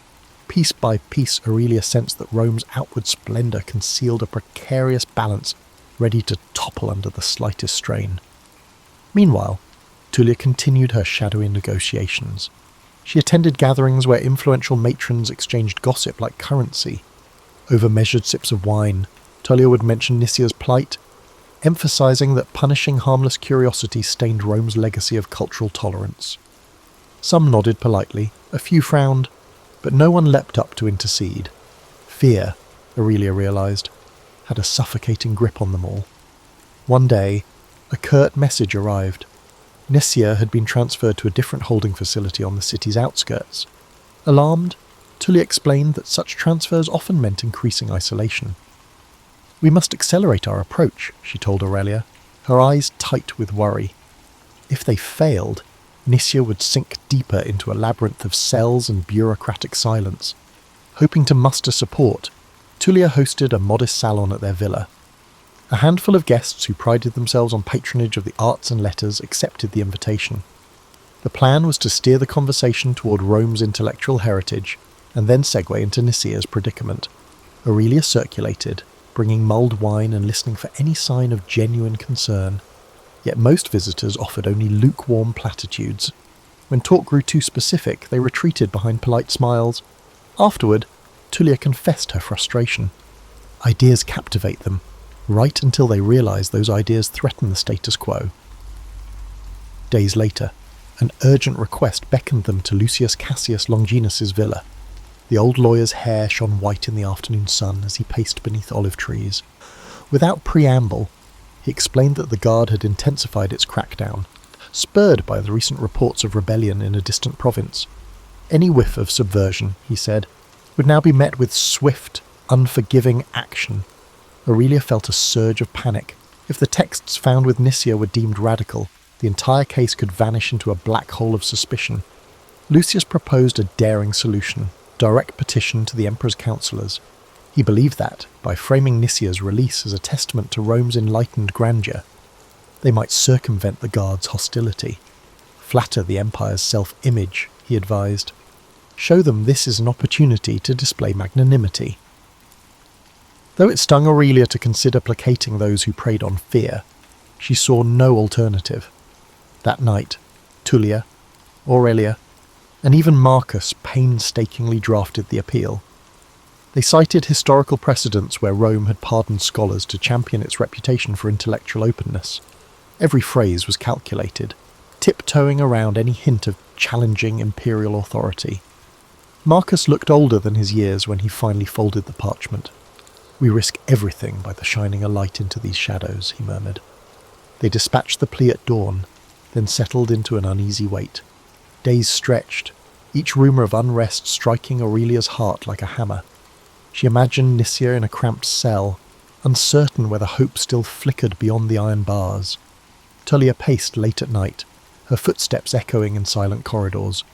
Marcus tried to focus on his historical transcripts, but he kept pausing to rub his temples. At last, a small note arrived. They had been granted a brief audience with the Emperor's counsellors. Aurelia's heart lurched. She knew enough of Roman power to realise how dangerous it was to stand so close to the throne. One misstep could brand them traitors. Still, it was a glimmer of possibility. If they presented their case skillfully, perhaps Nicia's fate could be reversed. Steeling herself, Aurelia recalled how Nicia once spoke of truth needing many voices to survive in a world that preferred illusions. As she prepared for the audience, Aurelia vowed that if Rome demanded flattery, she would give just enough to open the door. Beneath that veneer, her devotion to honesty and to her friend would remain unbroken. This moment might be the final chance to pry Nicia free from the jaws of secrecy. Weeks of waiting brought no definitive answer. Rumours circulated that the guard grew more vigilant each day, suspecting conspiracies in every shadow. Unsettled by the silence, Aurelia pressed on, scouring corners of the forum for any news. A fruit vendor claimed someone matching Nicia's description had been moved to a windowless cell near the city's outer wall. Another insisted he'd seen her on a prison cart heading north. Conflicting tales only amplified Aurelia's anguish. Tullia, determined to avoid stasis, scheduled another round of discreet visits. She met with a senatorial wife whose husband dabbled in legal reforms. She reconvened with an elderly diplomat known for bridging factions during prior unrest. At each meeting, Tullia deployed her signature tact, reminding people of Rome's vaunted tradition of wisdom. If an inquisitive mind can be silenced so easily, how does that reflect on our civilization? She would muse. A few listeners showed sympathy, yet none had the clout or courage to confront the guard directly. Marcus, meanwhile, hovered at the edge of involvement, torn between paternal concern and a historian's innate caution. He warned Aurelia not to speak too boldly in public. "The city crackles with tension," he said, tapping his stylus on a half-filled scroll. "One misplaced phrase could label you an agitator." Aurelia seethed at the constraints but forced herself to comply. She recognised that their window of opportunity to save Nicia was shrinking. A breakthrough arrived via a faded letter from Lucius Cassius Longinus. He advised that the Emperor's counsellors had at least acknowledged the family's petition. Though they offered no commitment, they requested more details about Nicia's background. Lucius suggested that Aurelia herself compile a short dossier, an account of who Nicia was, her upbringing, and her intellectual pursuits. "Speak to her virtues," he wrote, and emphasise how her interests align with Rome's cultural mosaic. Over the next 2 days, Aurelia toiled in her study. She recalled how Nicia discovered her first Greek manuscripts as a child, reading them by lamplight in her uncle's cramped attic. She wrote of Nicia's fascination with comparing Stoic ideas to Eastern thought, never out of malice toward Rome, but rather an eagerness to understand the human condition. Tullia reviewed each sentence, gently rephrasing any hint that could be misconstrued as undermining imperial authority. On the third morning, a courier arrived to deliver the dossier to the councillors. Aurelia felt a pang of helplessness as she watched the parchment vanish in his satchel. They had done their best to paint Nicia as a curious mind, not a threat, but would it suffice for those who saw shadows of Russellian everywhere? That afternoon, Tullia hosted a subdued gathering for a handful of respected scholars, hoping to quietly muster more support. A stooped rhetorician, famed for his speeches on civic virtue, listened attentively. After a moment of reflection, he admitted that he admired their stand but dared not provoke powerful figures. Aurelia bit back frustration, reminding herself that fear was a rational response in a city where dissenters could vanish overnight. Surprisingly, it was a younger philosopher who approached Aurelia after the gathering. His brow furrowed with concern, he confided that he'd heard about foreign troops on the move, possibly quelling uprisings in northern territories. "Each rumour of insurrection tightens the guard's grip at home," he said, voice trembling. "I fear your friend's case might be lost in the shuffle of bigger events." Aurelia thanked him, heart pounding at the possibility that Nicia's fate might be overshadowed by empire-wide anxieties. Late that evening, mother and daughter sat beneath a flickering oil lamp, rereading every letter, every note, every snippet of progress. Tullia rubbed her temples, exhaustion evident. "We've tried appealing to reason and honour," she said softly. yet reason often surrenders when paranoia sets in. Aurelia offered quiet reassurance. Even though her own hope dimmed, she refused to betray defeat. A new summons arrived the next day. One of the Emperor's counsellors, a figure named Albius Saturninus, requested a meeting. The messenger's words carried no warmth, only that further clarification was required. Aurelia's heartbeat quickened. This could be the pivotal moment. If Saturninus found their arguments lacking, Nicaea could disappear from all records. If he chose leniency, perhaps a door would open. Guided by Tullia's calm resolve, Aurelia steadied herself. They dressed in subdued finery, mindful of appearances. Outside, Rome's ever-shifting tapestry of rumour and spectacle buzzed with energy. Yet Aurelia could only think of Nicaea behind cold bars. As she followed her mother into the street, she silently vowed that she would bend every rule of flattery and caution if it meant freeing her friend from the darkest corners of the Empire's fear. Their meeting with Albius Saturninus took place in a cramped annex near the imperial offices. 2 Praetorian guards flanked the door as Tullia and Aurelia entered a sparsely furnished room. A single torch flickered on the wall, casting elongated shadows that danced across rows of scrolls. Seated at a wooden desk, Saturninus glanced up with cool detachment. Aurelia felt an instinctive chill, sensing he was no mere bureaucrat, but someone accustomed to wielding real power. He gestured for them to sit. Tullia opened by thanking him for agreeing to hear their case. She spoke calmly of Rome's legacy as a cradle of ideas, explaining how her family believed that preserving intellectual curiosity only strengthened the empire. Saturninus listened impassively, occasionally making a note on a wax tablet. When Tullia finished, Aurelia offered a brief testimony about Nicaea's passion for scholarship. She sees knowledge not as rebellion, but as a way to celebrate Rome's greatness, Aurelia said, each word carefully chosen to flatter the regime. Saturninus tapped the tip of his stylus on the desk. "You paint a virtuous picture," he said. "However, the texts found with this Nicaea were not standard fare. They question the notion of divine right. Do they not?" Aurelia's heart pounded. She admitted Nicaea once read scrolls that contemplated whether any ruler should claim sacred authority. Saturninus frowned. Dangerous territory, especially with rumours of dissent roiling our frontiers. Tullia calmly pivoted. "Indeed, but we must distinguish between abstract philosophical debate and genuine sedition. My daughter can attest that Nicaea has always shown respect for the Emperor's role." Aurelia nodded vigorously, emphasizing that Nicaea's inquisitiveness meant more aimed at broadening horizons, not toppling regimes. Saturninus continued scribbling, his expression unreadable. After what felt like an eternity, he lifted his gaze. "I will conduct a personal review. If I find reason to believe her curiosity is harmless, I may recommend leniency. But if these ideas have spread beyond her personal circle, clemency grows unlikely." Tullia inclined her head. "We appreciate your fairness." She spoke the words with carefully measured gratitude, though Aurelia suspected it was only the faintest glimmer of hope. Returning home, they relayed the conversation to Marcus, who exhaled in relief that at least the door remained ajar. Still, a tightness clung to the household. Aurelia found herself plagued by nightmares, images of Nicaea lost in a torchlit corridor of cells. She spent her days editing each draft they'd written, searching for any detail that might strengthen Saturninus's inclination toward mercy. One afternoon, an unexpected visitor arrived, the young philosopher who had once warned Aurelia about the rising clampdown. He carried a slim scroll, eyes alight with urgency. "I managed to speak with a contact in the Praetorian Guard," he whispered. "They say Saturninus is truly deliberating, but pressures from above are mounting. Another wave of arrests could come at any moment."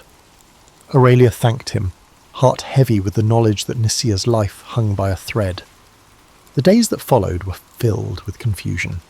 Tullia arranged small gatherings, subtly reminding attendees of Rome's alleged commitment to enlightenment. She recounted the city's storied history of absorbing foreign traditions. If we punish those who explore new perspectives, do we not undermine centuries of proud heritage? She would ask, voice wavering just enough to stir emotion. Some listeners offered sympathetic murmurs, others averted their eyes, unwilling to align themselves against the growing tide of suspicion. Aurelia found solace in revisiting old notes from Nitya, who had scribbled translations of Greek verses about the pursuit of truth. Reading those lines by the lamp light, Aurelia vowed she would not abandon her friend to the machinery of fear. Even so, the unstoppable churn of Roman politics loomed over them. Each morning arrived with fresh rumours: a new rebellion in Gaul, a senator rumoured to be conspiring against imperial authority, or the guard arresting someone for uttering heretical claims. The city's mood felt like a drawn bowstring, ready to snap. Finally, on a cloudy afternoon, a pale-faced courier arrived with a sealed message. Trembling, Aurelia broke the wax seal. Saturninus summoned them for a final verdict. Marcus's hand gripped Aurelia's shoulder as she read the words aloud. Tullia said nothing, but her eyes were dark with both fear and resolve. The next morning, they dressed carefully in subdued garments.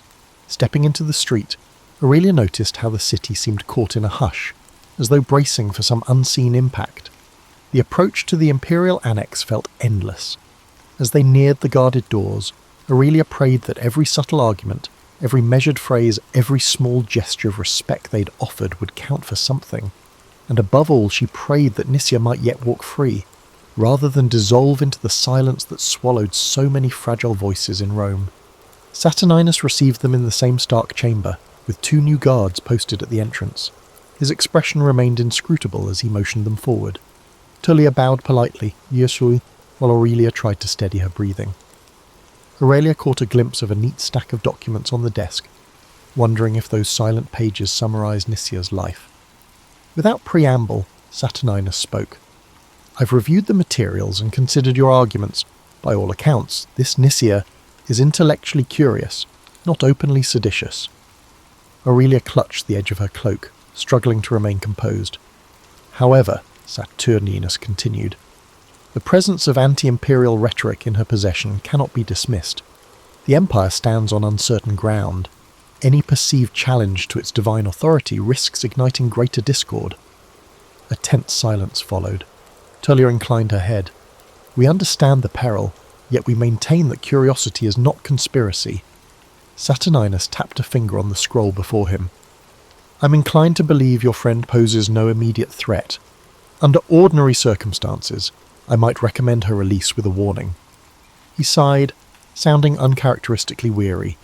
"And these are not ordinary times. The provinces grumble, the legions grow restless, and paranoia seeps from the highest ranks." Aurelia felt her hopes waver. "Is there truly no room for clemency?" she asked, voice trembling. Saturninus studied her, then spoke slowly. "I can arrange for Nisia's transfer into a supervised residence, house arrest, essentially, under 2 conditions. First, she must renounce any texts that question Rome's sanctity. Second, someone must vouch for her continued good conduct." Tullia glanced at Aurelia, relief mixing with apprehension. "We will gladly vouch for her," Tullia said. Saturninus leaned forward, voice dropping low. "Be aware. If anything else incriminating surfaces, your family's name will be forfeit alongside hers." He let the warning hang in the stale air. Aurelia's chest tightened, but she would not abandon Nisia now. Tullia spoke with forced calm. "We accept the responsibility." He gave a curt nod and scribbled instructions on a small tablet. "I'll expedite the transfer. Expect to be notified when she arrives under guard." With that, he dismissed them. Aurelia managed to murmur thanks, though her pulse hammered in her ears. Once outside, Tullia squeezed her hand. "We did it," she whispered. Aurelia took a deep breath in relief. They hadn't truly won, but at least Nisia was spared a grim fate in hidden cells. Days passed, each one stretching with agonizing slowness. Aurelia and Tullia prepared a modest guest chamber, anticipating Nisia's arrival in guarded custody. Marcus wrestled with anxieties, pacing across the atrium at odd hours. "We've taken a risk. If the climate worsens, we could face the guard's wrath." Aurelia recognized the danger but clung to the thought of reuniting with her friend. Finally, on a bright afternoon, the clang of iron at the villa's gate signalled the guard's presence. Aurelia rushed to the entry, finding 2 stern soldiers flanking a figure whose wrists were bound by a simple leather strap. Nisia looked thinner, her eyes shadowed with fatigue. Yet when she recognized Aurelia, a flicker of relief lit her features. The lead guard stated that Nisia was now under house arrest, pending further review. Any attempt to escape or spread subversive materials will void the arrangement, he warned. Once the soldiers left, Aurelia guided Nisia inside. Tullia hurried forward with water and fruit, her voice gentle. Tears shone in Nisia's eyes, though she tried to maintain composure. "Thank you," she rasped. I wasn't sure I'd ever leave that place." Aurelia fought back her own tears, certain that the moment demanded steadiness. "You're safe here, as safe as any of us can be," she replied. Over the next hours, Nisia recounted her ordeal in halting tones. She had been interrogated repeatedly, pressed to name others who shared her dangerous viewpoints. She insisted she had none to name. Aurelia felt a swell of admiration. Nisia's loyalty to the truth had outweighed her fear, yet the cost was evident in every exhausted breath she took. As dusk settled, Tullia insisted that Nisia rest. Aurelia remained by her bedside, grappling with an odd blend of elation and worry. Though freed from the dungeon, Nisia now lived under perpetual threat. The looming presence of the guard was real. One misstep could hurl them all into ruin. "We must be careful," Aurelia said, her voice trembling. "House arrest is a precarious mercy." Nisia nodded, wincing at some unseen bruise. "I won't give them a reason to lock me away again, but I can't lie, I still believe what I believe." Aurelia reached for her friend's hand, heart pounding with the realization that this fragile respite might be the closest thing to victory they would find.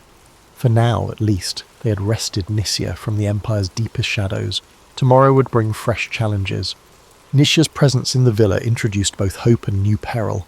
Day by day, she regained strength, although she remained pale and silent at times. Aurelia noticed how Nisia jumped at minor sounds, as though expecting the guard to burst in at any moment. House arrest meant the Empire still held her on a leash, ready to yank tight if any hint of forbidden inquiry resurfaced. Tullia took pains to comply with the guard's stipulations. She dismissed most servants to avoid rumours, limiting outsiders' knowledge of Nisia's whereabouts.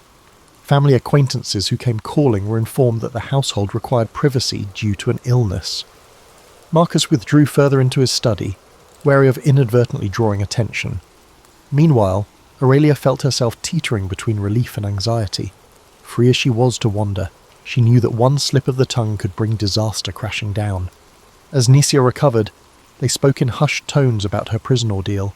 Guards had demanded names, twisting every conversation into a potential confession. "They wanted me to admit a conspiracy," Nisia said, voice strained, "but I had none to give." Aurelia bit her lip, recalling how dangerously close Rome's paranoia had come to extinguishing her friend's life. That same paranoia still loomed, ready to stifle any criticisms of imperial might. One afternoon, Tullia informed Aurelia that Lucius Cassius Longinus had invited them to a private supper. He wished to discuss a path to concluding Nisia's case permanently, ideally by persuading the authorities to close the file. "He believes that with the right approach we might seal this matter," Tullia explained. "No more indefinite limbo." Aurelia's heart lifted, though she feared illusions of finality. She had learned that in Rome, solutions were often temporary, compromised by hidden agendas. They left Nisia in Marcus's care and travelled to Lucius's villa under cover of dusk. Soft lamplight glowed in the colonnade where he waited, a discreet spread of bread, olives, and watered wine laid out. After greeting them, Lucius dove straight into the matter.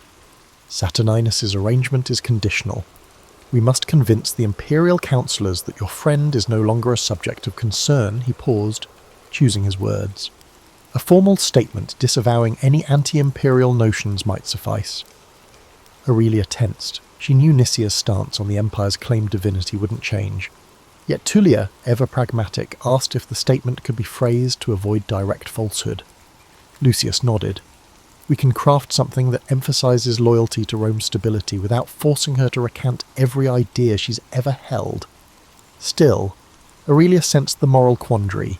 Nisia would essentially have to tiptoe around her beliefs to survive. They agreed that Tullia and Aurelia would draft a declaration, referencing how house arrest had clarified Nisia's respect for Roman law.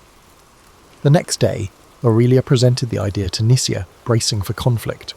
To her relief, Nisia gave a weary nod. "I won't lie about my convictions, but if there's a form of words that satisfies them without trampling the truth, let's try. I can't return to that cell." Within 2 days, they produced a carefully honed statement. Aurelia wrote it by hand, ensuring each clause underscored compliance with Rome's order while refraining from claims that the emperor was divine. Tullia smoothed out phrases, injecting enough deference to placate suspicious officials. Nisia approved, though Aurelia noticed her fingers trembling as she scrawled her name at the bottom. "Let's hope the city's thirst for scapegoats is momentarily quenched," she murmured. A courier delivered the statement to Saturninus, and a fraught silence followed. Meanwhile, chatter in the forum hinted that Rome's political storms continued unabated. A rebellious governor in the east caused unrest. A string of questionable executions rattled the populace. Against that backdrop, Nisia's predicament could easily vanish, overshadowed by larger crises. Aurelia felt a guilty relief that perhaps anonymity might shield them. One late afternoon, the fateful reply arrived. A letter sealed with the imprint of Saturninus declared that, upon due consideration and demonstration of loyalty, the matter is resolved. Nisia was released from official custody, provided she remained within city bounds and avoided any subversive gatherings. Aurelia's knees nearly buckled with relief as Tullia read the words aloud. Though the stipulations lingered, at least the threat of a renewed arrest had subsided. That evening, the villa filled with subdued joy. Nisia, tears in her eyes, embraced Tullia and Marcus, thanking them for risking so much on her behalf. Aurelia, overwhelmed, pulled her friend aside. "We did it," she said softly. "You're free." Nisia nodded, yet her expression was tinged with sadness. Free enough, perhaps, but the Empire's fear remains. Aurelia understood. Rome's might still loomed, and countless others languished in cells for lesser doubts. When dawn broke, Aurelia stood in the atrium, gazing at the mosaic floor. She recalled how she once believed Rome's grandeur resided in unwavering ideals. Now she saw that its splendour was fragile, maintained through half-truths, subtle negotiations, and a readiness to crush dissent. Still, she felt a spark of optimism. In saving Nisia, they had proven that compassion could pierce the Empire's armour, at least for a moment. Stepping outside, Aurelia inhaled the cool air and resolved to keep her eyes open, to document not just the marble triumphs, but also the hidden struggles that shaped Rome from within. Mansa Musa, known to history as Musa I of Mali, came to power under circumstances that were both intriguing and obscured by time. Born around the late 13th century, he belonged to a lineage of rulers who guided the Mali Empire, a realm spanning parts of modern-day Guinea, Senegal, Mauritania, and Mali. Although tales often highlight his legendary wealth, Musa's rise rested on a political context shaped by earlier sovereigns, most notably his predecessor, Abubakari II. Oral traditions hint that Abubakari ventured west across the Atlantic, entrusting the throne to Musa as deputy. When the predecessor did not return, Musa ascended to rule. At that moment in West Africa's history, the Mali Empire thrived by controlling critical trade routes. Caravans carried gold, salt, ivory, and other goods across the Sahara, linking sub-Saharan societies with North African ports. Musa inherited an economic apparatus that already possessed riches, but his strategic leadership pushed that wealth and influence to unprecedented heights. Diplomatic ties with Berber traders in the north and with local chieftains to the south formed the scaffolding upon which his reign prospered. Yet Mansa Musa did not simply rely on inherited resources. Evidence suggests he restructured tax collection, ensuring caravans crossing his lands contributed fees. He appointed local governors, termed farbus, to maintain order, standardise trade practices, and quell rebellions. These farbus reported directly to the crown. While some African polities operated via loose confederations of tribes, Musa strove for a more centralised administration. The impetus for unity was both political and religious. By the early 14th century, Islam had become a unifying thread among the empire's elites, with mosques and Quranic schools growing in major towns like Timbuktu and Gao. Intriguingly, Mansa Musa's childhood rarely appears in official records. Griots, or court bards, mention him as a diligent youth who studied theology and statesmanship from travelling clerics. Possibly, he absorbed knowledge from trans-Saharan traders who recounted stories of Maghrebi courts and Middle Eastern wonders. This worldview expansion might have sparked his determination to place Mali on par with famed Islamic centres such as Cairo or Mecca. Later, his philanthropic acts would hint at an enduring desire to earn respect among the broader Islamic sphere. During Musa's early years as Mansa, he faced local errors near the fringes of the empire. Some provinces tested his authority, hoping he might prove less formidable than past kings. Instead, he dispatched well-trained cavalry to reaffirm Mali's dominance. The empire's cavalry, famed for their agility, utilised horses bred in the savannas. Coupled with archers who fired poison-tipped arrows, they efficiently subdued rebellious enclaves. Such campaigns, while overshadowed by later peaceful achievements, set the stage for a stable realm. Timbuktu, a small but strategically situated settlement, benefited from Musa's consolidation efforts. He recognised that controlling Timbuktu meant controlling a confluence of river transport, desert caravans, and fishing communities. Over time, the city would bloom into a learning centre, with an influx of scholars and artisans. Early in his reign, Musa allocated funds to fortify the town's walls, establish improved storage for trade goods, and encourage visiting scholars from across North Africa. This policy laid the groundwork for Timbuktu's future golden era. Though rarely described in immediate detail, Mansa Musa's personal style likely displayed both regal bearing and approachability. Unlike some rulers who cloistered themselves in grand palaces, he purportedly listened to grievances from merchants, travellers, and local notables. Diplomatic sources from North Africa record how visiting envoys found Mali's court refreshingly open, though still anchored in an elaborate protocol. Musa's readiness to incorporate outside ideas, especially from the Islamic heartlands, broadened the empire's cultural horizon.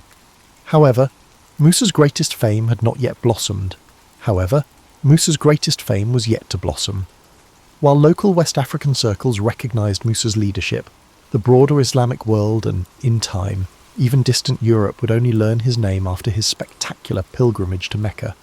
That journey, or Hajj, showcased both the empire's wealth and Musa's personal devotion. It would transform him into a near legendary figure whose gold-laden caravans dazzled every city along the route. This pilgrimage provided glimpses of a man who balanced religious piety with an almost theatrical display of power. Thus, by the early 1320s, Mansa Musa had established a stable domain, subdued pockets of resistance, invested in commerce, and forged diplomatic ties. Mansa Musa set the stage for an event that would firmly establish him on the map of the medieval world. Neither Mali nor the Islamic realms would be quite the same after his caravans traversed the sands, sowing tales of a West African empire brimming with gold and governed by a ruler whose name would echo through centuries. Historians debate the exact date Mansa Musa embarked on his renowned pilgrimage, but a commonly cited time frame is the early 1320s to somewhere between 1324 and 25. This journey was far from spontaneous. Preparations likely spanned months, if not years, given the massive scale of his entourage. Musa intended not just to fulfill a religious obligation, but to make a statement. Mali was no mere frontier kingdom, and its ruler possessed the means to rank among the wealthiest, most pious monarchs of the Islamic world. Contemporary chronicles, notably those by North African scholar Ibn Khaldun and traveller Ibn Battuta, though Battuta himself visited Mali after Musa's reign, describe the pilgrimage in sensational terms. They mention caravans with thousands of attendants. Some accounts claim as many as 60,000. Camels laden with gold dust, embroidered fabrics, and provisions for the trek snaked across the Sahel. Sub-Saharan Africa had long provided a major chunk of the global gold supply, and Mansa Musa's baggage train exemplified that wealth. He brought not only lumps of raw gold but also minted gold coins, an unusual measure since the region often traded in dust and ingots. Additionally, Mansa Musa's travelling retinue included slaves dressed in fine silks, scribes to document events, reciters of the Quran for spiritual ambiance, and a range of advisors. Some historians caution that the numbers might be inflated by storytellers, yet even if the actual group was smaller, the effect on onlookers would have been overwhelming. The pilgrimage route took them northward through the Sahara, passing through famed salt mines around Takaza, then pivoting east to reach the bustling city of Tuat, or perhaps the legendary Sigil Masa oasis. In each settlement, rumours spread of the Malian monarch dispensing gold with an almost casual generosity. Crucially, Mansa Musa's distribution of wealth was part religious almsgiving, part diplomatic manoeuvre. Almsgiving, zakat, was a pillar of Islam, and Musa's piety motivated lavish gifts to local mosques and the needy. Yet distributing gold also garnered awe, forging ties with local rulers who might reciprocate with safe passage or future alliances. Unsurprisingly, this sudden influx of gold depressed local gold values in places like Cairo for years, an unintended consequence of a philanthropic spree. Egyptian records note how Mansa Musa's arrival in 24 caused gold's price to plummet, prompting economic ripples that historians still marvel at. Upon reaching Cairo, Musa's presence turned heads at the court of Sultan al-Malik al-Nasir. The initial protocol demanded that a visiting monarch greet the Sultan in a manner reflecting subservience. Some accounts claim Musa initially refused to bow, insisting that only to God would he prostrate. In the end, a diplomatic compromise was reached, perhaps involving a respectful but not fully subservient gesture. This minor standoff underscores Musa's pride in Mali's sovereignty, an approach that still balanced courtesy and tradition. While in Cairo, Musa's spending soared. He commissioned architectural help, hired skilled artisans, and purchased books. He conversed with leading Islamic scholars, reflecting a keen interest in theology and jurisprudence. Some Egyptian scribes chronicled the moment: a black African king, regal in bearing, engaged in deep religious discourse, all while dispensing gold coins to beggars outside. Word of his generosity quickly spread, captivating the imagination of distant courts. Europe, though largely ignorant of sub-Saharan polities, would soon learn of an African monarch with legendary fortunes. Resuming the pilgrimage, Mansa Musa continued on toward the Hejaz region of Arabia. In Mecca, the central holy city, he joined countless worshippers for the Hajj rituals, circling the Kaaba, praying on the plains of Arafat, and partaking in the symbolic stoning of the devil. The distance to Mecca was nearly insurmountable for many West Africans. Musa's success in completing the journey signalled extraordinary resolve and resources. He also spent time in Medina, paying respects at the Prophet's mosque. On the return leg, the caravans again wove across North Africa. This time the Malian treasury's gold reserves had thinned somewhat, owing to continuous largesse. Legend has it that to stabilise local markets, Mansa Musa borrowed gold from moneylenders in Cairo at interest rates. These actions ironically introduced him to the concept of currency manipulation. The transaction highlights that, for all his generosity, the intricacies of Mediterranean economics demanded caution. He never wavered in bestowing lavish gifts to those who hosted him along the route. By the time Mansa Musa reappeared in Mali, an aura of near mythic grandeur surrounded him. The pilgrimage had rebranded the empire from a peripheral kingdom to a recognised node in the Islamic world. He brought back not only architectural knowledge, but also new legal insights and spiritual fervour. Foreign scribes recounted tales of an African monarchy able to shape gold markets. That singular journey would define Musa's reign in global memory, overshadowing other facets of his long rule. After completing his pilgrimage, Mansa Musa returned to his homeland, where people were enthralled with his stories of his exploits. However, he didn't stop there. Rather, he funneled fresh inspiration, architectural styles, theological discourses, scholarly connections, into a grand vision for transforming key cities in the empire. The lessons gleaned in Cairo and Mecca spurred him to commission new buildings, especially mosques, to reinforce Mali's Islamic identity and elevate its cultural standing. At the same time, he recognised that religious centres could anchor trade networks, enticing merchants and scholars to settle. Timbuktu, long a commercial hub, now received particular focus. Musa brought along architects from North Africa, such as Abu Ishaq es-Saheli, who guided local masons in constructing structures that blended Sahelian earthen techniques with Maghrebi motifs. The Sankore Mosque, in particular, blossomed into a campus of learning. Over time, Sankore and other Timbuktu institutions housed thousands of manuscripts on theology, law, astronomy, and more. Timbuktu's libraries, spurred by Musa's initiative, became a beacon for scholars across West Africa and beyond. While earlier Mansas had built in Timbuktu, Musa's efforts catapulted it toward prominence as a recognised seat of learning. Elsewhere, he sponsored the expansion of the Jingwerebur Mosque. Using mud brick, timber, and intricate stucco, local artisans fused aesthetic flair with practical design for the hot climate. Musa's appetite for architecture also extended to Gao, Walata, and other strategic towns. The new or renovated mosques signified loyalty to Islam while showcasing the empire's affluence. Some foreign visitors described these earthen edifices as luminous under the Sahel sun, crowned by timber stakes that could be used as scaffolding for periodic replastering. Musa's push for Islamic scholarship drew in more than just architects. He invited ulama, religious scholars, qadis, judges, and scribes from across the Islamic world. These learned individuals introduced refined administrative methods and jurisprudence. Under their guidance, Mali's legal system took shape around Islamic norms, though older customs still thrived in rural enclaves. The official court increasingly used Arabic for record-keeping, complementing local languages for everyday discourse. This bilingual synergy let Mali engage with trans-Saharan trade partners on equal footing. Alongside these intellectual pursuits, Mansa Musa never neglected the empire's economic sinews. He maintained a keen interest in gold mines near Bambouk and Bure, ensuring they were managed efficiently. Additional caravans carried salt from Takaza, exchanging it for cereals, textiles and horses.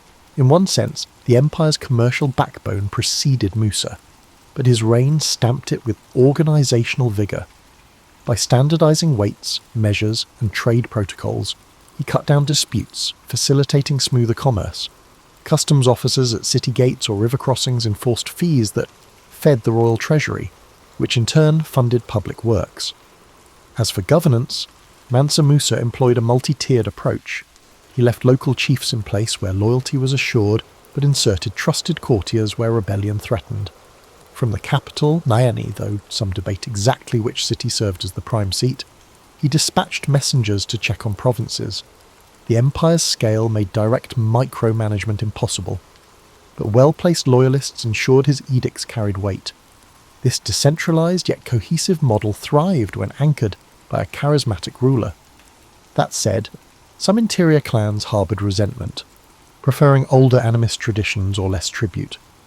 Meanwhile, news of his generosity on the pilgrimage had inadvertently changed external perceptions. North African historians documented how merchants from the Maghreb or the Levant now looked to Mali for profitable exchange. Some arrived in caravans seeking gold and ostrich feathers while bringing silks, beads or cowrie shells. Mansa Musa welcomed these interactions, though he also insisted on regulated prices, warding off unscrupulous profiteers. The empire's wealth soared, but so did the complexities of balancing local production with foreign demand. In personal terms, Mansa Musa's family life remains a patchwork of hints. Griots mention multiple wives, children groomed for leadership roles, and court intrigues, typical of a grand monarchy. Musa's personality is said to have fused devotion with indulgence in the finer things, music, dance, and well-brewed beverages. He championed moral behaviour under Islam, yet seemed untroubled by the pageantry of a royal court. He strolled the palace in fine robes, received envoys with lavish banquets, and still prayed fervently in the newly built mosques. Such was the duality of Mansa Musa's reign. Pious yet splendid, Islamic yet reliant on older Malian customs, practical in economics yet prone to flamboyant generosity. This synergy established the empire at a pivotal cultural intersection, uniting sub-Saharan heritage with North African sophistication. By the mid-14th century, the synergy reached its zenith, forging a powerful realm that beckoned travellers from across Africa and beyond. Still, every peak holds seeds of future transitions, and for Musa, the twilight of his rule would see shifts that tested the empire's toughness. As the 1330s approached, Mansa Musa's authority remained largely unchallenged, but natural challenges and changing trade patterns hinted at potential strains. The vast domain, knit together by his vigour, demanded constant oversight. Musa strove to ensure that each border region complied with tribute obligations and respected the empire's religious orientation. Meanwhile, the Niger River's seasonal floods shaped agricultural cycles, some years bountiful, others prone to drought. The delicate balance between good harvests, stable trade, and local loyalties meant that a single upheaval could ripple widely. In this period, historical glimpses of Mansa Musa's final years become hazy. Some sources claim he briefly abdicated in favour of his son, Mansa Maga, only to resume power later. Others suggest he remained on the throne until his death. The multiplicity of oral traditions complicates any strict timeline.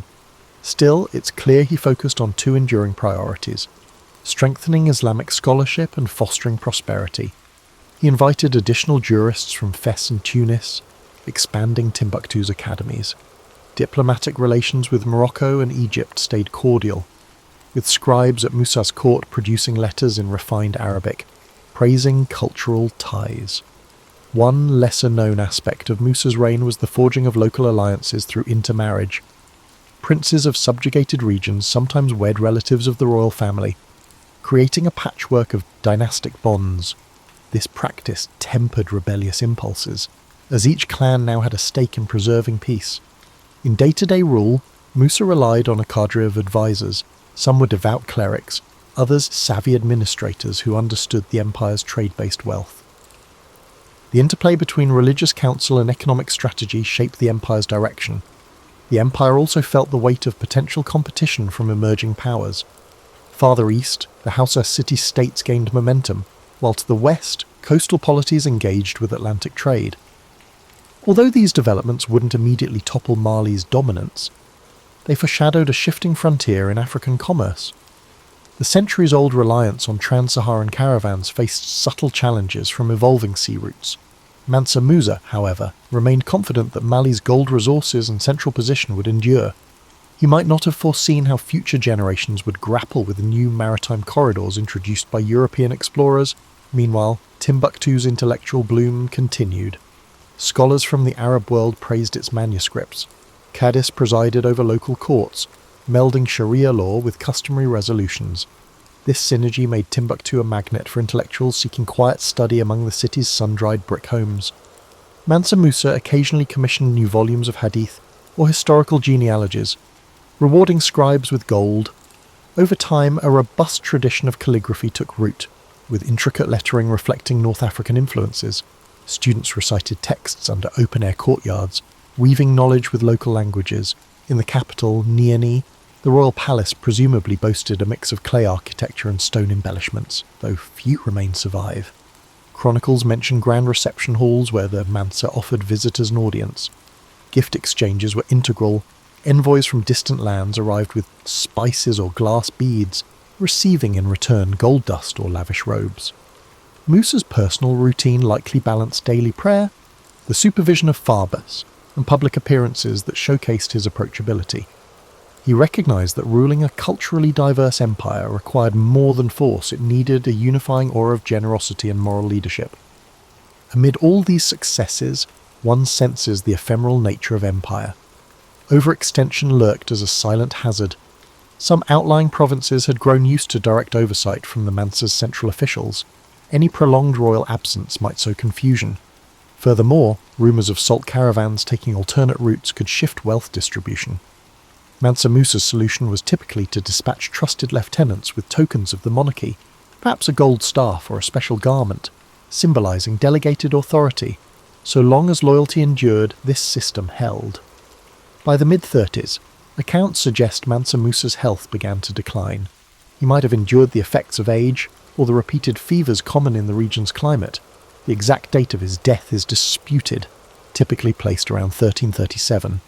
In some traditions, he died soon after concluding the building projects in Gao. Others say he passed quietly in his capital, surrounded by family. Whatever the details, the empire mourned him as a cultural and spiritual beacon. The fabled Mansa who had brought renown to Mali across continents. The stage was then left to his successors, faced with preserving the world he had shaped. While Mansa Musa's personal generosity and cunning had made Mali a name recognised from Cairo to Venice, the looming question was how robust that legacy would remain in his absence. For now, though, the empire could still recall the wondrous days of gold-laden caravans and a Mansa whose devotion and spectacle etched themselves into global lore. After Mansa Musa's death, the mantle fell to his descendants, notably Mansa Maga and later Mansa Suleiman. These rulers inherited a realm at the zenith of its influence. However, the aura of Musa's personal magnetism was difficult to replicate. His successors tried to maintain the elaborate administrative framework, the emphasis on religious scholarship, and the trading networks that underpinned Mali's fortunes. For a time, the empire remained stable, continuing to draw caravans from North Africa. Scholars still travelled to Timbuktu. The glow of Musa's pilgrimage lingered in foreign memories, but cracks emerged. Some outlying tributaries tested the new Mansas, doubting their ability to impose discipline. Regions near the Niger Bend, or along the forest-savanna boundary, required gentle but firm control. Mansa Musa's approach of personal oversight and reward-laden visits had kept them in line.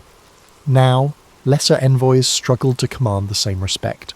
Occasionally minor rebellions flared. Even though none threatened the core of Mali for decades, they signalled a gradual erosion of central authority. Simultaneously, the natural environment shaped the empire's trajectory. The cyclical dryness of the Sahel sometimes forced pastoralists to shift grazing zones. If desert encroachment worsened, caravans had to alter routes, bypassing certain towns that once thrived on trade taxes. The empire had a reservoir of wealth from gold mines, but changing climate patterns could hamper agriculture near the river, straining local economies. Mansa Musa, in his prime, had addressed such challenges with bold infrastructure or diplomacy, but the subsequent leadership, while competent, lacked his visionary spark. Another dimension was the global context. The 14th century inflicted hardships across many regions. The Black Death ravaged Europe and parts of the Mediterranean, altering trade demands. Although sub-Saharan Africa escaped the worst of that pandemic, the aftershocks in North Africa impacted trade flows as some cities lost large portions of their population. The interplay of fewer caravans, disrupted markets, and shifting alliances chipped away at Mali's prime position. The gold was still there, but the channels to export it might fluctuate. Over time, new powers in West Africa, like the Songhai, took advantage of any vacuum. Nevertheless, the memory of Mansa Musa lived on in Mali's lore. Griots continued to recite epic praises of his generosity. They recounted the shimmering caravans, the pilgrims' endless lines stretching across the dunes, and the mosques he raised with foreign architects.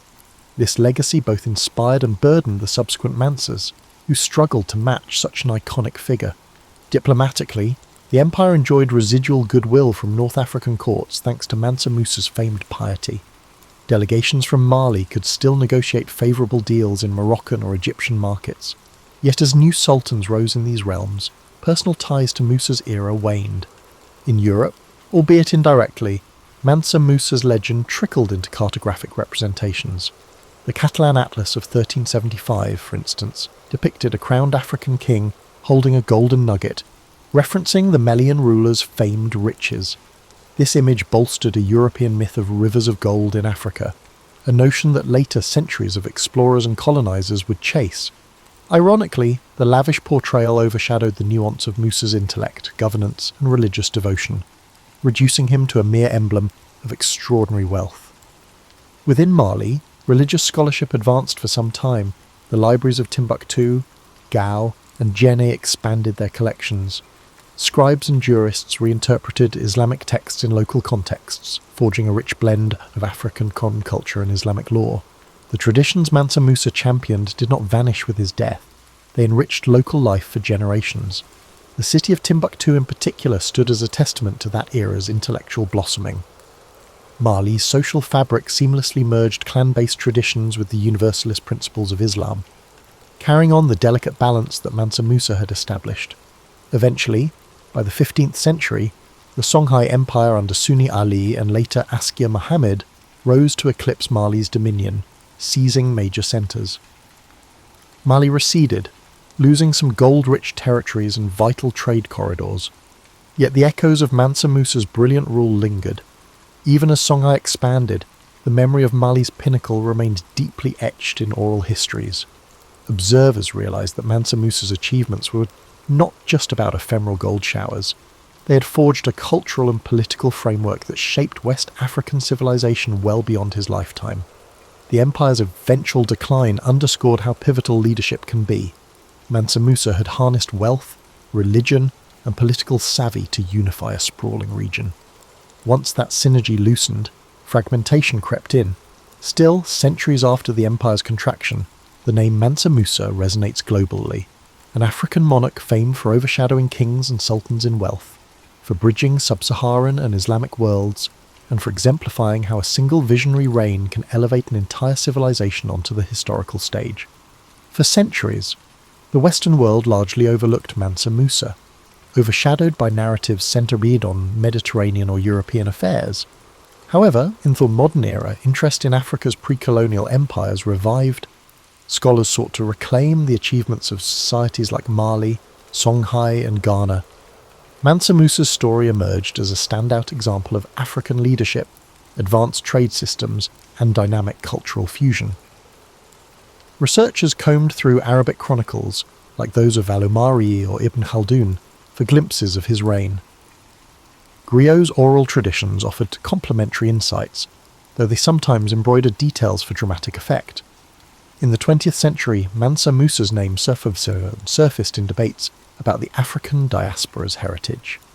As African nations gained independence from colonial rule, national historians highlighted figures like Musa to illustrate indigenous African states that prospered long before European influence. School textbooks in places like Mali and Senegal began devoting sections to the Mali Empire, showcasing it as a sophisticated polity. The imagery of Mansa Musa showering gold upon the poor while building mosques became a powerful symbol of African accomplishment. Yet pop culture often reduced him to the richest man who ever lived, focusing on an astronomical net worth in gold. Internet articles brandished headlines about his supposed trillions in today's currency. This oversimplification risked flattening his legacy into mere flamboyance. In reality, Musa's wealth was entangled in communal structures, trade cycles, and moral obligations shaped by Islamic teachings. He was less a solitary billionaire and more a steward of an empire's resources, dispensing them for religious and diplomatic ends. Historians caution that pegging his fortune to the modern standards distorts the medieval context. Meanwhile, academic interest turned to the intricacies of governance. Documents suggest that under Musa, Mali's legal frameworks advanced, bridging indigenous norms with Sharia-based statutes. Judges in Timbuktu or Djenné sometimes cited both local tradition and Quranic sources, forging unique rulings. Scholars in the past acknowledged Mansa Musa's ability to strike a balance between upholding Islamic orthodoxy among elites and honouring the animist customs of rural communities. This nuance fosters a deeper appreciation of his statesmanship, overshadowed in many popular accounts by tales of gold-laden caravans. Archaeology also contributed. Excavations near ancient towns in Mali uncovered remnants of fortifications or palatial complexes, though direct evidence of Musa's building projects remains sparse. The scale of urban centres suggests a well-structured realm. The design of certain mosques, featuring distinctive Sudano-Sahelian motifs and perhaps influence from Andalusian or Maghrebi styles, points to that era's architectural cross-pollination. Fragments of imported ceramics or glass from North Africa confirm robust commerce. By synthesizing textual sources with material finds, researchers sketch a more vibrant portrait of Mansa Musa's empire than older stereotypes of a dark continent. Ironically, in the 21st century, Mansa Musa's memory thrives on digital platforms. His name surfaces in social media memes or videos, claiming to unravel the secrets of the richest king. While some content oversimplifies, others use the curiosity to delve deeper, explaining the empire's trade networks or Timbuktu's scholarly heritage. In African diaspora communities, references to Mansa Musa convey pride in African intellectual and economic history. He emerges as a counterbalance to narratives that historically depicted Africa as a monolithic region of underdevelopment.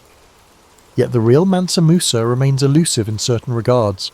We lack direct diaries, and no contemporary portraits show his face.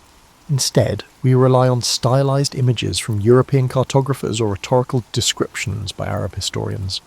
He emerges as a figure of layered myth and partial documentation, someone whose actual day-to-day persona remains partly concealed.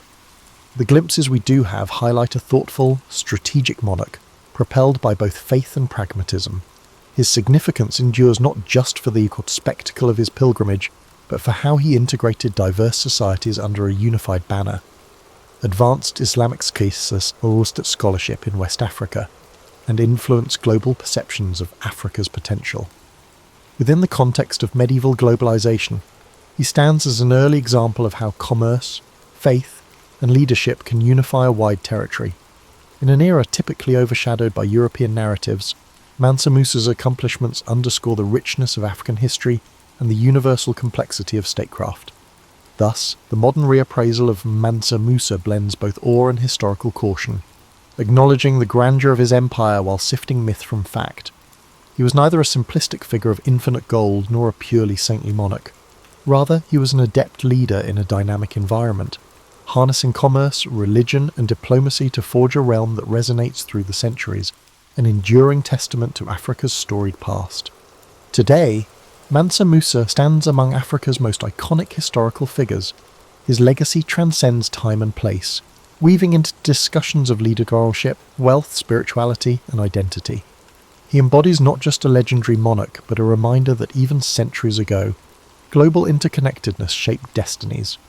His empire's prosperity, gleaned from a trans-Saharan trade, offers insights into how commerce forges links across vast distances.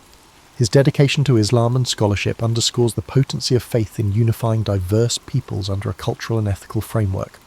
One might ask, what can we learn from Mansa Musa's reign beyond the gold-studded anecdote?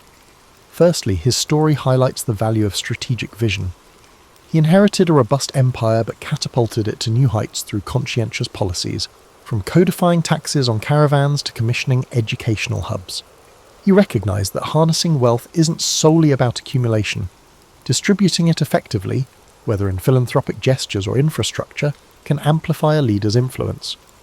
This approach resonates in modern governance discussions, where wise resource allocation sets outstanding administrators apart from mere hoarders. Secondly, Mansa Musa's architectural and scholarly investments exemplify how cultural achievements bolster an empire's legacy. The mosques and libraries of Timbuktu, Gao and beyond, which blossomed under his patronage, endured even after Mali's political decline. They catalysed centuries of learning, preserving texts that remain significant historical sources. This enduring dimension of cultural capital suggests that fostering education and the arts can surpass ephemeral political wins. In a world rife with ephemeral trend-chasing, Mansa Musa's example underscores the intangible dividends of intellectual stewardship. Moreover, his experience with gold-based economics prompts reflection on the complexities of global finance. Though medieval markets differ from modern ones, Mansa Musa's distribution of gold that depressed local currencies exemplifies how large infusions of wealth can distort economies. Today's parallels might involve monetary policies, foreign direct investment, or resource booms that upend local markets. The lesson is timeless. Even generosity can have unintended consequences if not carefully calibrated to the broader economic milieu. On a more personal level, Mansa Musa illustrates how piety and power can intersect. By presenting himself as a devout Muslim, he earned credibility among Islamic polities. His approach highlights the power of genuine religious conviction, when combined with benevolence, to foster diplomatic relations. Yet, it also raises questions. To what extent did he wield religion as a political tool? We might glean that authenticity and canny statecraft can coexist, each fueling the other toward mutual benefit. For an audience grappling with modern complexities of church-state relations, Mansa Musa's example suggests nuance. Faith-based values can unify communities, but realpolitik remains essential for large-scale governance. In terms of Africa's historical narrative, Mansa Musa dispels outdated stereotypes of a continent absent of complexity. The Mali Empire's advanced administration, trading acumen, and cultural vibrancy in the 14th century counter any notion that sophisticated statecraft was exclusive to Europe or Asia. By acknowledging Mansa Musa's place in the grand tapestry of medieval history, we appreciate that Africa was fully engaged in trans-regional dialogues, its gold fueling global economies, its scholars contributing to the Islamic intellectual tradition. Lastly, the ephemeral nature of power emerges in his story. Even a realm as wealthy as Mali faced eventual decline. Mansa Musa's leadership soared, but no empire remains unchallenged forever. Subsequent shifts in trade routes, internal strife, and external expansions by Songhai underlined how reliant Mali's empire was on sustained, adept rulership. For those analysing present-day geopolitics, the lesson is that resilience hinges on structural stability, not just a single charismatic era. Legacy is shaped by continuity of governance, not a lone golden moment. In sum, Mansa Musa's tale glistens with more than gold. It resonates through layered truths, the interplay of devotion and diplomacy, the forging of alliances across desert expanses, and the enduring imprint of knowledge institutions.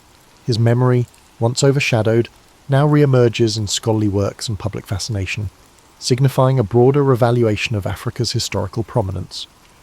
For anyone who may be mind-seeking both reflection and novelty, his saga offers a vantage point on leadership's timeless challenges. Rich in paradox, Mansa Musa's reign reveals that wealth, no matter how immense, serves best when funneled into communal uplift, melding prestige with purpose. And that perhaps is the truest legacy of the man known as Mansa Musa. The Battle of Gettysburg began on the morning of July 1st, 1863. It was a warm summer day, the kind where the golden light of dawn touched the fields and forests with a serene glow. But the tranquility of the Pennsylvania countryside would soon be shattered by the thunder of battle. This clash was not merely another skirmish in the long and bloody conflict of the Civil War. It was a turning point, a moment where the fate of the Union and the Confederacy hung precariously in the balance. General Robert E. Lee, commanding the Confederate Army of Northern Virginia, had set his sights on a bold invasion of the North. His army, emboldened by a string of victories, marched into Pennsylvania with the hope of striking a decisive blow that would force the Union to sue for peace. Lee's strategy was not just about military conquest. It was about shaking the Northern resolve, bringing the war to Union soil, and perhaps swaying foreign powers to recognize the Confederacy. On the Union side, General George G. Meade had recently taken command of the Army of the Potomac. His task was daunting: to stop Lee's advance and protect the Union's heartland. The soldiers under his command were weary from years of conflict, but their resolve to defend their homeland and preserve the Union burned brightly. The two armies converged near the small town of Gettysburg, a place of rolling hills, fertile farmland, and winding roads. It was an unlikely setting for one of the most significant battles in American history. On the first day, the fighting began west of the town, as Confederate forces encountered Union cavalry. The clash was fierce and chaotic, with both sides scrambling to gain the upper hand. By day's end, the Confederates had pushed Union forces back through the town and onto the high ground to the south, securing an early advantage. The second day of the battle dawned with tension thick in the air. The Union Army had established a strong defensive position along a series of hills and ridges known as Cemetery Hill, Culp's Hill, and Little Round Top. Lee, confident in his army's strength, launched a series of attacks to break the Union lines. The fighting on July 2nd was intense and bloody. At Little Round Top, Union Colonel Joshua Lawrence Chamberlain and the 20th Maine Regiment made a heroic stand to defend the hill's southern flank. Outnumbered and nearly out of ammunition, Chamberlain ordered a desperate bayonet charge that drove the Confederates back and secured the Union's position. It was a moment of extraordinary courage, one that would later be remembered as a turning point in the battle. Elsewhere, the fields of wheat and peach orchards became killing grounds, their beauty scarred by the carnage of war. The air was thick with smoke and the cries of the wounded. Soldiers on both sides fought with ferocious determination, knowing that the stakes were higher than ever. By the end of the day, the Union lines had held, but at a terrible cost. The third and final day of the battle, July 3rd, brought the infamous assault known as Pickett's Charge.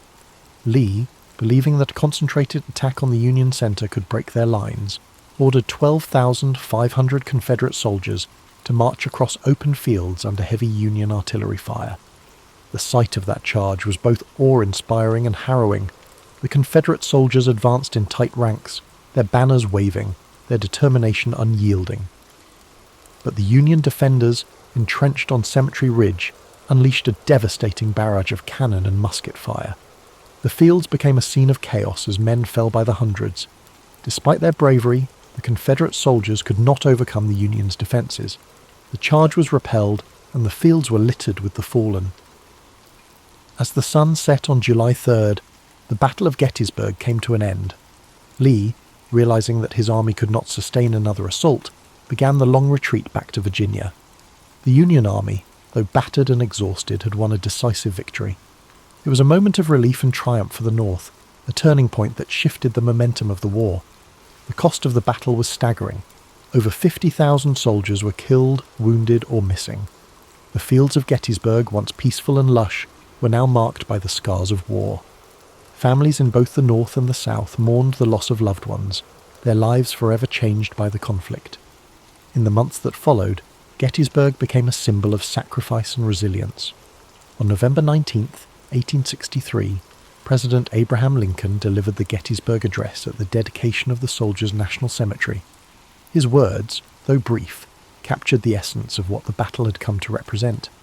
He spoke of a nation conceived in liberty and dedicated to the proposition that all men are created equal. He reminded the audience that the soldiers who had fought and died at Gettysburg had done so to ensure that freedom and democracy would endure. The Battle of Gettysburg remains one of the most studied and remembered events in American history. It was a moment of profound struggle and sacrifice, a reminder of the costs of war and the resilience of the human spirit. The bravery of the soldiers on both sides, their dedication to their causes, and the impact of their actions continue to echo through time. As you drift into sleep, let the story of Gettysburg fill your mind with a sense of reverence and reflection. Imagine the stillness of the fields after the battle, the quiet wind carrying the memory of those who fought and fell. Feel the weight of their sacrifice, but also the hope that their struggle helped to shape a better future. The aftermath of the Battle of Gettysburg left an indelible mark, not only on the landscape of Pennsylvania, but also on the hearts and minds of the American people. The quiet town that had seen a horrific convergence of armies now bore the weight of countless graves, hastily dug for the fallen soldiers. The once lush fields, orchards, and rolling hills were now etched with scars of war, trenches, shattered fences, and abandoned artillery. In the days immediately following the battle, the townspeople of Gettysburg rose to meet the grim reality of what had unfolded. Civilians who had sought shelter during the 3 days of fighting now ventured out to help the wounded and dying. Homes, barns, and churches were transformed into makeshift hospitals. Women, men, and even children worked tirelessly to bring comfort to soldiers, regardless of the uniforms they wore. The lines of battle blurred in the face of shared humanity. Doctors and nurses were overwhelmed by the sheer number of wounded. Medical supplies were scarce, and the knowledge of sanitation was rudimentary at best. Despite the primitive conditions, countless acts of compassion unfolded as townspeople did what they could to save lives or bring solace to those whose time was short. As the Confederate Army retreated southward, General Lee bore the burden of his army's defeat. The invasion of the North had failed, and the high hopes of a quick victory and a potential peace agreement were dashed. For Lee, Gettysburg marked a turning point, a moment when the tide of the war began to turn decisively against the Confederacy. The loss of so many men and the inability to break Union resolve were blows from which his forces would never fully recover. For the Union, the victory at Gettysburg was a critical morale boost. General Meade, despite some criticism for not pursuing Lee's retreating army more aggressively, had achieved what many thought impossible. The Army of the Potomac had stood firm against Lee's forces, proving that the Union could hold its ground and turn the tide of the war. The significance of Gettysburg reached far beyond the battlefield. It became a symbol of the broader struggle, the fight to preserve the Union and the principles upon which it was founded. In the months following the battle, efforts began to ensure that the sacrifices made there would not be forgotten. One of the most poignant moments came on November 19, 1863, with the dedication of the Soldiers' National Cemetery at Gettysburg. President Abraham Lincoln was invited to deliver a few remarks, following a lengthy oration by Edward Everett, a renowned speaker of the time. Lincoln's address, though brief, would become one of the most enduring speeches in American history. Standing on the blood-soaked fields of Gettysburg, Lincoln spoke not only to honour the dead, but to remind the living of the greater cause for which they had fought. His words, beginning with the now iconic phrase, 7 years ago, framed the battle within the context of the nation's founding ideals. He reminded the audience that the soldiers had given their lives so that government of the people, by the people, for the people, shall not perish from the earth. Lincoln's Gettysburg Address was met with a mixed reception at the time, with some viewing it as too brief and simplistic. However, history would elevate his words to the status of a national treasure. The address encapsulated the purpose of the war and the vision of a nation united not by force, but by shared values and ideals. The legacy of the Battle of Gettysburg continued to shape the course of the Civil War. While the conflict raged on for nearly 2 more years, Gettysburg marked a critical turning point. It showed that the Union could resist the might of the Confederacy and that the resolve of its people would not be broken. The war's conclusion in 1865 brought an end to the fighting but left the nation grappling with the wounds it had inflicted upon itself. The fields of Gettysburg became a place of reflection and remembrance, a site where the cost of division was laid bare. Over the years, Gettysburg transformed from a battlefield to a place of education and pilgrimage. Monuments and markers were erected to honour the soldiers who had fought and died there, preserving their memory for future generations. Visitors from across the country and around the world came to walk the hallowed ground, to reflect on the sacrifices made, and to ponder the lessons of history. Today, Gettysburg stands as a testament to the resilience of the human spirit and the enduring struggle for freedom and equality. It reminds us of the fragility of unity and the strength required to preserve it. The lessons of Gettysburg echo through time, challenging us to remember that the cost of division is far greater than the effort required to come together. As you rest tonight, let the story of Gettysburg remind you of the courage and sacrifice of those who came before us. Imagine the quiet fields at dawn, the soft rustle of the wind, and the stillness that now blankets a place once filled with chaos. Let the strength of their resolve bring you a sense of peace, and may their legacy inspire hope and understanding in your heart. The legacy of Gettysburg extends far beyond the battlefield itself. It remains a cornerstone of American history, not only as the site of a pivotal clash during the Civil War, but also as a symbol of the nation's enduring struggle to reconcile its ideals with its realities. The battlefields and memorials at Gettysburg now stand as a reminder of the courage, sacrifice, and humanity displayed by those who fought there, as well as the immense costs of division and conflict. In the years following the Civil War, Gettysburg became a focus for national healing. Veterans from both the Union and the Confederacy returned to the site to honour their comrades and reflect on the events that had shaped their lives. These reunions, particularly those held on significant anniversaries of the battle, fostered a sense of reconciliation and shared purpose. Despite the lingering wounds of war, these gatherings underscored a shared humanity that transcended the divisions of the past. One of the most moving examples of this came during the 50th anniversary of the battle in 1913. Veterans from both sides, now old men, came together to remember their shared history. The event culminated in a symbolic handshake across the stone wall at the site of Pickett's charge, a powerful gesture that reflected the desire for unity and peace. These reunions were not without their complexities, but they marked an important step in the nation's journey toward healing and understanding. Over time, Gettysburg evolved into a place of education and reflection. The Gettysburg National Military Park, established in the late 19th century and further developed in the 20th, preserves the battlefield and its many monuments, ensuring that future generations can walk the same paths and learn the same lessons. The park's museum and visitor centre provide context and insight into the events of the battle, offering a deeper understanding of its significance and the people who shaped it. The Gettysburg Address, too, continues to resonate as a defining moment in American history. Lincoln's words, spoken with such clarity and purpose, serve as a reminder of the ideals upon which the United States was founded. They challenge us to honour the sacrifices of those who fought by striving to create a more just and equitable society. Today, Gettysburg stands as a living testament to the enduring importance of history. It draws visitors from across the globe who come to honour the past, reflect on the present, and consider the future. The battlefield, with its rolling hills, stone walls, and quiet woods, invites contemplation. Walking its paths, one cannot help but feel a connection to the stories of those who stood there, to the bravery and determination that defined them, and to the lessons they left behind. The Battle of Gettysburg teaches us that even in the darkest times, there is hope for redemption, for reconciliation, and for a brighter tomorrow. It reminds us of the costs of division and the strength required to build unity. It challenges us to live up to the ideals of liberty and equality, to honour the sacrifices of those who came before us by working to create a better world. As you settle into rest tonight, let the story of Gettysburg fill your heart with a sense of reflection and gratitude. Picture the fields bathed in the soft light of the setting sun, the gentle rustle of leaves in the breeze, and the quiet peace that now blankets the land. Let the echoes of courage and sacrifice guide your thoughts, and may their legacy inspire hope and understanding in your dreams.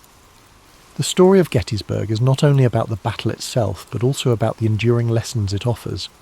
It is a story of courage under fire, of ordinary people facing extraordinary challenges, and of a nation striving to find its way through the darkness of conflict. Gettysburg reminds us that history is not just a series of dates and events, but a tapestry of human experience, woven with threads of sacrifice, resilience, and hope. As we reflect on Gettysburg, we are reminded of the power of unity and the dangers of division. The Civil War, of which Gettysburg was a turning point, was born out of deep-seated disagreements and unresolved tensions. The soldiers who fought at Gettysburg came from different walks of life, different regions and different perspectives, but they shared a common humanity. Their bravery and sacrifice speak to the strength of the human spirit, even in the face of unimaginable hardship. In the years following the battle, the memory of Gettysburg became a source of inspiration for those working to rebuild and reconcile a fractured nation. The scars of war ran deep, but so too did the determination to heal. Gettysburg became a symbol of what could be achieved when people came together to confront their shared challenges and embrace their common humanity. The stories of the individuals who fought at Gettysburg add depth and texture to the history of the battle. From generals like Robert E. Lee and George Meade, whose decisions shaped the course of the conflict, to the rank-and-file soldiers who carried out those orders with bravery and resolve, each story adds a layer of understanding to the larger narrative. These men, from both the Union and Confederate armies, faced unimaginable adversity with courage and dignity. One of the most enduring legacies of Gettysburg is its role in shaping the collective memory of the Civil War. The battlefield, now a serene and solemn place, serves as a reminder of the costs of war and the value of peace. Monuments and markers dot the landscape, each telling a story of the men who fought and the sacrifices they made. Visitors to Gettysburg are often struck by the quiet beauty of the place, a stark contrast to the violence that once engulfed it. The Gettysburg Address, delivered by President Lincoln just months after the battle, continues to resonate as a call to action and a statement of purpose. Lincoln's words remind us of the importance of dedication, of recommitting ourselves to the principles of freedom and equality. His speech, though brief, captures the essence of what Gettysburg represents, not just a battle, but a turning point in the ongoing struggle to create a more perfect union. Today, Gettysburg remains a place of pilgrimage for those seeking to understand the complexities of the past and draw inspiration for the future. The stories of those who fought there, the lessons of unity and perseverance, and the enduring call to honour their sacrifices continue to guide us. Gettysburg is not just a place on a map, it is a symbol of resilience, a reminder of what we can achieve when we come together to face our challenges. As you drift off to sleep tonight, let the story of Gettysburg wrap around you like a warm blanket of reflection and peace. Imagine the stillness of the battlefield at dawn, the quiet hum of nature reclaiming a place once filled with chaos. Let the courage and sacrifice of those who stood there inspire you, reminding you that even in the darkest times there is light to be found. Thank you for spending this time with us on History and Sleep. May the story of Gettysburg bring you a sense of calm, perspective and hope. Sleep well, and may your dreams be filled with peace, understanding, and the enduring strength of the human spirit. Sweet dreams. As the 16th century dawned, Italy stood as one of the most vibrant and culturally rich regions in Europe. It was the heart of the Renaissance, its cities alive with art, science, and intellectual thought. Yet beneath this brilliance lay a fragmented political landscape that would spark decades of turmoil. Unlike the unified kingdoms of France and Spain, Italy was a collection of fiercely independent city-states and kingdoms, each vying for dominance. From the maritime might of Venice to the artistic hub of Florence, from the papal states wielding both spiritual and temporal authority to the militarized Duchy of Milan, the Italian peninsula was a patchwork of ambition and rivalry. This division made Italy uniquely vulnerable. The city-states frequently clashed over territory and trade routes, expending resources and forming unstable alliances. Instead of uniting against external threats, they often sought outside powers as allies in their internal disputes. France, Spain, and the Holy Roman Empire, each with their eyes on Italy's wealth and strategic importance, were quick to exploit these divisions. To them, Italy was not just a cultural treasure trove, it was a gateway to greater influence in Europe and the Mediterranean. Adding to this complex web of politics was the immense power of the papacy. Popes of this era were not merely religious leaders, but political figures deeply involved in Italy's affairs. They negotiated alliances, raised armies, and often pursued personal and familial ambitions under the guise of defending Christendom. The Church's wealth and land holdings made it a significant player in the power struggles that shaped the region. Popes like Alexander VI and Julius II used their positions to influence the balance of power, turning Rome into both a battleground and a prize. The Renaissance further heightened the stakes. Italian cities were not only politically and economically important, they were also cultural beacons. The competition among states to sponsor the greatest artists, thinkers and architects added another layer of rivalry. Florence became synonymous with innovation, Venice dominated trade, and Milan built its reputation on military strength and strategic alliances. These states, despite their brilliance, often overestimated their ability to control the forces they unleashed when inviting foreign powers to intervene in their disputes.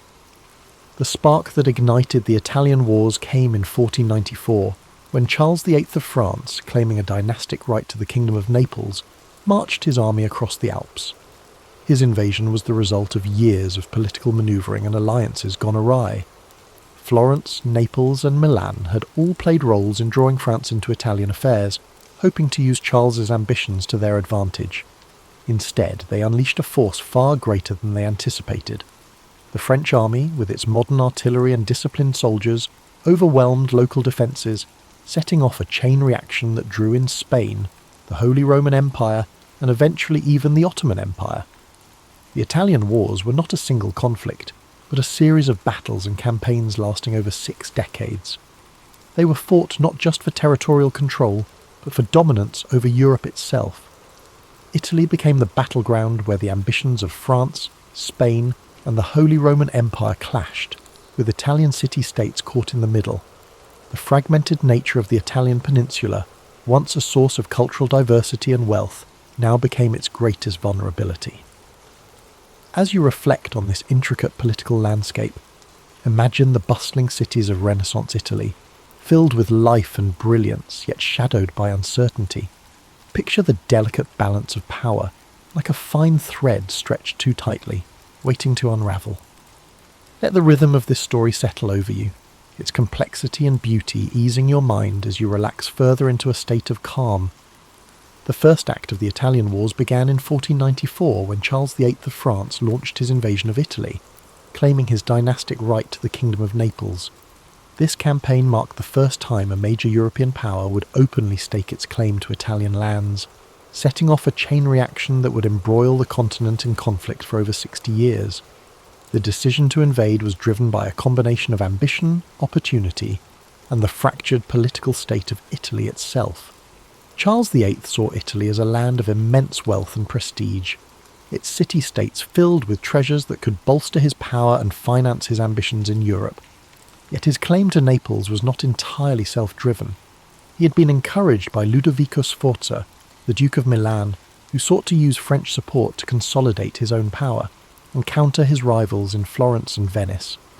This invitation would prove a double-edged sword, for while Charles's army marched with incredible strength, it also disrupted the delicate balance of power that had kept Italy relatively stable. The French army was unlike anything Italy had faced before. Equipped with advanced artillery and professional soldiers, it swept through northern Italy with alarming speed. The city-states, unprepared for such a modern force, quickly capitulated or offered little resistance. Florence, long a hub of Renaissance brilliance, was forced to submit to Charles's demands, its leader Piero de' Medici attempting to placate the French with territorial concessions. This sparked outrage among the Florentine people, leading to the ousting of the Medici family and a period of tumult in the city. As Charles pressed southward, his campaign continued to unsettle Italy.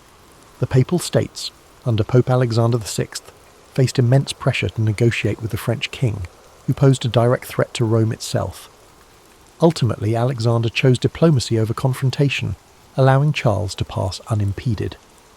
The French army reached Naples in 1495, capturing the city with relative ease. Yet the ease of their victories belied the challenges that lay ahead. The rapid success of the French invasion alarmed the rest of Europe. Ferdinand II of Aragon, whose Spanish crown had claims to Naples, saw the French presence as a direct threat to his interests.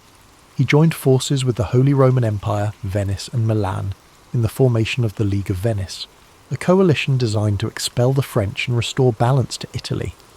This alliance marked the beginning of a prolonged and complex series of conflicts that would characterise the Italian Wars. Charles VIII's return journey to France was fraught with difficulty. At the Battle of Fornovo in 1495, the League of Venice confronted the French forces in a fierce engagement. Though Charles managed to escape with most of his army intact, his dream of holding Naples dissolved as Spanish forces moved to reclaim the city. This marked a turning point. While the French had demonstrated their military might, their inability to sustain control over Italy revealed the limits of their power. The first invasion set the tone for the Italian Wars, a conflict defined by shifting alliances, brutal battles, and the constant interference of foreign powers in Italian affairs. For the Italian city-states, the war underscored their vulnerability. Their reliance on external allies often backfired, leaving them at the mercy of larger powers whose interests rarely aligned with their own. As you reflect on this chapter of the story, picture the vast French armies marching through the Italian countryside, their movements echoing the ambitions of kings and the fragility of states. Imagine the Renaissance cities, so full of life and beauty, now shadowed by the weight of war. Let the rhythm of these thoughts guide you into deeper relaxation, the flow of history calming your mind and easing your spirit. As the Italian Wars progressed, Spain emerged as a dominant force, reshaping the balance of power across Europe and the Italian peninsula. Following Charles VIII's retreat, Ferdinand II of Aragon sought to strengthen Spain's influence, focusing on reclaiming Naples, a key prize in the struggle for Italian supremacy. Spain's military, under the leadership of Gonzalo Fernández de Córdoba, revered as the Great Captain, introduced innovative battlefield strategies. The Spanish tercios, disciplined formations combining pikemen and arquebusiers, proved revolutionary. Their effectiveness surpassed that of the traditional heavy cavalry favoured by France. In a series of decisive battles, including Cerignola and Garigliano in 1503, Spanish forces secured Naples. Their victories demonstrated superior tactics and organisation. With Naples under Spanish control, Ferdinand established Spain as a key power in southern Italy, solidifying its influence and preparing for further engagements with France. Yet the French were far from deterred. In 1515, Francis I ascended to the French throne and reignited his nation's ambitions. His forces achieved a major victory at the Battle of Marignano, reclaiming Milan and briefly restoring French dominance in northern Italy. This resurgence set the stage for an intense rivalry between Francis III and Charles V of the Habsburg dynasty. Charles, inheriting a vast empire that included Spain, the Holy Roman Empire, and territories in the Americas, wielded immense resources. His ambitions extended far beyond Italy, but the peninsula became a crucial theatre of war. The pivotal Battle of Pavia in 1525 marked a turning point.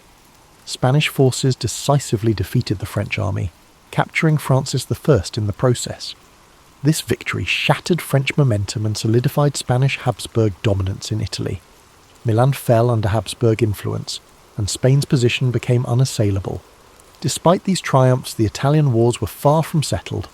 France continued its efforts to reclaim lost ground. However, Spain's wealth from its burgeoning empire in the Americas provided the resources needed to sustain prolonged campaigns. This economic advantage, combined with strategic alliances and military innovation, ensured Spain's supremacy. Italian city-states such as Venice, Florence, and the Papal States became entangled in this larger conflict. Their independence increasingly compromised as foreign powers dictated the region's fate. The conflict reshaped Italy, turning it into the epicenter of European power struggles. Its vibrant cities and cultural landmarks endured cycles of war and occupation. Yet through it all, the resilience of its people shone. They continued to create art, foster innovation, and maintain their identity even amid turmoil, while you drift further in sleep. Picture the rolling hills of Italy and the bustling cities of the Renaissance, their beauty and complexity undiminished despite the shadow of war.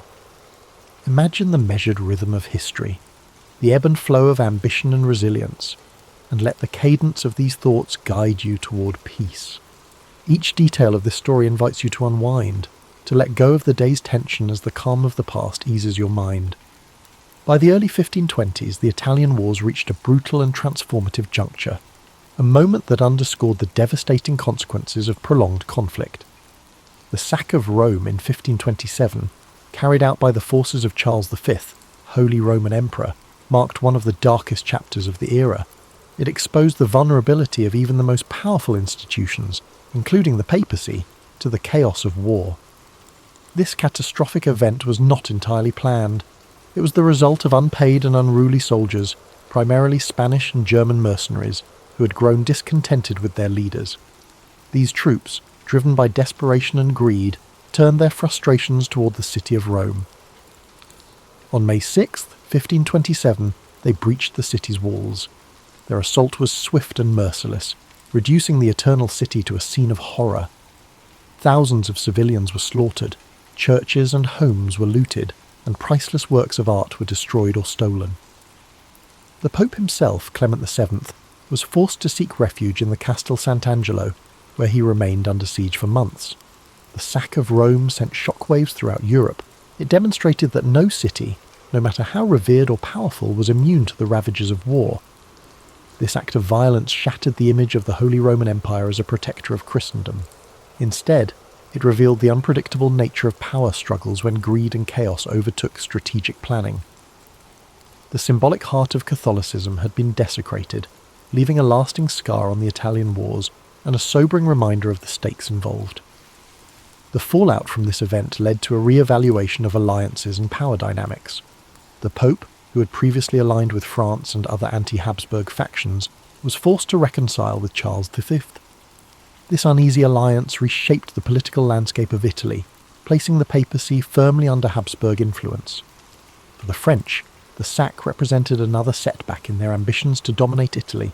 The devastation of Rome weakened their potential ally, leaving them increasingly isolated in the conflict. As the dust settled, the sack of Rome came to symbolize the broader toll of the Italian wars. The conflict had begun as a battle for territorial control, but it had evolved into a far-reaching struggle that disrupted the cultural, economic and political fabric of Italy.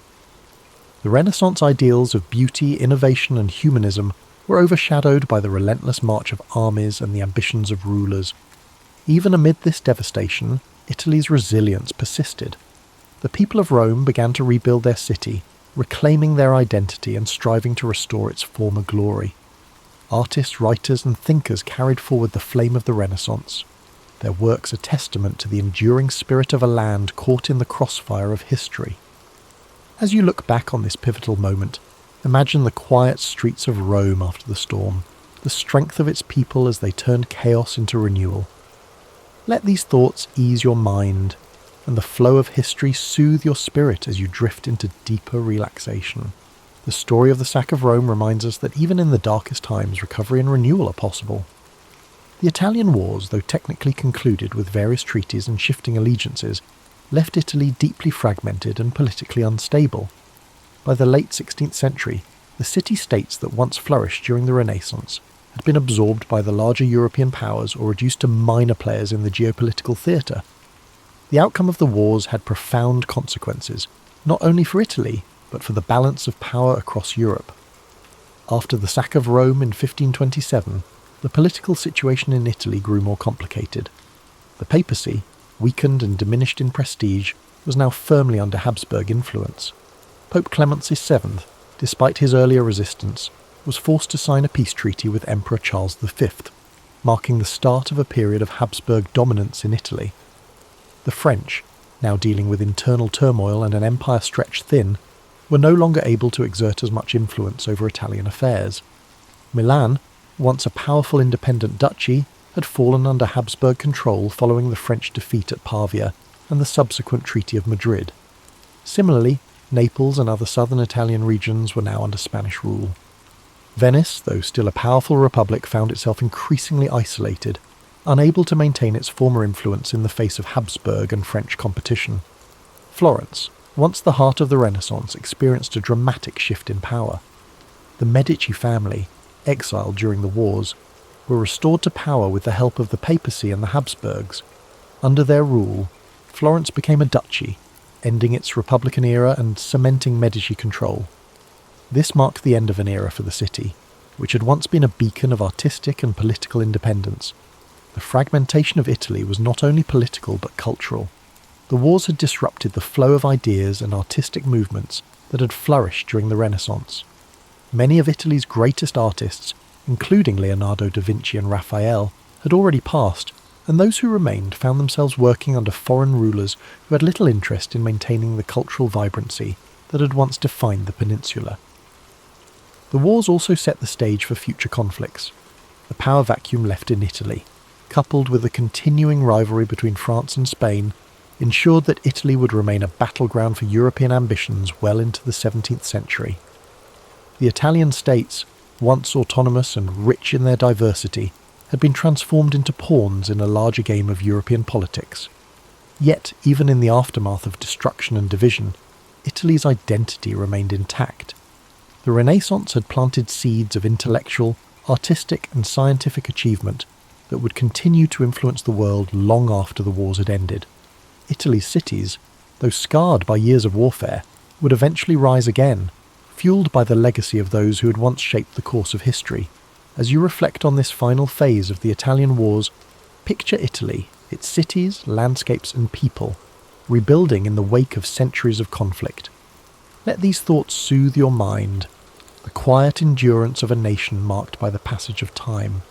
Feel the ebb and flow of history calm your spirit, as the struggles of the past slowly fade into the background, leaving only peace. As we bring this story to a close, it's important to summarise the deep legacy left behind by the Italian wars. Though the wars themselves were marked by conflict, power struggles and shifting allegiances, Italy's resilience and cultural spirit endured beyond the violence. The wars may have fragmented the peninsula politically. However, the intellectual, artistic and cultural achievements that flourished during the Renaissance would continue to shape the world for generations to come. The devastating toll of the wars, especially the sack of Rome and the subsequent political upheavals, left visible scars on Italy's landscape. But even in the midst of destruction, Italy's cities, its people, and its rich cultural heritage would rise again. Florence, Venice, Rome, and Milan, though under foreign rule, maintained the essence of their identity, always connected to their storied past, and each continuing to contribute to the broader European narrative. As you lie back and reflect on this powerful chapter in history, allow yourself to feel the weight of time, the rise and fall of empires, the rebuilding of cities, and the ever-present determination of the people. Imagine the sun setting gently over the Italian hills, the soft whisper of the wind as it sweeps over the ancient streets, a reminder of both struggle and renewal. It's easy to be caught in the frenzy of the world around us, but history has a way of slowing us down, letting us reflect on the cyclical nature of life, conflict, and peace. Let the story of the Italian wars be a reminder of resilience, of the strength it takes to overcome adversity, and of the beauty that rises from the ashes. Now, as we transition to the peaceful sounds of rain and soft melodies, let your mind settle into the rhythm of nature, allowing the soothing sounds to wash over you, easing you into a deep and restful sleep. Nikola Tesla's boyhood in the small village of Smiljan, nestled in the rural reaches of the Austrian Empire, now Croatia, was as far removed from the noise of modern contraptions as one might imagine. Yet even amid this pastoral backdrop, Tesla found ways to indulge his curiosity. His father, Milutin, was an Orthodox priest often occupied by religious duties, but he also possessed a serious library where young Nikola snuck away to read. In fact, Tesla frequently credited these secretive explorations for sparking his fascination with science. Meanwhile, his mother, Juka, a resourceful and gifted woman, crafted household tools with her hands, granting Tesla a first-hand look at the interplay between imagination and utility. One story that rarely gets retold, overshadowed perhaps by grander anecdotes, involved a small wooden water wheel he built at age 9, determined to harness the churning stream that ran behind his home.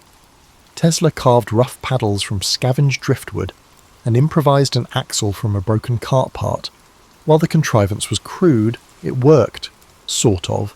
It sputtered and jammed more often than it spun, but this half-success taught him the power of redirecting natural forces.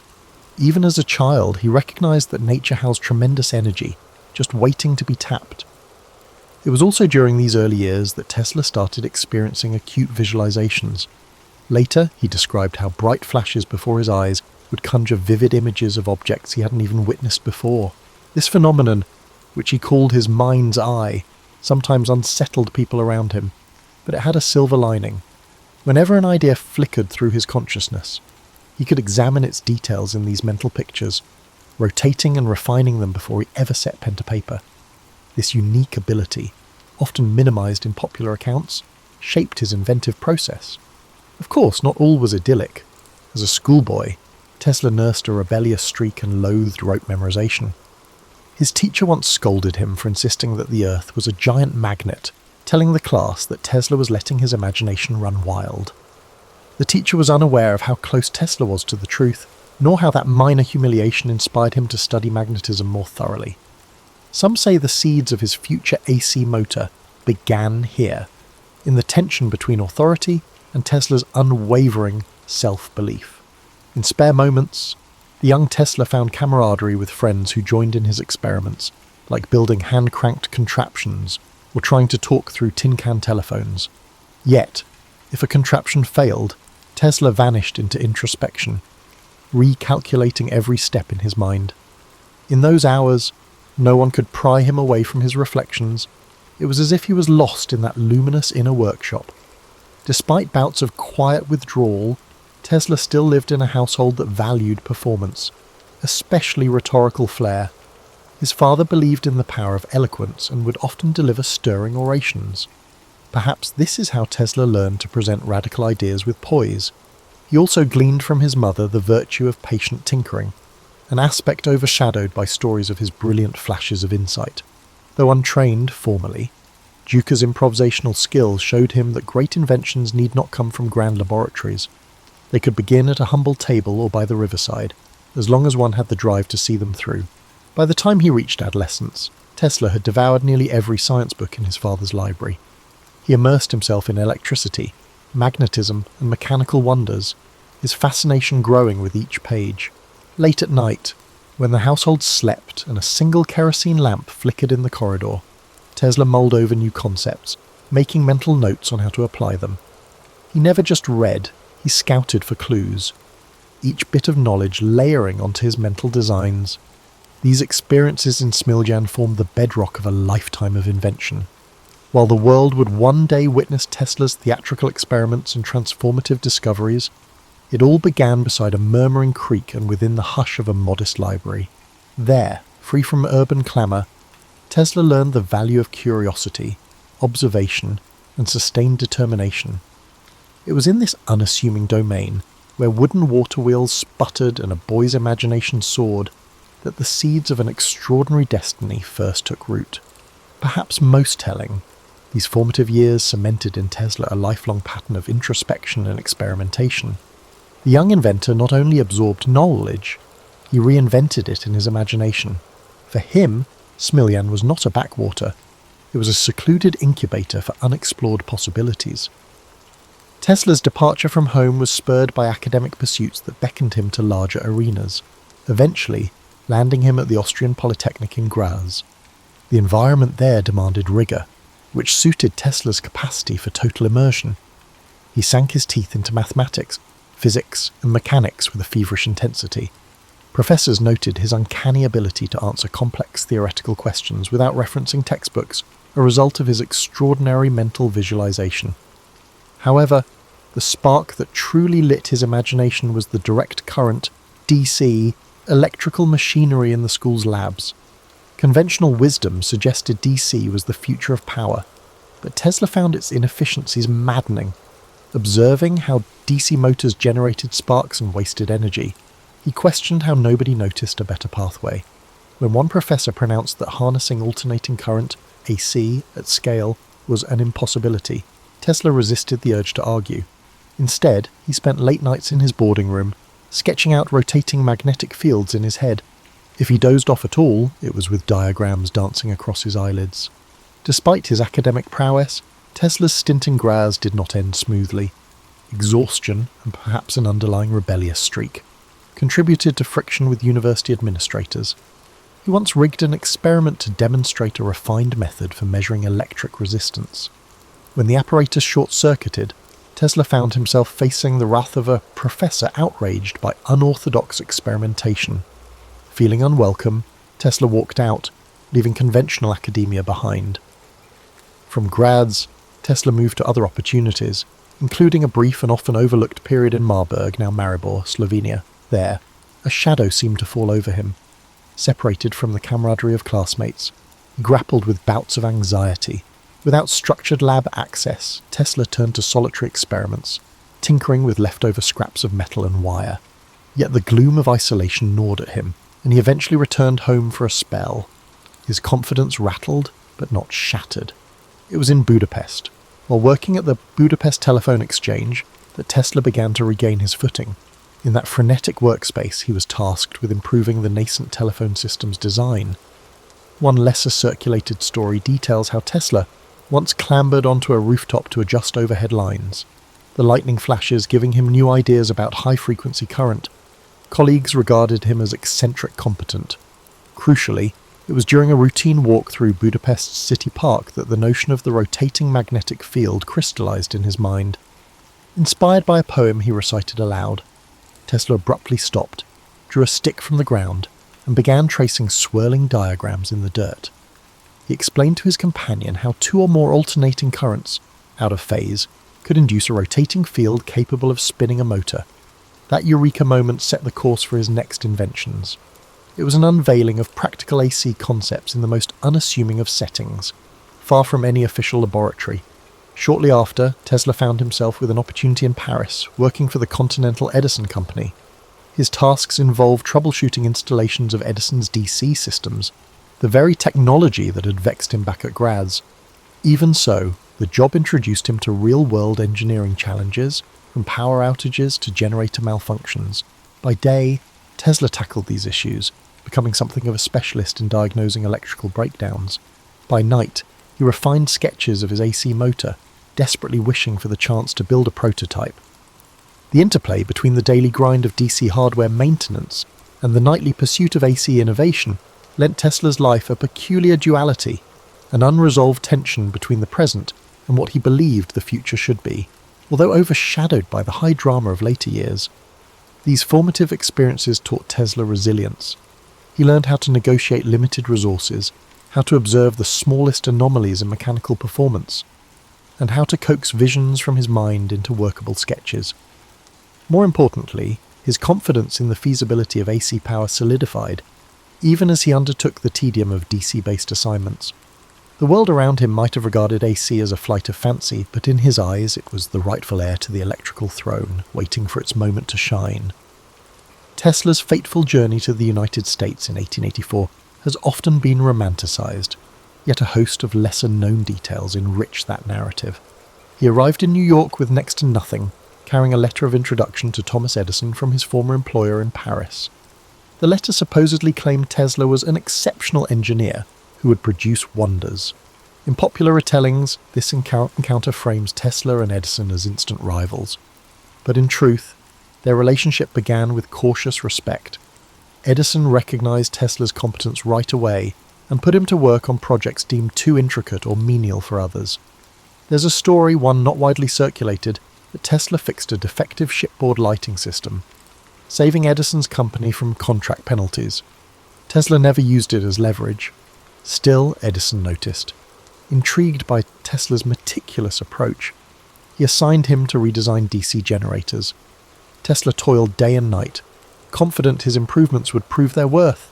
And they did, but when he sought remuneration, misunderstandings piled up. It wasn't a single dispute over a massive bonus, more a pattern of unkept promises and blurred expectations. By early 1885, the veneer of cordiality evaporated, and Tesla left Edison's employ. That was the genesis of a rivalry later amplified by newspapers, driven more by conflicting technologies than personal hatred. Financial troubles beset Tesla almost immediately. With few acquaintances in New York, he found himself digging ditches for $2 a day. Yet it might have been that physical labour, under a harsh sun, that sharpened his resolve. He told a friend that while his body dug ditches, his mind was far away, describing elliptical arcs of thought. Where some might have fallen into despair, Tesla saw an interval to refine his intended path. That path led to the formation of Tesla Electric Light and Manufacturing, his first entrepreneurial venture in America. He secured backers who, at first, promised to let him develop arc lighting systems and eventually his prized AC motors. However, once Tesla delivered an efficient arc lighting solution, those investors showed no interest in AC. Capital wanted quick returns, not imaginative leaps. Frustrated, Tesla found himself pushed out of the very company bearing his name. This episode left him wary of business partnerships and taught him that investors valued immediate profit over long-term vision. Undeterred, Tesla began to demonstrate his AC motor concept in small lecture halls around the city. One venue, the back room of a modest Manhattan building, had an audience of barely 20 people. But among them was Alfred S. Brown, the Western Union superintendent who recognized Tesla's potential. Another backer, Charles Peck, also attended. Together, they formed a partnership with Tesla, pledging to support his AC technology. These unglamorous sessions laid vital groundwork for Tesla's next breakthrough. Soon, with newfound supporters, Tesla established a laboratory at 89 Liberty Street, Manhattan. Amid coils of wire and improvised setups, he tinkered relentlessly. The space was cramped but offered freedom. He constructed prototypes of the polyphase AC motor, painstakingly refining them until they could run smoothly under load. Maintaining a consistent rotating magnetic field was one challenge. Ensuring it didn't damage the apparatus over time was another. Tesla tackled each obstacle systematically, relying on mental simulations before any real-world tests. One anecdote from this period recounts Tesla experimenting with high-speed turbines that let out unnerving whines. Passers-by grew wary, prompting multiple visits from the local fire brigade after neighbours complained of sparks. Tesla, oblivious to the fuss, would apologise earnestly, then resume his adjustments the moment they left. Such episodes highlight his tendency to live almost entirely in his realm of ideas, paying little heed to outside alarm. While public fascination with electricity was on the rise, spurred by the novelty of electric lights, most industrialists still viewed AC with caution. Tesla's goal was not simply to make AC motors feasible, but to persuade key players that this technology was reliable, safe, and profitable. Each small success in his lab bolstered his resolve, inching him closer to a grand future shaped by alternating current, truly unstoppable. By 1888, Tesla was ready to unveil his AC motor to the world, and the venue was the American Institute of Electrical Engineers. While typical accounts highlight the significance of this event, few explore the hushed excitement that filled that lecture hall. Attendees included professors, journalists, and industrial titans, all abuzz with talk of a new era in electrical distribution. Some were openly skeptical, others arrived hoping to witness the demise of what they considered an impossible dream. Tesla walked onto the stage with a calm demeanour, unveiling his motor and discussing its principles with methodical precision. Crucially in the audience sat George Westinghouse, who had embraced AC for power transmission. Impressed by Tesla's clarity and the elegant simplicity of his motor, Westinghouse quickly reached out. In negotiations, he purchased Tesla's patents for a substantial sum and promised royalties for every horsepower generated by his inventions. While mainstream retellings mention the deal, the nuance of their discussions, shaped by Tesla's vision for future expansions of AC, often remains overlooked. With Westinghouse's backing, Tesla moved into a well-resourced facility in Pittsburgh to refine his designs for commercial production. The cultural shift from his Liberty Street lab to an industrial setting was stark. Tesla sought perfect synergy of frequency and voltage, while corporate engineers focused on the standardized parts. Despite tension, seeing his motors mass-produced thrilled him. He was elated when AC Systems lit parts of the 1893 World's Columbian Exposition in Chicago, showcasing a cityscape aglow with alternating current, courtesy of Westinghouse and Tesla. A lesser-known interlude occurred when Tesla visited Niagara Falls to survey the planned hydroelectric station. Standing at the brink of the thundering cascade, he reportedly mused that harnessing such power would reflect humanity's harmony with nature. When it went online, delivering electricity as far as Buffalo, it proved AC's potency. Yet the war of the currents, fueled by Edison's campaign labelling AC dangerous, cast shadows on these achievements. Edison's allies staged gruesome demonstrations, electrocuting animals to highlight AC's hazards. Tesla, though offended, avoided direct public attacks. Instead, he showcased AC's safety in flamboyant ways, passing high-frequency currents through himself to light lamps. Newspapers seized on these spectacles. Tesla disliked theatrics for mere hype, but saw them as necessary to shift perception.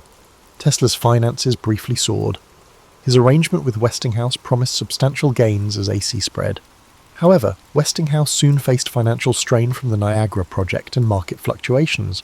When bankers threatened the Westinghouse company, Tesla made a dramatic choice. He released Westinghouse from the heavy royalty agreement. Some see it as altruism. Others suspect that he believed broader AC adoption would bring even greater wealth down the line. Either way, this decision cost him millions. That shift altered Tesla's partnership with Westinghouse. Meanwhile, his growing celebrity pushed him to chase new ideas. Fascinated by high-frequency currents and wireless power, he found out that AC power distribution was only a starting point. His pivot from engineer to visionary signalled the dawn of a new phase. Yet the transition was uneasy.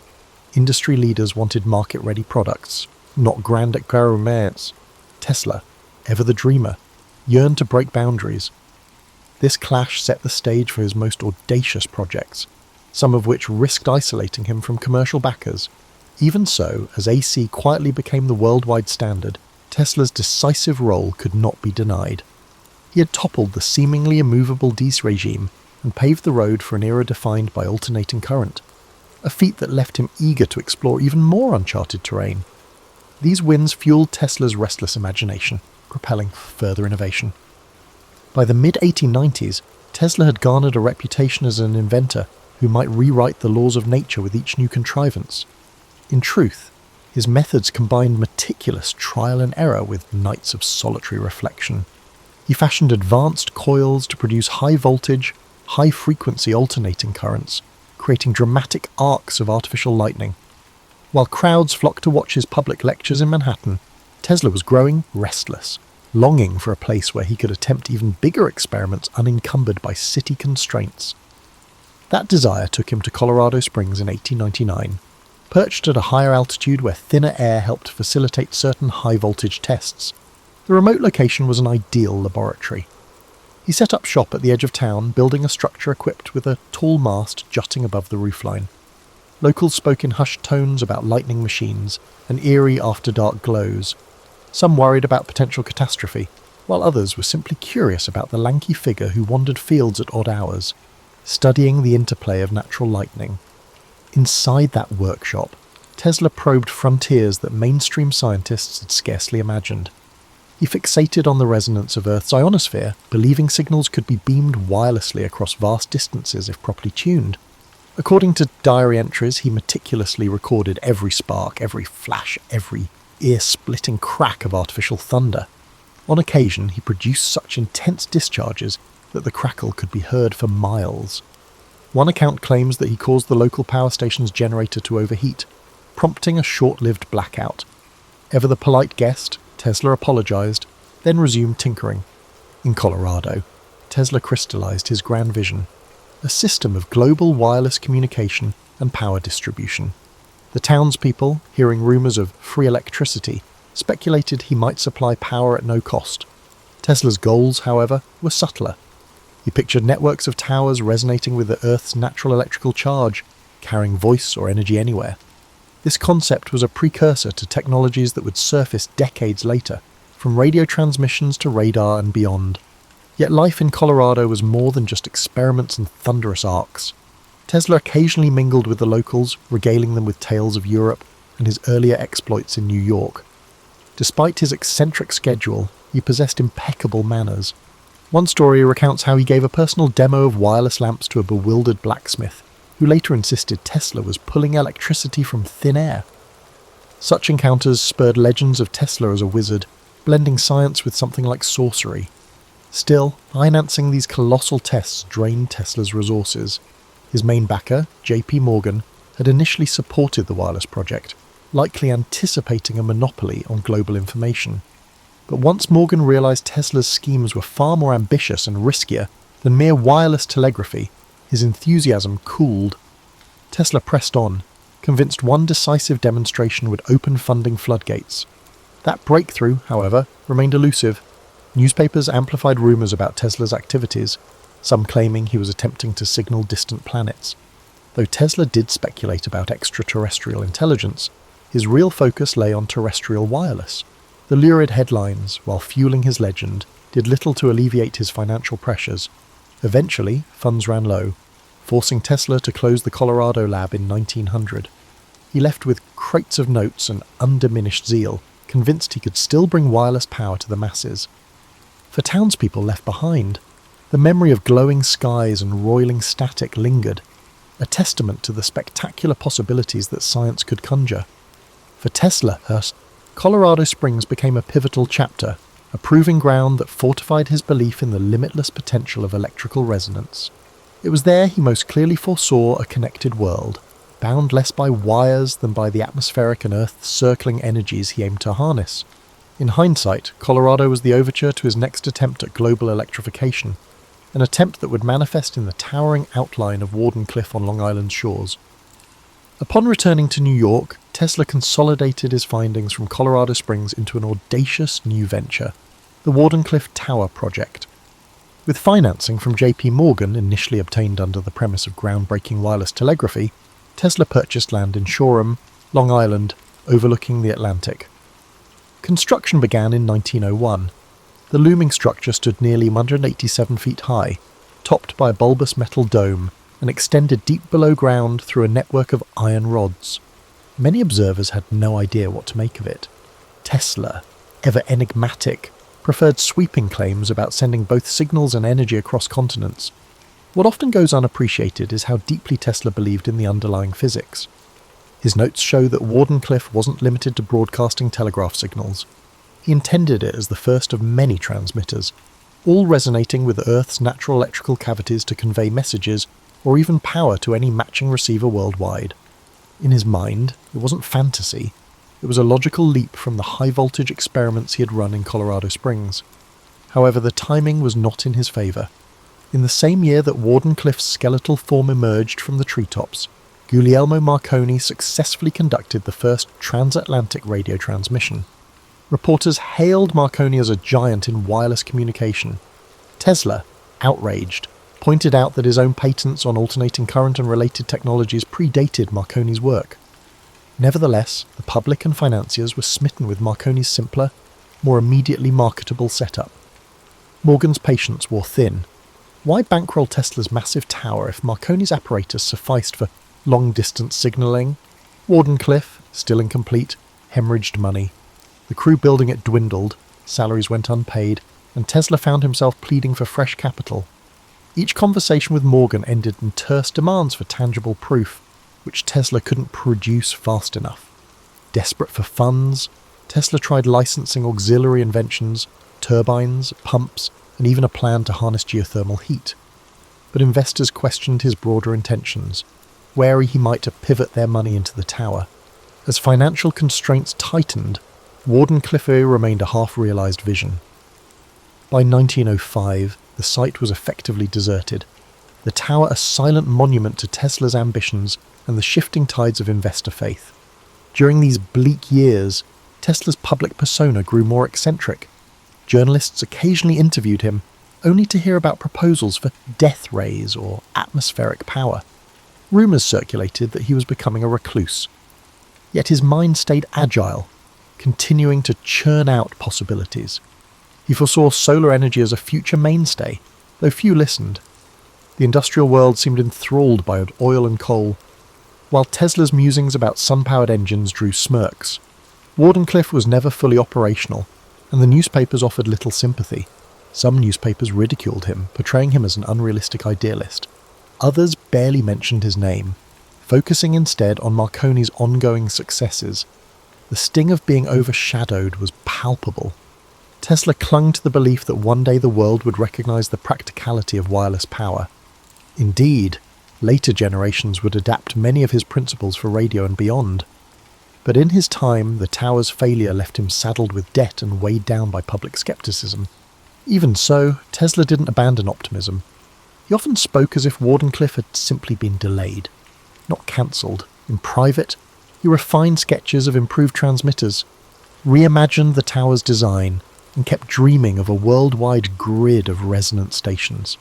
He believed that the planet itself, with its vast electrical potential, could be turned into a conduit of universal energy. The fact that society wasn't ready did little to dampen his conviction. Despite setbacks, fragments of Tesla's vision crept into later technological revolutions.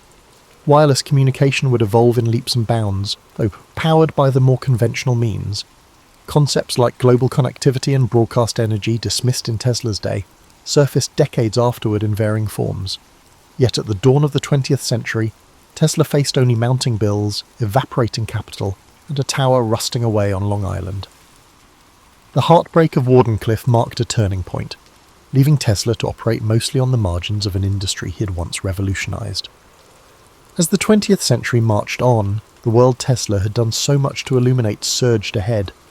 The AC systems he championed became the backbone of modern infrastructure, yet Tesla himself slipped from the spotlight. He moved between New York hotels, sometimes leaving unpaid bills behind. Public interviews grew sparse. When he did speak, he mentioned theories of beam weapons, weather manipulation, and advanced propulsion, sowing intrigue even as some questioned his grasp on reality. But his notebooks, to the extent they survive, reveal how these ideas built on earlier experiments rather than mere whimsy. A lesser-known facet of Tesla's later life was his nightly ritual of feeding pigeons in Bryant Park. Observers saw a solitary figure scattering seeds by lamplight. But Tesla found solace in caring for those birds, claiming a special bond with one white pigeon in particular. It may have seemed an odd pastime for a renowned inventor, yet it reflected a familiar pattern. Tesla's deep empathy for natural phenomena, creatures included. Meanwhile, patent disputes raged over the origins of radio. Tesla had filed patents before Marconi's breakthroughs, yet Marconi was lauded for bringing wireless transmission into the mainstream. The legal entanglements dragged on for years.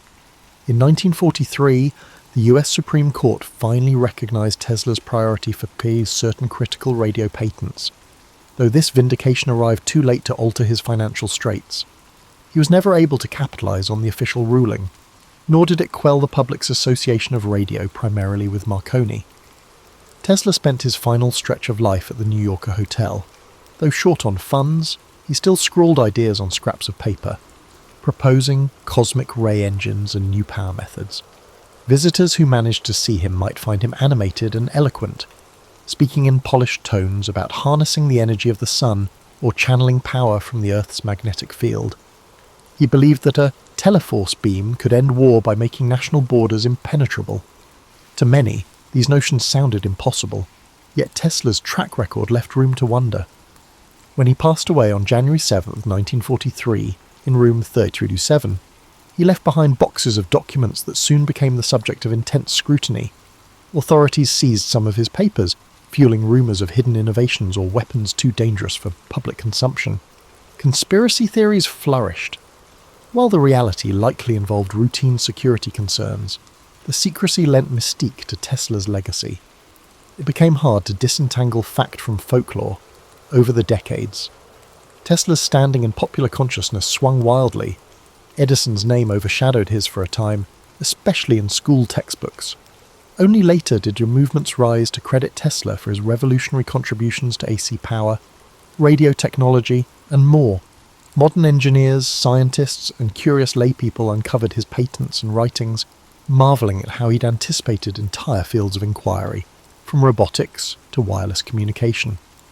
His pioneering theories on resonance and frequency also informed aspects of modern electronics, though that debt was seldom acknowledged until much later, in daily life. Tesla's true genius shines in the simplest of ways. Flick a light switch, and you reap the benefits of alternating current. Use wireless devices, and you operate on a principle Tesla believed could reach across the planet. The synergy he envisioned, between inventor, nature, and the unstoppable march of progress, remains a potent reminder of how one brilliant mind can shape whole eras. Tesla's story is, above all, a study in perseverance and paradox. He shunned the pursuit of wealth yet needed capital to materialize his dreams. He relished public demonstrations yet often worked alone, lost in interior worlds. He was both lauded and dismissed, recognised as a key figure in electrifying the modern world, yet branded at times as an eccentric on the fringes of acceptable science. Even so, he left an imprint rivalled by few. Long after his death, the hum of AC power lines, the glow of electric lamps, and the chirp of wireless signals echo Tesla's influence. He never saw the breadth of his triumph in person, yet the future he glimpsed was not mere fantasy. It was an inevitable extension of the forces he harnessed so elegantly. And though the man himself passed in relative obscurity, his ideas still crackle with a vitality that defies the boundaries of time and imagination. From his earliest days, young Marcus sensed expectations clinging to him like a heavy mantle. He was not yet the philosophical emperor history would revere, merely a curious boy from a prominent Roman family. Marble halls and hushed political debates formed the backdrop of his childhood, each conversation reinforcing the idea that he was fated for a grand role. Even while tinkering with wax tablets and toying with styluses, the weight of the future loomed in every corner of his home. Despite his tender years, Marcus felt drawn to the Roman Forum's colossal columns and venerable statues. Each marble figure whispered tales of victory and downfall, reminding him how power shimmered, then vanished. He marvelled at the thought that these silent sentinels once watched over leaders who, like him, had walked these streets, shoulder to shoulder with fate. More than politics or pageantry, Marcus discovered his keen interest in philosophy. His mother, gentle but incisive, recited lines from Stoic texts on rainy afternoons, speaking of moral fortitude as the shield against life's unpredictable storm. In these verses, Marcus found a reassuring promise that wisdom could transcend the clamour of ambition. This fascination grew when he met Junius Rusticus, a revered tutor on compromising and truth. Instead of coddling Marcus, Rusticus challenged him, igniting the fire of a questioning mind. Their lessons were forging an inner sanctuary, one guided by reason rather than impulse. While many children dreamed of feasts and fleeting distractions, Marcus quietly gravitated toward calmer pursuits.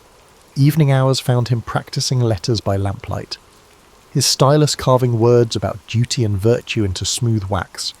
Even at a young age, he sensed that an empire was not just a playground of wealth and power, but an arena where moral strength was tested at every turn. Politics, however, remained an unrelenting reality. Allies and adversaries shifted like desert sands. Whispered rumours ignited disputes in the Senate before the boy even finished his morning meal. The sheer chaos unsettled Marcus, reinforcing his belief that the world desperately needed unwavering ethical principles. In the orchard behind his family's estate, where lemon trees cast comforting shadows, the boy pondered the gap between noble intentions and the labyrinthine struggles for control. Could a leader maintain honour in a realm that seemed to thrive on cunning? One evening, he overheard a conversation between two young senators, speculating on the emperor's successor. They spoke of cunning, lineage, and ties that could tip the scales of power. The gravity of those words thrilled and sobered him. Soon, the emperor's choice would reshape the lives of thousands. Perhaps they would someday look to Marcus for leadership. The thought both exhilarated and weighed him down. He was fully aware that the opulent facade of Rome concealed genuine struggles for numerous individuals. However, a glimmer of determination glowed within him. If he could combine his moral convictions with practical governance, perhaps he could leave a lasting legacy for Rome, surpassing the monuments adorning its skyline. Within the hush of the orchard, lulled by the scent of citrus, Marcus would close his eyes and imagine a city where leaders governed with compassion and clarity, where a child's lessons in virtue could shine light into the darkest corners of public life. This was more than daydreaming. It was the formation of an inner compass. Over time, that compass would guide him through personal trials and political storms alike. The seeds of the greatness, once planted, sprout in quiet moments of introspection. Marcus Aurelius was still a boy, but those daily lessons, Stoic texts, moral debates, afternoons spent in wide-eyed awe at the Forum's relics, were shaping him into something unexpected. He wanted to be more than a figurehead who wore the purple cloak of Rome. He aspired to be a leader who, through reason and resolve, could honour the empire's legacy while also moulding it into a place where virtue had not yet gone to die. Only time would reveal the magnitude of that promise. But in those early days, he nurtured it beneath the lemon trees, letting the steady Roman sun coax it into full bloom. Occasionally, He noticed the quiet fear in the eyes of servants, wondering if the next political shift would upend their lives. These silent observers became Marcus's secret teachers, revealing how the whims of the powerful sent ripples through every social stratum. Each nervous glance was a stark reminder that real lives rested on the Emperor's decrees. For Marcus, the truest path forward lay in forging a principled heart, one that would not falter when confronted by the swirling winds of power. He did not yet know how he might achieve such steadiness, only that he must, lest he become the very thing he feared. The turning point came when Emperor Hadrian, aging and burdened by illness, cast his gaze upon the empire's future. In doing so, he settled upon Antoninus Pius as his immediate successor, but insisted that Antoninus adopt young Marcus alongside Lucius Verus. For Marcus, this was no mere ceremonial shift. Suddenly, every gesture was scrutinized, every uttered word weighed for hints of potential. However, while he felt destiny's grip tighten around him, he also discovered unexpected warmth in Antoninus, the man he would learn to call father. Antoninus Pius was neither a flamboyant conqueror nor a voracious politician. His nature leaned toward the steady and the dutiful. He managed affairs of state with consistent practicality, doing so in a manner that contrasted sharply with the tempestuous reigns Rome had witnessed before. Gradually, Marcus realized that the empire did not always hunger for breathtaking exploits. It sometimes needed the comforting hand of stability. And from Antoninus, he absorbed a set of quiet lessons, among them the value of patience, the virtue of measured decision-making, and the simple power of reliability. But not everyone supported this new arrangement. Some in the Senate murmured that Marcus was too young, too reflective, too predisposed toward philosophy to handle imperial responsibilities. They questioned whether the boy who spent hours with Stoic scrolls and moral treatises could ever become the commanding presence they believed Rome required. In response, Marcus met these doubts not with anger, but with a focused determination. If he was untested in governance, then he would devote himself even more deeply to studying its intricacies. He devoured treatises on law, pored over military histories, and conversed late into the night with advisors who had navigated the labyrinth of Roman politics. The more he learned, the more he recognized that governance was not a place for rash tempers or inflexible dogmas. Indeed, it demanded both compassion and detachment, an ability to stand firm for justice, while also understanding the fragility of human ambition. His bond with Lucius Verus added a twist to this evolving chapter. Lucius was his co-heir, a young man prone to revelry and spectacle, far less studious than Marcus but undeniably charismatic. The two could not have been more different. Yet they were tied together by destiny's decree. Even so, Marcus found that their differences enriched his perspective. Through Lucius, he glimpsed the appeal of festivity and lived experience, worlds that felt distant to his contemplative soul. He did not begrudge Lucius his extravagances, but he pledged to maintain a certain balance, steering clear of the pitfalls of mindless indulgence. Under Antoninus's watchful guidance, Marcus began attending meetings where Roman officials debated issues of provincial taxes and infrastructure. At first, he was a silent observer. He listened intently, noting how rhetorical skill could sway opinions, how alliances formed and dissolved. Gradually, Antoninus entrusted him with minor tasks, drafting letters to distant governors, reviewing small legal disputes, or overseeing the maintenance of an aqueduct. Despite the seemingly mundane details, each assignment revealed the hidden threads that held Rome together. An enlightening moment arrived when an official from a far-flung province complained about an unpaid legion. Though it seemed a trivial matter, an administrative oversight, it threatened the morale of hundreds of soldiers, men tasked with safeguarding Roman borders. Marcus tackled the crisis with empathy, ensuring funds were dispatched promptly and carefully, offering a few thoughtful words of gratitude for the troops' service. The gesture, though modest, resonated widely. Rumours spread of the young heir who was genuinely concerned for the well-being of people he had never met. For the first time, Marcus sensed that his inclination toward moral philosophy might, in fact, hold a practical value in the arena of power. Life under Antoninus's roof was both nurturing and demanding. The emperor expected discipline, but also allowed Marcus to cultivate intellectual pursuits. Debates with learned scholars and philosophers became as common as talk of grain shipments from Egypt. In these discussions, Marcus refined his belief that leadership was not about personal glory, it was about serving a greater whole. He saw in Antoninus a man who laboured daily for the good of Rome, not because it was glorious, but because it was right. Still, there were moments of doubt. The ghosts of the previous emperors, men such as Domitian and Nero, cast long shadows. Marcus knew well that absolute authority could corrupt a weak soul. Late at night, when Roman lamps flickered, he wrestled with questions that few dared to ask aloud. How could one wield power without compromising virtue? Was it possible to harmonise the Stoic ideals he revered with the demands of realpolitik? The path ahead was a precarious one, lined with expectations both from the Senate and the people. Yet each day, in small but significant ways, Marcus was learning that an emperor's duty was not just to conquer, but to care, not simply to command, but to comprehend. By internalising these truths, he began shaping the course of his future reign. More importantly, he was becoming the steward of an empire that, under his guiding hand, might just find the soul it had long been missing. Years passed quietly, each sunrise an opportunity for Marcus to refine his understanding of both philosophy and government. Antoninus Pius, hale and cautious, presided over Rome without the military spectacles or outlandish feasts that had characterized some of his predecessors. In this environment, Marcus matured into a man who merged introspection with practical discipline. The empire, under Antoninus's measured hand, was relatively calm, but that calmness was not guaranteed to last. Everyone sensed the inevitable storms gathering on the horizon. Marcus spent his days balancing official duties with philosophical exploration. When he was not poring over scrolls of legislation or meeting envoys from distant provinces, he would lose himself in the works of Epictetus and Seneca.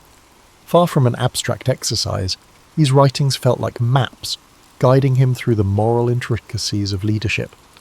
He scribbled notes in the margins, pondering how to remain true to himself even when thrust into decisions affecting thousands of lives. Although he now enjoyed a status second only to Antoninus, Marcus remained approachable. He developed a habit of conversing with those at the fringes of power. Interpreters who facilitated talks with foreign delegations, stewards who oversaw the daily distribution of grain, even the librarians who cared for Rome's repositories of knowledge.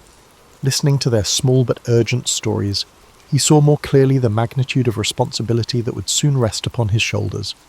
Each conversation reminded him that the empire's success was anchored in everyday diligence, not just in grand proclamations. His personal life, though mostly tranquil, had its challenges. Encouraged by Antoninus, he entered a thoughtful marriage with Faustina, the emperor's daughter. Their union was not just a political arrangement, there was genuine affection between them. Faustina brought a spirited energy that balanced Marcus's more reflective nature. Yet, the intricacies of raising a family within the palace tested his composure in ways philosophy books rarely addressed. Their children's laughter filled the marble halls, but so did the strains of potential succession debates. Marcus tried to be an engaged father, but he often found himself juggling the empire's needs with the demands of parenthood. Meanwhile, Lucius Verus, his adoptive brother, grew increasingly restless. The lull under Antoninus's rule left Lucius craving excitement. He frequented gatherings that were rumoured to be lavishly hedonistic, drawing the curiosity of Rome's elite and the concern of its moralists. Despite their occasional friction, Marcus still cared for Lucius, who was, after all, part of the family. To reconcile their worlds, Marcus invited Lucius to more official functions, hoping to blend Lucius's charm with the seriousness of leadership. Sometimes it worked, other times it sparked tension. It was around this period that disturbing news began to trickle in from the northern frontiers. Germanic tribes tested the boundaries of the empire, small incursions hinting at bigger clashes to come. Rome had grown accustomed to relative peace, and these events rattled the comfortable illusions of eternal stability. Marcus became acutely aware that Stoic ideals would soon be tested on the battlefield as much as in the Senate. Responding to these threats required not just philosophical calm but strategic understanding, a skill he was only beginning to hone. In the midst of these concerns, Antoninus's health began its slow decline. The once vigorous emperor found it harder to manage day-to-day affairs. His breath grew laboured, and he often complained of fatigue. Though he did his best to hide this weakness from the public, it was clear that the reins of power would soon pass to Marcus. The Senate, aware of Antoninus's frailty, started looking to Marcus for guidance. The time of apprenticeship was ending. A new chapter beckoned. As the final months of Antoninus's life slipped away, Rome braced for another transition. Advisors, supplicants, and petitioners flocked to Marcus, seeking to gauge how he would wield authority. Their probing questions highlighted the complexity of the imperial mantle. He would have to be judge, general, administrator, and guardian of moral order. While Marcus's Stoic studies had long taught him to just detach from anxiety, he found it increasingly hard to remain unaffected by these growing burdens. In private moments, he confided in Faustina, admitting fears about war, about the intrigues lurking beneath Rome's placid surface, and about the simple possibility of failing those who depended on him. She, in turn, reminded him of his capacity for empathy and reason. Though the role of emperor seemed impossibly grand, Marcus had spent his entire life preparing, in subtle ways, for the very challenges that now loomed ahead. Finally, Antoninus Pius passed, gently and without drama, surrounded by those he loved. The city let out a measured sigh of sorrow, acknowledging the passing of an era defined by stability. However, beneath that grief lay a cautious optimism that Marcus Aurelius, thoughtful, unassuming, and thoroughly steeped in the empire's workings, might guide Rome with both virtue and pragmatism. Many whispered that a new golden age could be on the horizon. Others, recalling the cycles of history, reserved judgment until the events proved the substance of Marcus's character. With the emperor's seat now vacant, all eyes turned to Marcus. The hush that settled over the city was brief but profound. A quiet vow formed in his mind. He would carry forth the Stoic torch, letting reason define his reign and compassion temper his decisions. Unknown trials awaited him, from barbarian incursions to political betrayals, but he would meet them as a man dedicated to something greater than personal gain. Rome was poised to discover if a philosopher king could truly exist, a leader who could blend moral wisdom with the realities of ruling an empire that, though splendid, was also vulnerable and flawed. In the wake of Antoninus's passing, Marcus Aurelius ascended to the throne with a mixture of solemnity and resolve. By tradition, he shared authority with Lucius Verus, fulfilling the adoption arrangements that Hadrian had set in motion years before. It was a decision that simultaneously solidified Rome's governance and tested Marcus's patience. Despite their differing temperaments, one philosophical and measured, the other spirited and convivial, they now united in leadership. Their first challenge appeared swiftly. The Parthian Empire seized upon the perceived vulnerability of a transitioning Rome, threatening key eastern provinces. Roman legions prepared for battle, and Lucius Verus rushed to oversee military operations. Marcus stayed behind in the capital to manage the rest of the empire. Letters from the front revealed victories peppered with Lucius's flamboyant account of triumphs. Yet Marcus also sensed the strain on the troops. In addition to the clashing of swords, war also presented logistical challenges such as supply lines, desert conditions, and the imminent threat of disease. As if on cue, a devastating plague emerged, travelling with the legions back from the eastern campaigns. Called the Antonine Plague by future historians, it spread like wildfire, leaving panic in its wake. Citizens fled the densely populated quarters while rumours circulated that the gods were punishing Rome for its arrogance. In the midst of this horror, Marcus clung to his Stoic roots, advocating calm, reason, and measured steps to contain the devastation. Hospitals were organised, rations allocated. Despite scepticism from some corners, the emperor led by example, supporting sanitation measures and funding the medical efforts of Galen, the famed physician of the time. Yet the costs were severe. Cities grew somnant from the high death toll, farmland lay untended, and the empire's morale dipped to a new low. The plague's merciless reach sharpened Marcus's sense of empathy. He realised that no matter one's station in life, suffering belonged to all. He worked tirelessly with local leaders to provide relief, draining personal funds to feed and heal those most affected. While some criticised these expenses as unsustainable, Marcus saw them as a moral imperative. An emperor, he believed, was beholden to the welfare of his subjects, not the other way around. Over time, the plague receded, though the scars it left on Rome, both physical and psychological, would linger for years. The war front also stabilised under Lucius's oversight. enabling the generals to secure treaties. Eventually, Lucius returned to the capital, bringing with him ornate spoils of victory. Yet Marcus noticed a new gravity in his brother's demeanour. The conflict and subsequent plague seemed to have tempered Lucius's thirst for diversions, at least for a while. For the time being, they presented a cohesive front, but the Empire had little time for respite. Almost as soon as the eastern threat subsided, word arrived of renewed aggressions along the Danube. Germanic tribes, emboldened by Rome's vulnerabilities, pushed southward.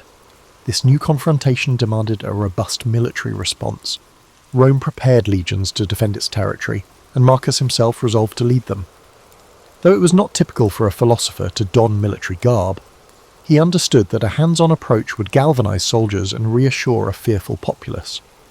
Packing up his scrolls and leaving behind the marble halls of the palace, Marcus journeyed north.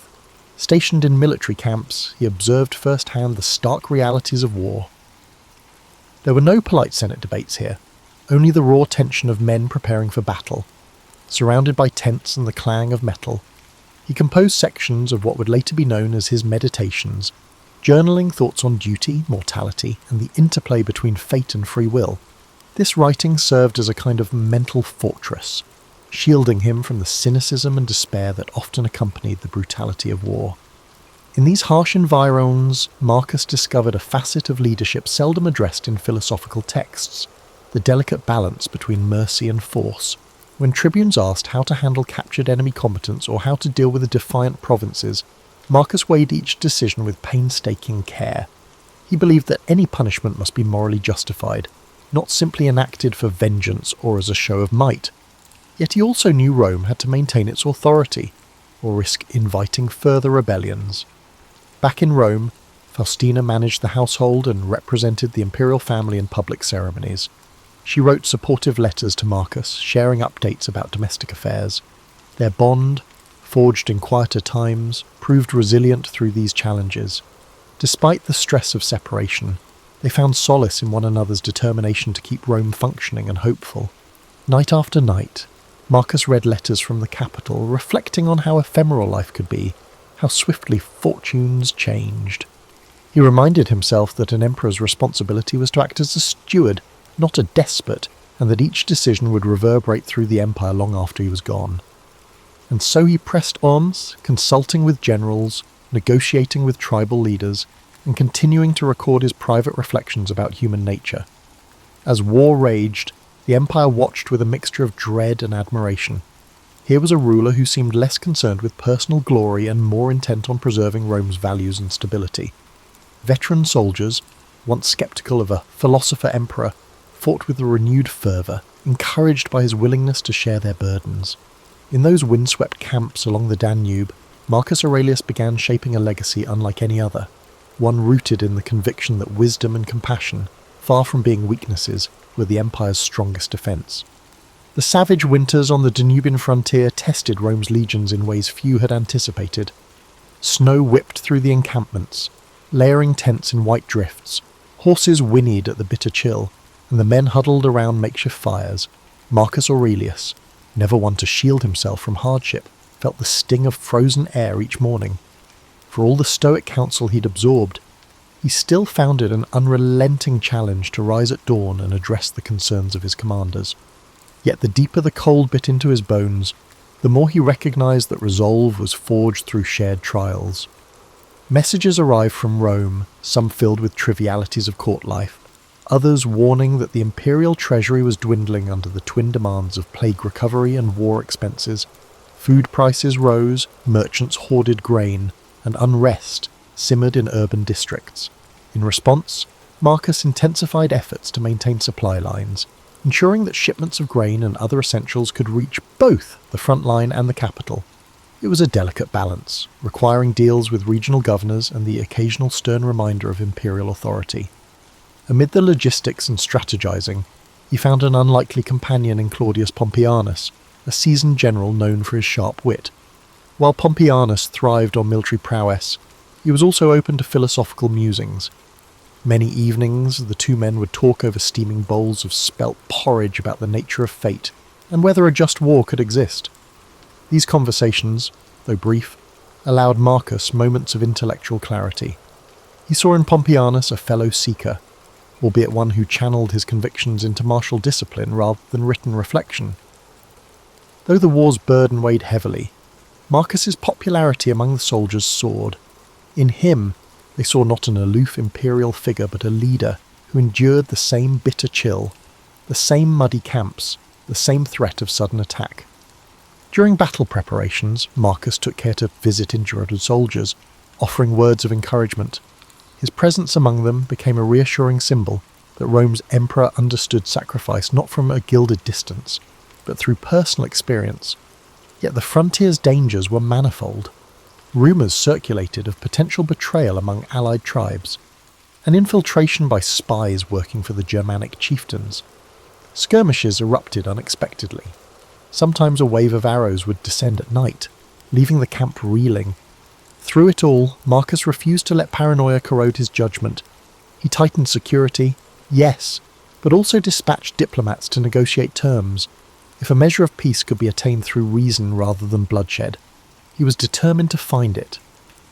Back in Rome, Faustina managed the empire's public face as best she could. She visited temples, performed ritual offerings, and listened to the appeals of citizens who sought the emperor's ear. Though many admired her resilience, whispers of court intrigue continued to swirl. Some criticised Faustina for her independent demeanour, while others, eager for influence, tried to align themselves with her. She navigated these politics deftly, sending regular dispatches to Marcus so he was never uninformed. Letters also arrived from Lucius Verus, who split his time between the capital and lesser conflicts simmering in other territories. His initial flamboyance had softened, replaced by a pragmatic acceptance of imperial duty. Together, albeit from a distance, Marcus and Lucius worked to present a united front. They knew Rome's foes would seize upon any sign of discord. As the war stretched on, Marcus felt the strain in every facet of his life. He was the philosopher emperor, yet he frequently ordered troop movements that ended in bloodshed. At night, when the cold wind rattled the tent flaps, he wrestled with guilt. He reminded himself that stoicism was not about denying emotion, but understanding it. Power, he realized, did not give him the luxury of clean hands. Leaders often had to act in ways that chafed against their deeper ideals. Still, there were small mercies, brief truces brokered, a day of sunshine to melt the ice, a messenger bringing news that a troubled province had stabilized. In these fleeting moments, Marcus remembered why he had taken up this struggle in the first place, to safeguard a realm that, for all its imperfections, still held the potential for virtue. If Rome could remain strong yet morally grounded, the seeds of a more enlightened society might one day take root. Victory was not guaranteed, nor was an end to the constant trials. The barbarian tribes fought with desperation, determined to carve out territories in the empire's weakening landscape. But Marcus pressed on, forging alliances and marshalling legionary forces, always mindful that true victory would involve reconciliation as much as military success. His body bore the signs of fatigue, and a creeping illness sometimes left him feverish, but he maintained the outward composure expected of an emperor. As the harshest winter months receded, there glimmered the faint promise of progress. More tribes showed willingness to negotiate, to accept treaties that allowed them limited settlement in exchange for peace. Though some Roman senators were outraged by the concessions, Marcus stood firm. He believed that clinging to old illusions of absolute dominion would only compound the cycle of violence. Compassion, guided by chivalrous reason, was his guiding star even in the theatre of war. After countless skirmishes and negotiations, the tide slowly began to turn in Rome's favour. Marcus Aurelius, weathered and weary, found himself overseeing a series of settlements that cautiously stabilised the Danubian frontier. Tribes once considered mortal enemies now sought peaceful coexistence, albeit with complex agreements involving tribute, migration rights, and mutual defence pacts. Some senators bemoaned the dilution of Roman purity, but Marcus saw a different future, a broader, more interconnected empire that could adapt and thrive. His determination to incorporate foreign peoples instead of vanquishing them outraged traditionalists. However, the emperor deemed it imprudent to presume that the empire's initial borders were unchangeable. Like a living organism, Rome had to evolve or wither. He recalled his Stoic maxims: all things change, and one must move in harmony with the nature's flow. For Marcus, That included welcoming new voices into the Roman fold, even if it defied entrenched notions of superiority. Physically, the years of hardship had taken a toll. The relentless cold of the frontier, the stress of command, and the sporadic fevers that plagued him during extended campaigns left Marcus frailer than before. Long days spent riding between outposts led to frequent aches, and a persistent cough hinted at something more serious. Nonetheless, he pushed forward, guided by a sense of duty that burned hotter than any physical ailment. The war itself was winding down, yet a fresh tragedy shook him. Word reached the Emperor of Lucius Verus's sudden death from illness while returning to Rome. Marcus grieved deeply for his adoptive brother. Though they had often been at odds, Lucius's presence had been a stabilizing factor, a reminder that rulership could have more than one face. In the aftermath, Marcus bore the weight of the empire alone. Sleepless nights ensued, haunted by questions about legacy, mortality, and the shape of Rome's future. Returning to the capital, he found a society wounded, but not broken. The plague's scars remained visible in empty shops and thinner crowds, but daily life had regained some vibrancy. Senators who once criticised him with veiled scorn now offered subdued respect. Many recognised that he had led Rome through one of its darkest chapters, whether or not they agreed with every decision. Outside the Senate, artisans and farmers alike spoke of the emperor's empathy, a trait seldom celebrated in men of power. However, no sooner did Marcus settle back into Roman affairs than fresh rumours emerged. Whispers accused Faustina of conspiring against him, suggesting she had grown too close to certain members of the court. Marcus, pained by this gossip, tried to separate baseless slander from legitimate concern. He had learned from his years of governance that rumours often sprang from envy or manipulation. Still, the seeds of doubt were difficult to eradicate entirely. Faustina dismissed the accusations, and Marcus, trusting her loyalty, did not pursue them further. In these uneasy times, he also grappled with fatherly worries. His son, Commodus, was approaching manhood, eager to mould him into a successor who could uphold Rome's evolving ideals. Marcus introduced him to generals, legal experts, and philosophers. Yet Commodus seemed indifferent to the stoic virtues that had guided his father. He exhibited flashes of arrogance, a taste for spectacle, and a hunger for the luxuries of court life. Marcus prayed that exposure to genuine responsibility would temper those impulses, but he could not silence the disquiet that churned within him.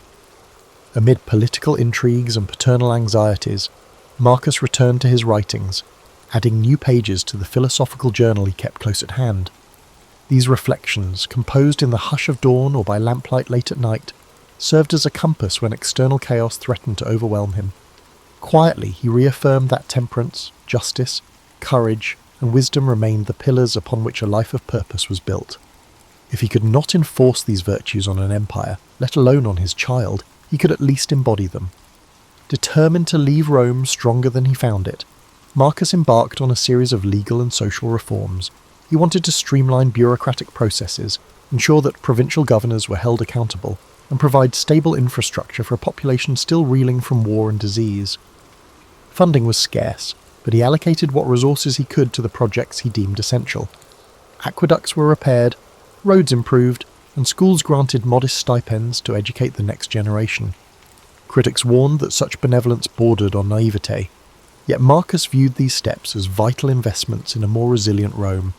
Even in the hush of progress, he was not blind to the undercurrent of discontent. Powerful families plotted behind closed doors, believing that an emperor preoccupied with moral philosophy could be outmaneuvered. Soldiers, once loyal, grew restless into peacetime. The empire's old ghosts never fully vanished. Marcus braced himself for the next upheaval, aware that stability was always an interlude, never a permanent state. And so he carried on, leaning on the very principles he had studied as a child, navigating betrayal and forging alliances, contending with the willful nature of his offspring. He tried to remain steadfast. Each day brought a new puzzle, a shortage of funds, a border skirmish, a senator's duplicity. Yet through it all, Marcus Aurelius refused to relinquish his core belief that reason and compassion might still illuminate the darkest corridors of power. Time was a patient sculptor, etching its lines deeper into Marcus's features. Though he still attended to official duties with unwavering diligence, his health faltered. That persistent cough worsened, and his nights grew more restless. The physicians advised rest, but an emperor's life rarely granted such luxuries. Fears lingered too, the sense that the empire was but one rumour, one betrayal, or one uprising away from fragmentation. Marcus stood at the centre, exerting every effort to maintain unity through the combined power of rational governance and moral conviction. In the final campaigns against resurgent Germanic tribes, Marcus once again took to the field. Age had not diminished his resolve. From camp to camp, he travelled with a small retinue, offering encouragement to battle-weary troops. Yet this time the war-worn emperor appeared more ghostly than regal. The men spoke of his stoic endurance, how his eyes shimmered with fever even as he spoke of duty and fortitude. For all he had done to keep Rome intact, the ravages of illness would not yield to rhetorical skill. Commodus, summoned to his father's side, witnessed firsthand the empire's fringes, a harsh land shaped by conflict. Marcus hoped the sight would steel his son's character, prompting a sense of responsibility. But Commodus wore impatience like a second toga. He complained about the cold, about the humble rations, about the lack of pomp he believed befitted with an imperial heir. Marcus inwardly grieved, knowing the path ahead might splinter beneath Commodus's restless feet. Yet he also recognised that no father could impose virtue on a reluctant child. In quieter moments, Marcus confided in Claudius Pompeianus, who had remained a steadfast advisor. The emperor spoke of the contradictions inherent in rulership, how an aspiring philosopher must enforce harsh discipline to maintain the empire's cohesion.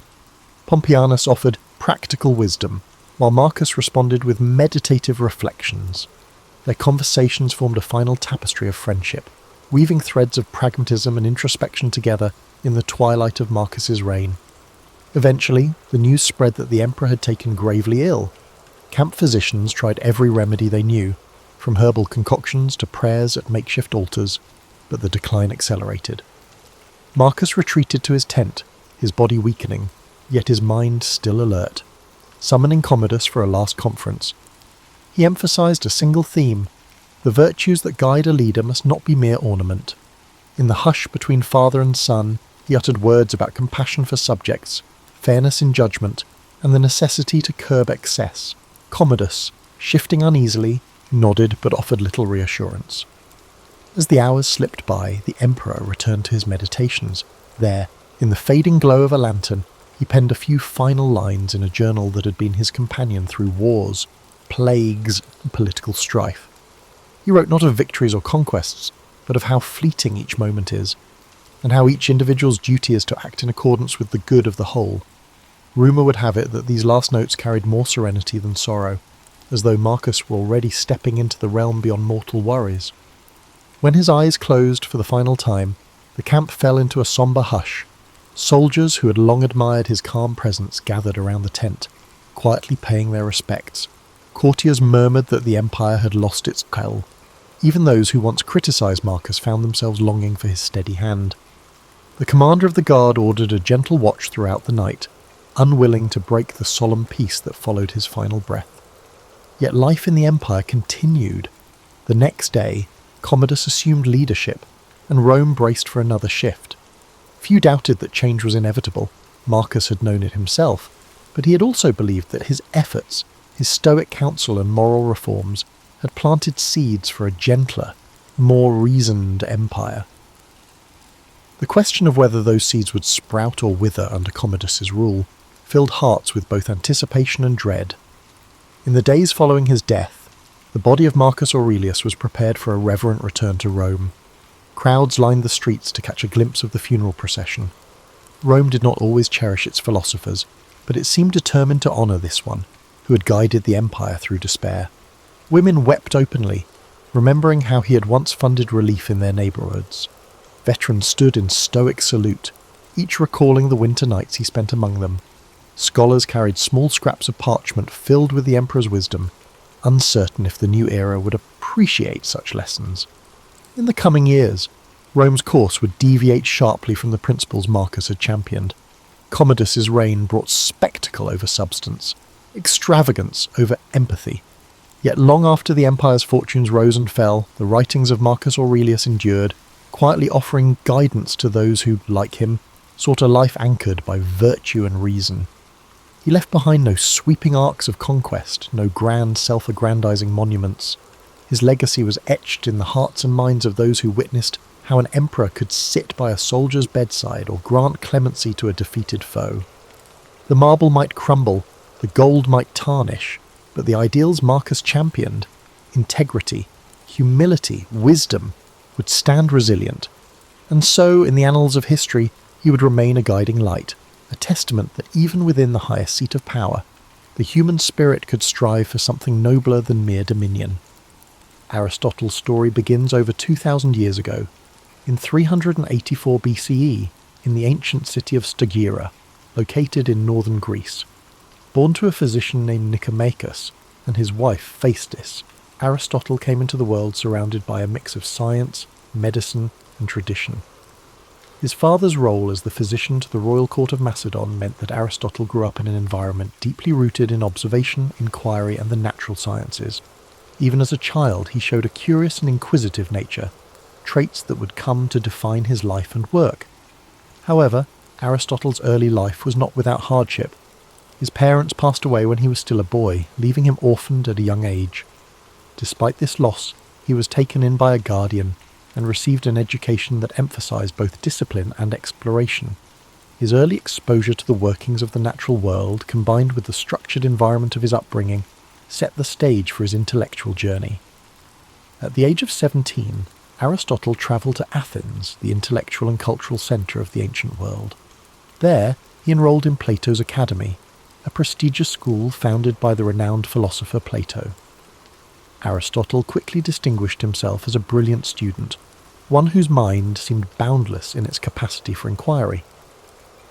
For 20 years he studied under Plato, immersing himself in philosophy, mathematics, and the natural sciences. Though Aristotle greatly admired Plato, he did not always agree with his teacher's ideas. While Plato focused on the realm of ideal forms, Aristotle's mind was drawn to the tangible, the observable, and the concrete. He believed that understanding the world required examining it directly, through observation and experience.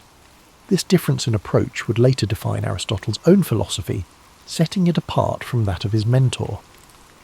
After Plato's death, Aristotle left Athens and began a period of travel and teaching. He journeyed across the Greek world, sharing his knowledge and expanding his understanding of different cultures and environments.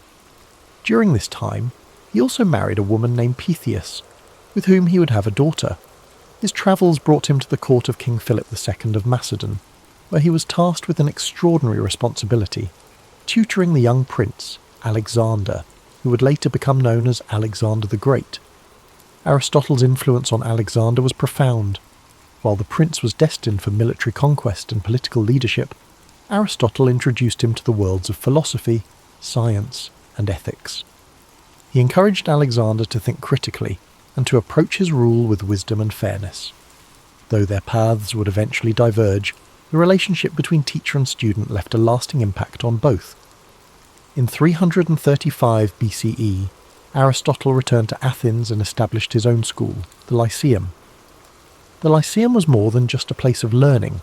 It was a community of thinkers and scholars dedicated to exploring every aspect of the world. Aristotle and his students walked the grounds of the Lyceum, engaging in discussions that range from biology and physics to ethics and politics. These peripatetic discussions, as they were called, became a hallmark of Aristotle's teaching style. Aristotle's curiosity knew no bounds. He sought to understand the world in its entirety, cataloguing plants and animals, studying the stars, and analysing human behaviour. His work was both broad and detailed, reflecting his belief that knowledge was interconnected. To Aristotle, understanding one aspect of the world helped illuminate the others. His contributions to philosophy were groundbreaking. Aristotle developed a system of logic that laid the foundation for scientific inquiry. He believed that knowledge could be built through observation, reasoning, and experimentation. This approach contrasted with the purely theoretical methods of his predecessors, and it marked the beginning of a more empirical way of thinking that would influence science for centuries to come. Aristotle's writings covered nearly every subject imaginable. He explored metaphysics, examining the nature of existence and reality. He wrote extensively on ethics, proposing that the goal of life was to achieve eudaimonia, or flourishing, through the cultivation of virtue.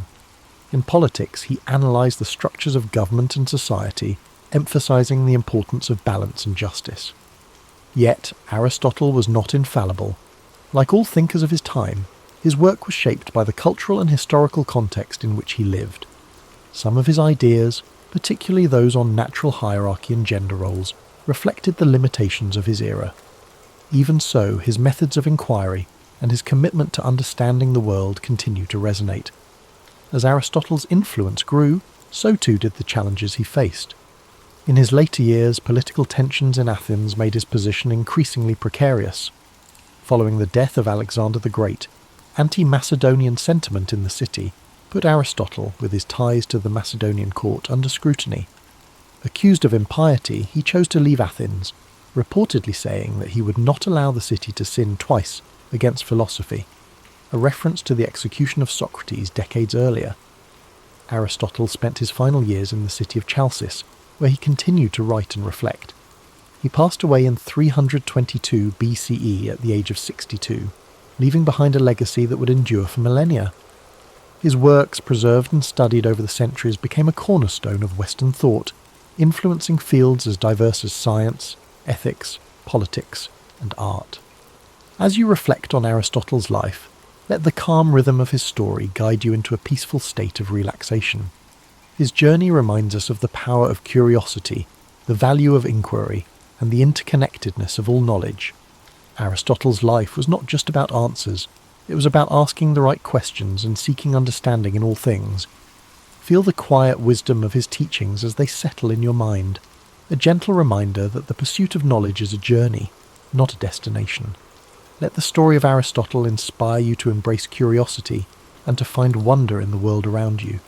Now, as you drift off to sleep, imagine the serene halls of the Lyceum, the soft murmurs of philosophical discussions, and the gentle rustling of leaves as Aristotle and his students walk under the shade of ancient trees.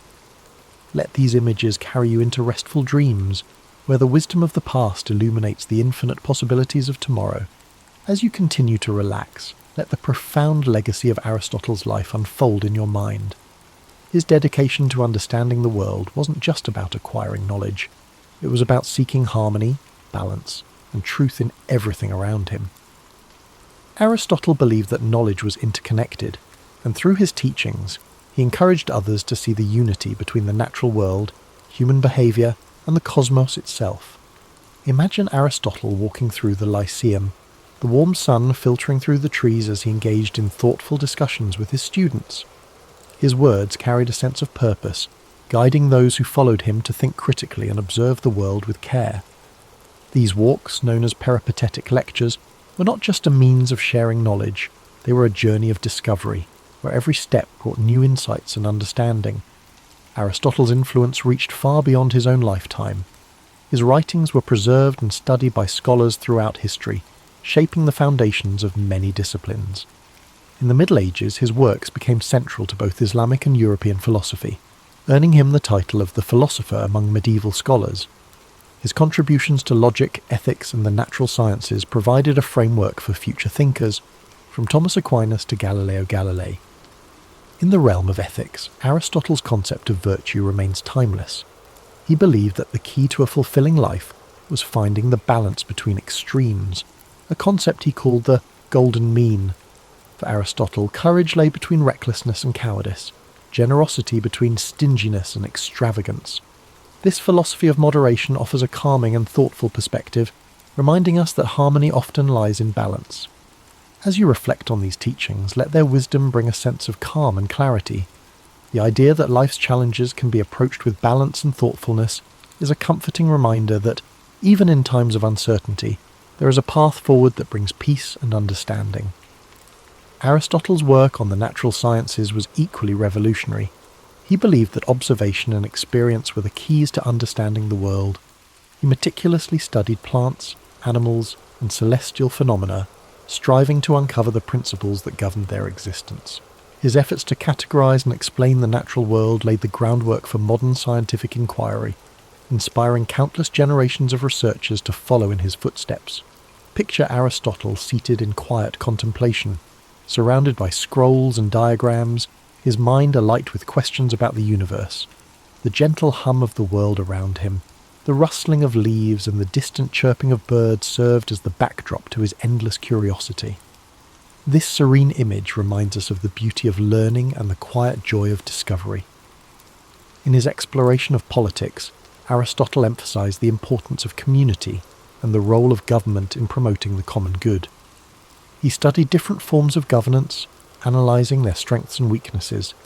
His belief that humans are political animals underscores our innate desire for connection and cooperation. Aristotle's insights into the nature of society encourage us to think deeply about the ways we interact with one another and the systems we create to support our collective well-being. As the rain falls gently outside your window, imagine the ancient world Aristotle inhabited, a world filled with wonder, where the mysteries of existence invited exploration and understanding.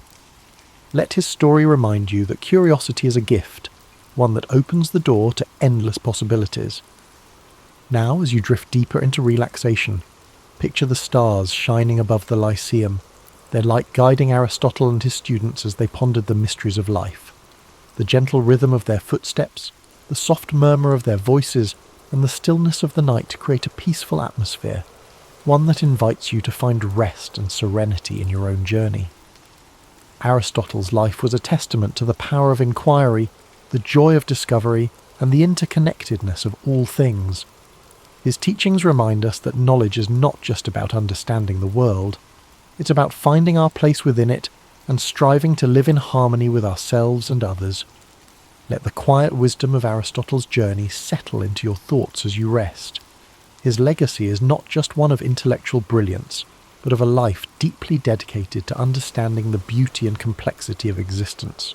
Aristotle saw the world not as a collection of separate pieces, but as an intricate tapestry, where each thread is connected to the others in profound and meaningful ways. Imagine the calm serenity of ancient Greece, the golden sunlight cascading over the white stone columns of the Lyceum as Aristotle strolled its pathways, surrounded by students eager to learn. They debated, questioned, and explored every aspect of life, from the nature of the stars above to the behaviour of the animals in the fields nearby. Their conversations were filled with curiosity and wonder, a reflection of Aristotle's belief that every question, no matter how simple or complex, was worth pursuing. Aristotle's ability to bridge different disciplines was one of his greatest strengths. He saw no boundary between science and philosophy, ethics and politics, or art and nature. To him, everything was interconnected, part of a greater whole that deserved to be studied and understood. This holistic view of the world is a reminder of the beauty that lies in seeing the bigger picture, in understanding that each small piece contributes to something far greater than itself. As you drift further into relaxation, let the harmony of Aristotle's teachings bring you peace. His philosophy of balance and moderation encourages us to find calm in the chaos, to seek the middle ground where we can flourish. The idea of the golden mean is not just a guide for making choices, it is an invitation to live with grace and intention, to approach life with a steady and thoughtful heart. Picture Aristotle at his desk, surrounded by scrolls and notes, the flickering light of a lantern illuminating his work. The quiet hum of the night provides the perfect backdrop for his thoughts, as he meticulously records his observations and ideas. Each stroke of his pen represents a step forward in humanity's understanding of the world. This image is a reminder that even the grandest achievements begin with quiet moments of reflection and dedication. Aristotle's life was also a testament to resilience. Despite the challenges he faced, from personal loss to political exile, he never stopped asking questions, never stopped seeking to understand. His commitment to learning and teaching, even in the face of adversity, is a powerful reminder that knowledge and curiosity are forces that can overcome even the greatest obstacles. Now, as you relax and prepare to drift into sleep, imagine the gentle sound of waves lapping against the shores of ancient Greece, the rhythmic flow of the sea echoing the timeless nature of Aristotle's wisdom. His story reminds us that the search for knowledge is an endless journey, one that brings us closer not only to the world around us, but also to ourselves. Let your breathing slow as you picture the peaceful gardens of the Lyceum, where Aristotle's students gathered to learn and grow. The rustling of leaves in the wind and the soft murmur of philosophical discussions create a tranquil atmosphere, one that invites you to rest and reflect. As the calm of the night surrounds you, let the echoes of Aristotle's wisdom carry you further into a restful state.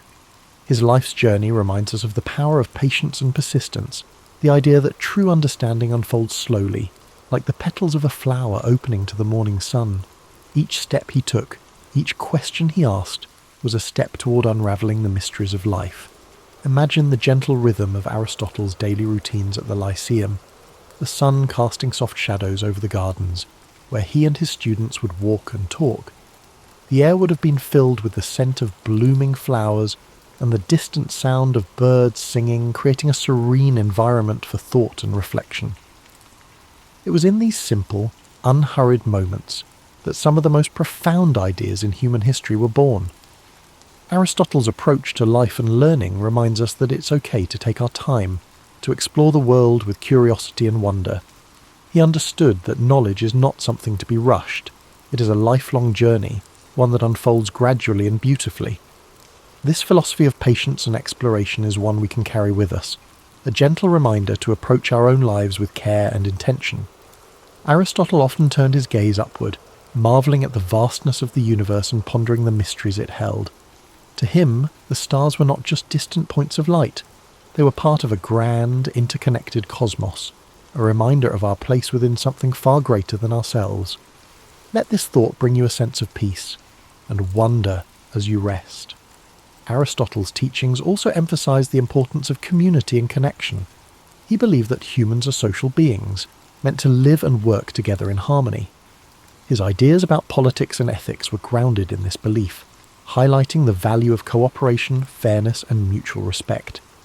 These principles continue to resonate, reminding us of the importance of building strong, supportive relationships with those around us.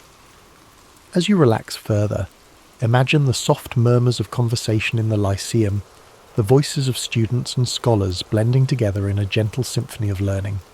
The warmth of their shared curiosity and the strength of their connections created an environment where ideas could flourish. Let this image remind you of the power of community, the way it supports and uplifts us, even in our quietest moments. Aristotle's dedication to understanding the natural world was unparalleled. He believed that by observing and studying the world around us, we could uncover the principles that govern life itself. From the smallest insect to the vast expanse of the heavens, Aristotle approached every subject with the same level of curiosity and care. His work laid the foundation for countless discoveries, inspiring generations of thinkers to explore and question. Now, as you drift closer to sleep, picture Aristotle walking along a quiet beach at sunrise, the waves gently lapping at the shore. The golden light of dawn illuminates his path, a symbol of the new ideas and possibilities that each day brings. This peaceful scene reflects the quiet strength of his mind and the endless potential for discovery that lies within us all. Let your breathing slow as you embrace the calm and tranquility of this moment.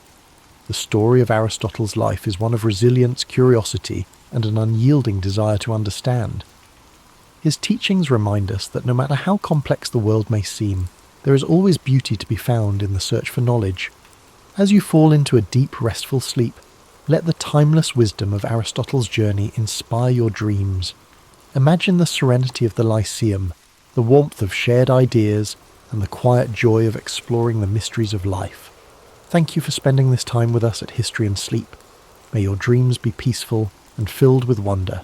Sweet dreams, and we look forward to seeing you again soon. Amelia Earhart's legacy often flashes by as a brisk summary.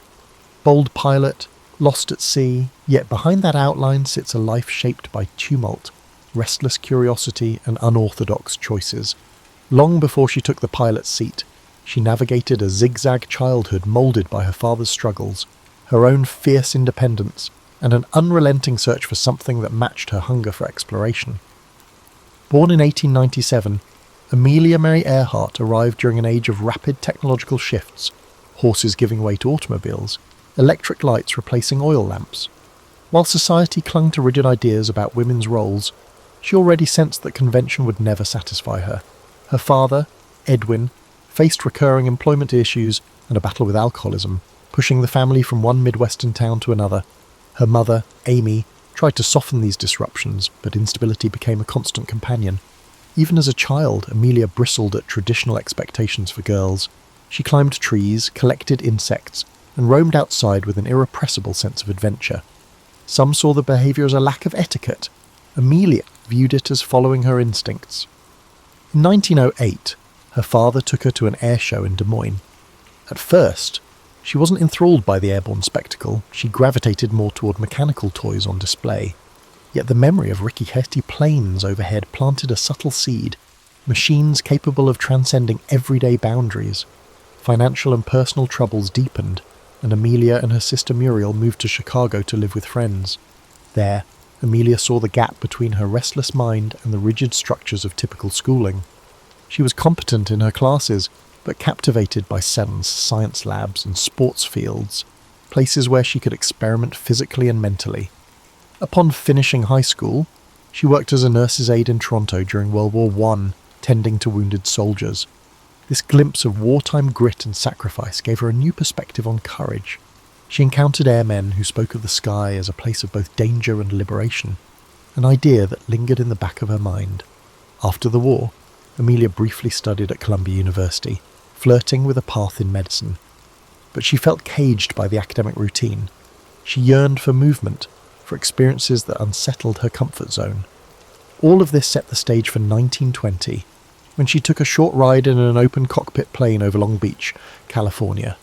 The frigid wind slapped her face, the engine's roar rattled her bones. It wasn't glamorous, but it was real. She stepped off, convinced she had to learn to fly. Her family, unsettled by her father's ongoing issues, wasn't in a position to finance her ambitions. Unfazed, Amelia took odd jobs: photographer, truck driver, stenographer, scraping together the money for flight lessons. In 1921, she found a female instructor, Netta Snook, which was itself a rarity. Amelia's desire to fly was not some fleeting thrill.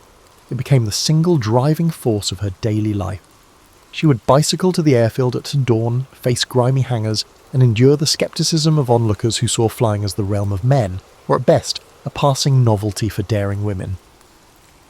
By 1922, Amelia had saved enough to buy a used Kinner Airster biplane. Painted bright yellow, she called it the Canary. She practiced takeoffs and landings until her hands ached. Pushing the limits of that rickety craft, she felt more alive aloft than anywhere else. The year 1923 brought her pilot's license from the Fédération Aéronautique Internationale. That piece of paper symbolised not merely achievement but independence from the confining norms she had chafed against since childhood. During these early chapters, Earhart was still something of an unknown in public life. Yet her determination was unwavering. People around her noted a quiet resolve rather than a trumpeted sense of ambition. She was also a tireless self-promoter when necessary, skillfully networking to support her dream. Even then, adversity followed her: money woes, mechanical breakdowns, and persistent gender barriers. But that persistent spark refused to dim. In these formative years, Amelia Earhart discovered the two threads that would define her life: the power of flight to break social boundaries, and the will to confront whatever hurdles appeared. She was no stranger to precarious landings, literal or metaphorical. Each forced landing taught her a new lesson about survival, and each time she took off again, as she inched closer to rewriting what the world expected from a woman who refused to stay grounded. She refused to accept limits. Amelia's aviation career pivoted in 1928. Though she'd set a women's altitude record, she was not widely known. That changed when publisher George Putnam invited her on a transatlantic flight, not as a pilot, but as a passenger to record flight data. Many doubted a woman could duplicate Charles Lindbergh's feat. She saw the publicity potential, despite the limited role. The Fokker friendship left Trepassey Harbour, Newfoundland, in June 1928. Pilots Wilma Stultz and Louis Gordon flew the plane. Amelia sat in the cabin, both thrilled and frustrated. After 20 hours, they landed in Wales. Lady Lindy, the press crowed, a nickname she disliked. She was proud but uneasy. She hadn't actually piloted the plane. Still, she harnessed the attention. Working with Putnam, who became her husband, Amelia realised fame could spotlight women's capabilities. She gave talks, wrote articles, and pushed against the belief that women belonged in narrow roles. She argued that anyone willing to face aviation's hazards was qualified for other fields as well. Flying then was perilous. Planes were primitive, navigation uncertain, crashes frequent. Men monopolised the field due to entrenched power, not superior skill. Amelia, often overlooked, gleaned tips from male aviators, proving adept at turning knowledge into action. By 1930, she was setting speed records. Knowing such achievements drew sponsors. Financial backing kept her in the air. In 1932, 5 years after Lindbergh's solo crossing, Amelia tackled it at the Atlantic alone. She left Harbour Grace, Newfoundland, aiming for Paris. Storms and mechanical troubles forced her to land near Londonderry, Northern Ireland. She still became the first woman to fly solo across the Atlantic. Her 14-hour ordeal included icy winds and failing instruments. Exhausted upon landing, she casually mentioned wanting hot chocolate, an offhand remark that endeared her to millions. Suddenly, Queen of the Air was everywhere. She tolerated the hype, preferring to focus on her cause. Through speaking tours, books, and founding the 99s, she fought for female pilots' rights and pushed airlines to hire women. She was firm yet courteous, insisting that if she could manage transatlantic flight, other barriers should fall. Her efforts targeted institutions and attitudes. She recognised the power of formal networks like the 99s, giving women pilots a unified voice. Her personal fame provided opportunities, which she utilised to exert pressure on flight schools and manufacturers. Beneath the public persona, she was already planning bigger horizons, a round-the-world flight which could further shatter doubts about women's roles in aviation. Although cameras captured her calm confidence, Amelia dealt with real danger in the skies and relentless scrutiny on the ground. She paid no mind to skeptics, focusing instead on fuel capacity, route planning, and advancing aircraft design. Celebrity wasn't her endgame. It was a tool to prove that women had the skill, grit, and imagination to lead in any domain. By the early 1930s, she had evolved from an obscure pilot to a global symbol, showing that records weren't mere stunts, but gateways to progress. Every new achievement underscored her core belief that barriers were illusions, begging to be dismantled. And the more she accomplished, the more the world saw her courage as a call for transformation. Each success hinted that she, and all women, were only beginning to test the limits of possibility. Her schedule became relentless. She juggled flying demonstrations, interviews, and writing commitments that funded her daring pursuits. She understood the power of mass media, yet was careful to remain authentic. When reporters pressed for sensational stories, she gently steered conversations toward practical issues, like improving airplane technology and securing better training opportunities for women. At the same time, she refused to be pigeonholed as merely a women's champion. She emphasized that aviation itself was a realm of innovation for everyone. With Charles Lindbergh, Wiley Post, and other leading aviators, she discussed breakthroughs in navigation systems, weather tracking, and safety procedures. Her goal was to be taken seriously not just as a symbolic figure, but as a knowledgeable pilot shaping the future of flight. Behind the scenes, she dealt with exhaustion and the weight of expectations. Friends recalled her bouts of insomnia and anxiety, masked by her poised exterior. Despite these strains, she pressed on, convinced that flying offered a blueprint for a more open-minded society. Each record set was more than a personal triumph, it was a collective push forward. She often remarked that real change demanded more than a single feat. It required sustained resolve. Aviation, in her view, was the symbol of what humanity could accomplish after abandoning outdated prejudices. By the mid-1930s, Amelia Earhart balanced record-setting flights, a role as aviation's public face, advocacy for women, and, amusingly, fashion consulting. Her relationship with George Putnam continued to evolve. Though he came from a publishing background, he believed Amelia could be aviation's brightest star and negotiated deals to fund her ambitions. They respected each other's autonomy, even after marrying, a stance that defied social norms. She refused to adopt his surname or confine herself to traditional wifely roles, a choice that drew gossip but matched her insistence on individuality. Putnam's PR skill brought endorsement offers, from luggage to sportswear, but Amelia stayed selective, wanting authenticity over empty promotion. She used her public profile to push improvements in flight infrastructure, better runways, weather stations, and aircraft maintenance. Far from glory hunting, she believed proper resources would make aviation safer and more accessible. She also mentored younger pilots, sharing the lesson that technique, not bravado, saved lives in the sky. In that vein, she helped design practical clothing for female aviators, garments with functional pockets and flexible cuts to accommodate cockpit constraints. Critics called it frivolous, but Amelia saw it as another step toward normalising women in the pilot's seat. If society expected women to excel anywhere, why not equip them accordingly? By 1935, she had flown solo from Honolulu to Oakland and from Los Angeles to Mexico City. These feats showcased her mastery of long-distance navigation when tools were rudimentary. She studied weather charts and honed radio direction finding. Knowing that minor miscalculations could be fatal, each success fueled a bigger dream, to circle the globe. This round-the-world quest wasn't mere personal ambition. Amelia envisioned it as a demonstration of evolving aviation technology and a chance to gather data for future commercial routes. With the world growing more interconnected, she believed such a flight could blaze trails for global air travel. Yet the endeavour demanded a formidable airplane and a solid team.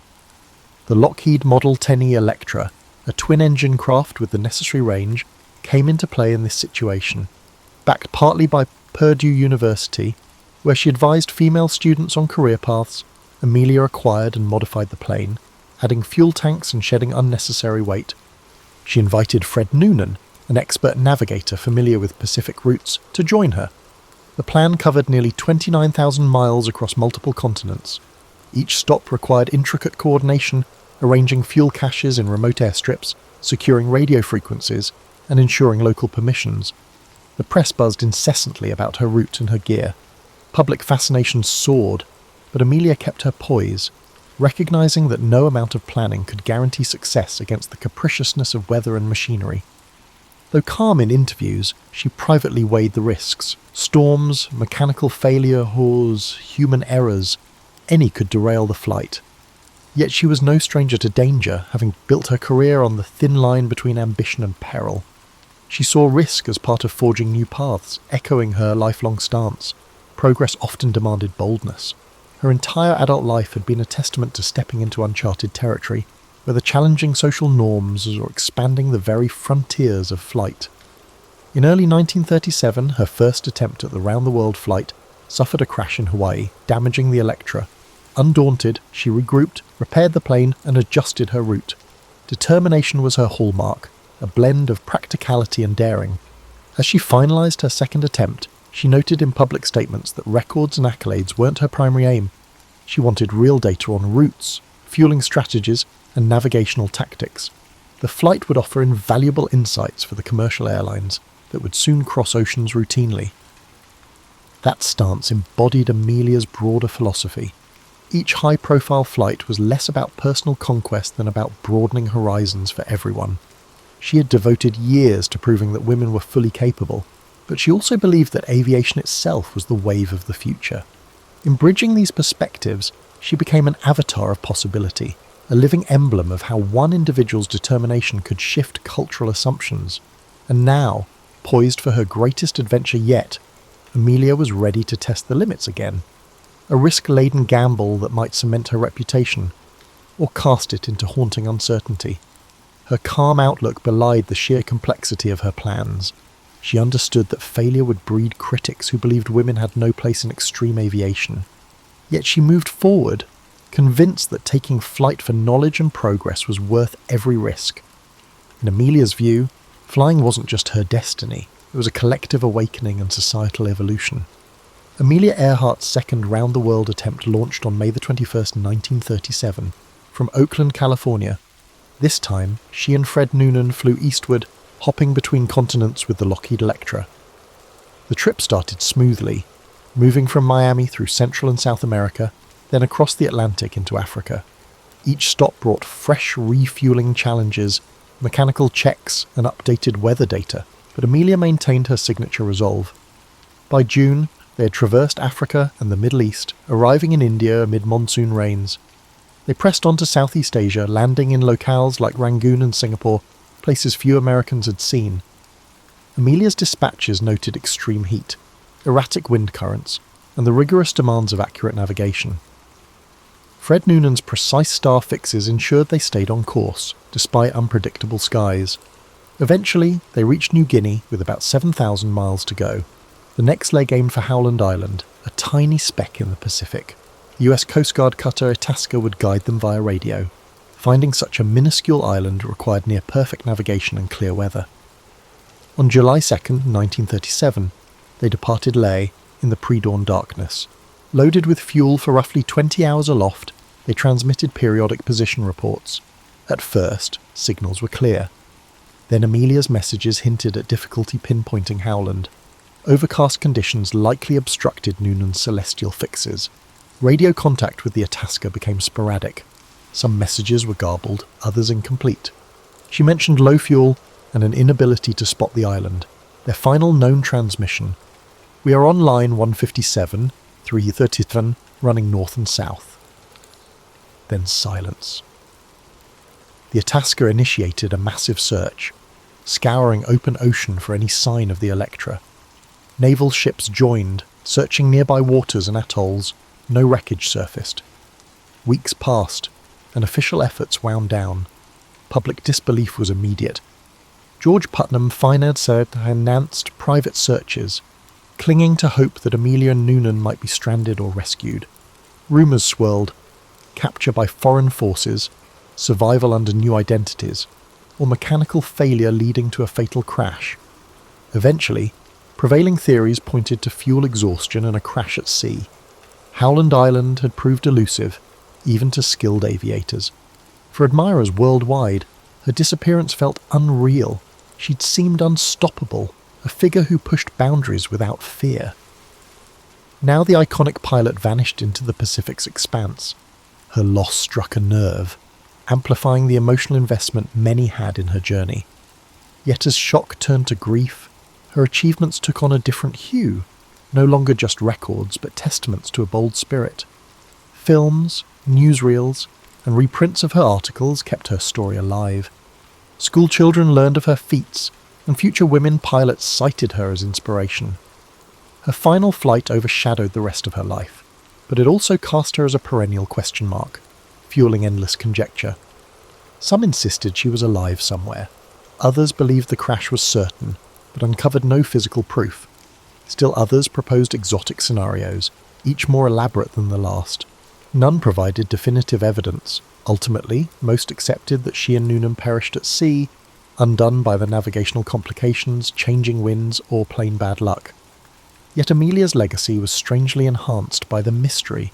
She had championed possibility, and the idea that she might be out there, unfound, kept that possibility alive in people's minds. The line between myth and history blurred. She had become more than a pilot. She was an avatar of human daring. Her story infused with both triumph and tragedy. If anything, the unsolved nature of her final voyage cemented her place in public consciousness. Institutions named in her honour sprang up. Researchers kept pursuing leads on remote islands, pointing to castaway remains or scattered debris, each new fragment reigniting debates. The fascination endured, crossing generations and continents. In the wake of her loss, the aviation community pushed for better safety measures, improved radio technology, and refined navigation techniques. Governments funded more comprehensive maps and placed greater emphasis on weather forecasting. Ironically, Amelia's demise accelerated the very reforms she'd long advocated. If she could have witnessed the progress, she might have nodded quietly, pleased that even in absence. She was moving aviation forward, and so the world mourned, searched, and eventually accepted its heartbreak. Amelia Earhart, whose smiling face had adorned magazines and whose gritty determination broke barriers, was gone, but rather than diminishing her impact, her disappearance etched her into the global consciousness. Hers became a story of possibility cut short, yet also eternal, a reflection of how high humanity can climb and how unforgiving the frontier can be, undeniably. In the immediate aftermath of Amelia Earhart's disappearance, the public learned the scope of the desperate search underway. The Coast Guard cutter Itasca had already been combing the waters around Howland Island, but the US Navy soon mobilised, launching one of the most extensive rescue efforts in peacetime history. Over several weeks, ships and airplanes fanned out across the Central Pacific, scanning for any sign of wreckage or survivors. Military personnel interviewed islanders, contacted passing vessels, and monitored all radio frequencies for stray signals that might lead them to the missing plane. George Putnam, distraught but resolute, organised private expeditions of his own. He poured personal funds into hiring search craft, offering rewards for credible information. Messages from psychics, adventurers, and self-appointed investigators flooded his office. Though many leads were far-fetched, Putnam refused to dismiss them outright, afraid of missing any clue that might point to Amelia's location. A handful of newspapers criticised the urgency, questioning the expense at a time when global tensions were on the rise. Still, for countless admirers worldwide, the operation was a moral duty. Someone as groundbreaking as Amelia should not simply vanish without every effort to locate her. Rumours bloomed. Early on, some claimed she had been spotted in distant ports, fueling speculation of a forced landing followed by rescue under mysterious circumstances. Others pointed to unconfirmed transmissions that briefly crackled over shortwave radios in the days following her disappearance. Could it be Amelia, calling for help? Enthusiasts hung on each scrap of reported signal, though none were convincingly traced to the missing Electra. The mass of conflicting stories stoked a media frenzy, with headlines proclaiming everything from miraculous survival to sinister conspiracies.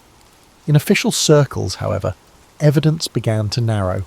Reports from the Itasca indicated that Amelia's last radio messages had grown increasingly urgent.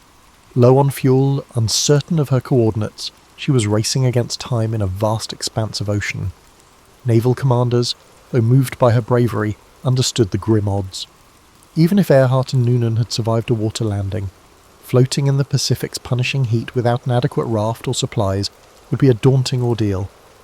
Within a month, the military scaled back the large-scale search. Having spent millions of dollars and covered an enormous swath of the Pacific, they found no trace of the Electra. While certain remote atolls and reefs remained unexamined, the probability of finding survivors dwindled by the day. Public statements struck a balance between honouring Amelia's accomplishments and reconciling with the increasingly likely outcome. George Putnam refused to give up. For many months, he funded private efforts to investigate scattered leads. Small vessels sailed to the Forgotten Islands, examining debris that never matched Amelia's plane. Tyre tracks in the sand, bits of metal, and rumours of castaways all turned out to be dead ends or unrelated artefacts. As the search continued, public opinion split between mournful acceptance and stubborn hope. The iconic pilot had carried the aspirations of countless fans who believed she symbolised limitless possibility. Now, they wrestled with her apparent demise. At the same time, her disappearance captured the imagination of those who preferred a more dramatic explanation. Could foreign powers have seized her, suspecting espionage? Could she have orchestrated a disappearance to evade recognition? Each guess, no matter how wild, found at least a small chorus of believers. Meanwhile, tributes poured in from every corner. Schools held ceremonies, newspapers published retrospectives, and radio stations aired stories of her earlier triumphs. Letters expressing admiration flooded the offices of aviation clubs. Numerous individuals highlighted Amelia's contribution to paving the way for women. If she could challenge the skies, they reasoned, then others could challenge entrenched social barriers. Politicians, too, invoked her legacy in calls for expanded roles for women in the workforce, hoping to harness the public's admiration for her accomplishments. By early 1938, the official verdict leaned heavily toward a crash at sea. Within another year, Amelia Earhart would be declared legally dead. George Putnam, exhausted and grieving, continued to write about her life, ensuring her name stayed in the public consciousness. Having travelled alongside her in countless ways, he refused to let a silent ocean claim the last word on her story. Photographs of Amelia, smiling in front of her plane, goggles perched on her forehead, remained pinned to his walls, reminders that her spirit, daring and unbreakable, transcended whatever fate had befallen her. In the public eye, she had already entered a realm where myth and memory intertwined. In the years after Amelia Earhart's disappearance, her story wove itself deeply into the culture, shaping discussions of exploration, gender roles, and national identity. While the global press initially focused on the sudden void left by her vanishing, attention soon shifted toward analysing what she had embodied.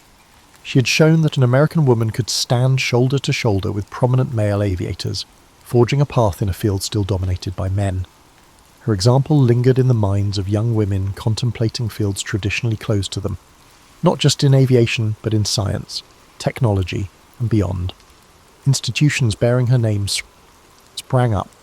Elementary schools in the United States adopted the moniker Earhart to honour her daring spirit.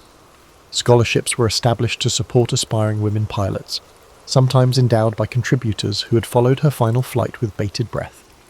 Though these gestures varied in size and scope, each underscored a collective drive to keep her influence alive.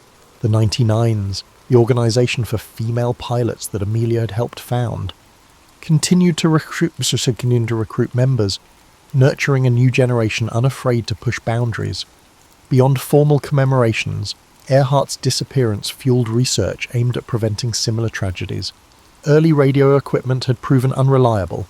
Post-1937 advances focused on refining both hardware and communication protocols. Governments funded studies of weather patterns, leading to better forecasting. Aviation experts developed more rigorous standards for navigation, ensuring that future pilots received advanced training in celestial fixes and radio direction finding. Some historians argue that the spotlight on Amelia's disappearance hastened these improvements, whether intentionally or not. She prompted an acceleration of aeronautical progress. Meanwhile, the theories about her fate refused to fade. Self-styled detectives scoured archival records, analysing ship logs and rumoured sightings. In the late 1940s, a handful of American servicemen stationed in the Pacific heard local tales of a foreign pilot washing ashore years earlier, spurring renewed hunts for evidence. Occasionally, fragments of aluminum or skeletons found on remote atolls were touted as proof of Earhart's final resting place. Yet attempts to link such discoveries conclusively to Amelia or Fred Noonan always fell short. With each new claim came another wave of media coverage, keeping the question of her end alive in the public mind. Pop culture seized on the mystery, weaving it into novels, films, and radio dramas. Some portrayed her as a spy captured by hostile forces, others imagined her deliberately disappearing to live in peace. These fictional takes occasionally drew the ire of those who believed they trivialized her legacy, yet they also brought her name before audiences that might not otherwise have pondered the achievements of a woman pilot in the 1930s. Her image graced magazine covers well into the 1950s, often paired with captions urging readers to remember her pioneering flights rather than fixating solely on the unknown. For women determined to forge their own paths, Amelia's tale carried a particular resonance. During World War II, thousands of women trained as pilots in programs like the Women Air Force Service Pilots, WASP. Although she was no longer around to witness it, her example had laid crucial groundwork. Veterans of those programs cited her as a reason they believed aviation could be for them too. They viewed her last flight as the ultimate expression of her courage, continuing until the sky itself refused her any further. Critics sometimes questioned whether her fame overshadowed the contributions of less heralded female aviators. Indeed, Earhart's photogenic presence and collaboration with George Putnam's media machine set her apart. But many recognised that she had used her visibility to champion broader goals. She consistently advocated for other women flyers and used press opportunities to highlight the achievements of colleagues who lacked her public platform. If she stood alone in the spotlight, she also attempted to shine it on everyone else struggling for legitimacy in aviation's ranks. By the mid-20th century, Earhart's name had become shorthand for unbounded aspiration. Newspapers likened daring explorers to modern Amelia Earharts. Corporations cited her spirit in ad campaigns about pushing past limitations, yet behind the commercial rebranding lay an abiding truth. She had effectively proven that gender need not be an impediment to ambition. Even decades later, that message held profound significance. For every sceptical remark about knowing your place, Earhart's memory offered a counter-argument, that risks were there to be taken, frontiers to be tested, and that sometimes only the bold see how far they can really go. Today, the name Amelia Earhart conjures images of resilience and intrigue. Countless books, documentaries, and academic analyses have attempted to decipher her character and significance. Perhaps that is the ultimate measure of her impact. She remains relevant long after her plane's final, tragic flight. In a world that has seen astronauts circling the Earth and rovers traversing Mars, her achievements might look modest on paper, yet context is everything.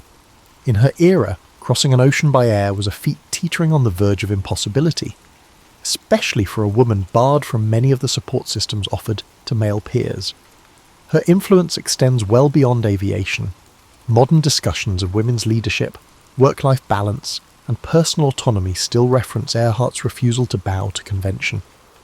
The forthright way she lived, maintaining her separate finances after marriage, declining to adopt her husband's surname, and refusing to drop her career, resonates with individuals who chafe under traditional expectations. She showed that it was possible to be both admired and outspoken, both widely loved and unabashedly independent. This combination of traits keeps her relevant in each new wave of feminism, even as cultural norms continue to shift. Then there is the simple matter of mystery. Human beings are drawn to stories with open endings, and Amelia's disappearance leaves a void that speculation rushes to fill. Expeditions still venture to distant Pacific islands, sifting through detritus in search of conclusive answers. High-tech scanners, DNA testing, and underwater drones have all been employed in attempts to find the Electra or discover her remains. Each new rumour or photograph sparks interest, however fleeting, in the notion that a solution to the riddle is just around the corner.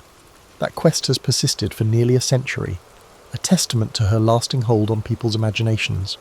In many ways, the romance of Amelia Earhart's story lies in its human dimension. She was fallible, prone to anxiety and physical exhaustion, yet outwardly composed. She made daring choices while maintaining a certain down-to-earth practicality. Her writings reveal a person keenly aware of mortality, yet unwilling to let fear dictate her trajectory. That balance, of measured caution and determined optimism, gives her legend a credible warmth. She did not seek to become a myth. She sought to become a better pilot and, in doing so, helped recast the boundaries for what women could do. Time has a way of distilling a person's accomplishments until only the major highlights remain. In Earhart's case, those highlights are luminous enough: the first woman to cross the Atlantic by air, a fearless record breaker, a voice championing women's legitimacy in aviation, and the architect of a near-world circling journey that ended all too soon. Yet her true gift to posterity is the blueprint she left for challenging expectations. Every time someone questions the status quo, every time a woman pursues a field that once excluded her, a sliver of Amelia's spirit resonates. Though formal statues and memorials exist, perhaps the most fitting tribute lies in the intangible. Her legacy thrives in the collective consciousness. Crossing borders and cultures, schoolchildren undertake projects on her life, discovering that bravery and curiosity can upend established norms. Non-profit groups continue awarding scholarships in her name, ensuring that girls from modest backgrounds can earn their wings. Engineers, astronauts, and even entrepreneurs cite her as an influence, exemplifying self-reliance and bold vision. Critics might argue that the aura surrounding Amelia Earhart romanticizes risk-taking. Indeed, she faced criticisms in her lifetime for the dangers she accepted, but her approach, grounded in rigorous practice and serious study, suggests she treated risk as a necessary ingredient in progress, not a reckless thrill.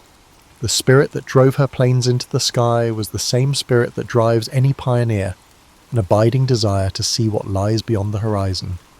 As we consider her today, we find that her story is less about flight than about transcending limitations. She didn't merely fly, she challenged the gravitational pull of society's assumptions. That she vanished while pursuing her grandest ambition adds a paradoxical layer of both sorrow and admiration. Yet her final lesson endures. Uncharted territory remains, waiting for those who dare to step off the map. In that sense, she is still aloft, guiding those who look skyward with their dreams of possibility, and a steadfast refusal to accept the confines others have drawn. It is the 3rd century BCE in the ancient city of Syracuse, a bustling Greek settlement on the island of Sicily. The air is filled with the scent of the sea carried by the breeze from the nearby Mediterranean coast. The streets are alive with merchants, artisans, and scholars, their voices blending into a harmonious hum. Among these people walks a young boy, his eyes bright with curiosity, his mind constantly searching for answers to questions most people do not think to ask. This boy is Archimedes. Born to a family of intellect and privilege, Archimedes' father, Phidias, is an astronomer who nurtures his son's love for learning. From a young age, Archimedes is fascinated by the world around him. The way the stars move across the night sky, the precise mechanics of gears and levers, the simple yet profound mysteries of numbers, all of these captivate his developing mind. He spends his days asking questions, pondering problems and seeking answers in the natural world. As Archimedes grows, his thirst for knowledge takes him beyond the borders of Syracuse. He travels to Alexandria in Egypt, a renowned centre of learning, home to the great library of Alexandria. Here he studies alongside the brightest minds of his time, absorbing knowledge like a sponge. He dives deep into the works of great thinkers, geometry, physics, astronomy. Each new concept fuels his passion for discovery, and his mind sharpens with each lesson learned. Upon returning to Syracuse, Archimedes dedicates himself to a life of study and invention. He spends his days in quiet contemplation, often retreating to his study or wandering the shores of the sea. His mind dances with ideas, equations, and theories. He is not concerned with wealth or fame, but with understanding the fundamental principles that govern the universe. One of his most famous discoveries begins in a moment of quiet observation.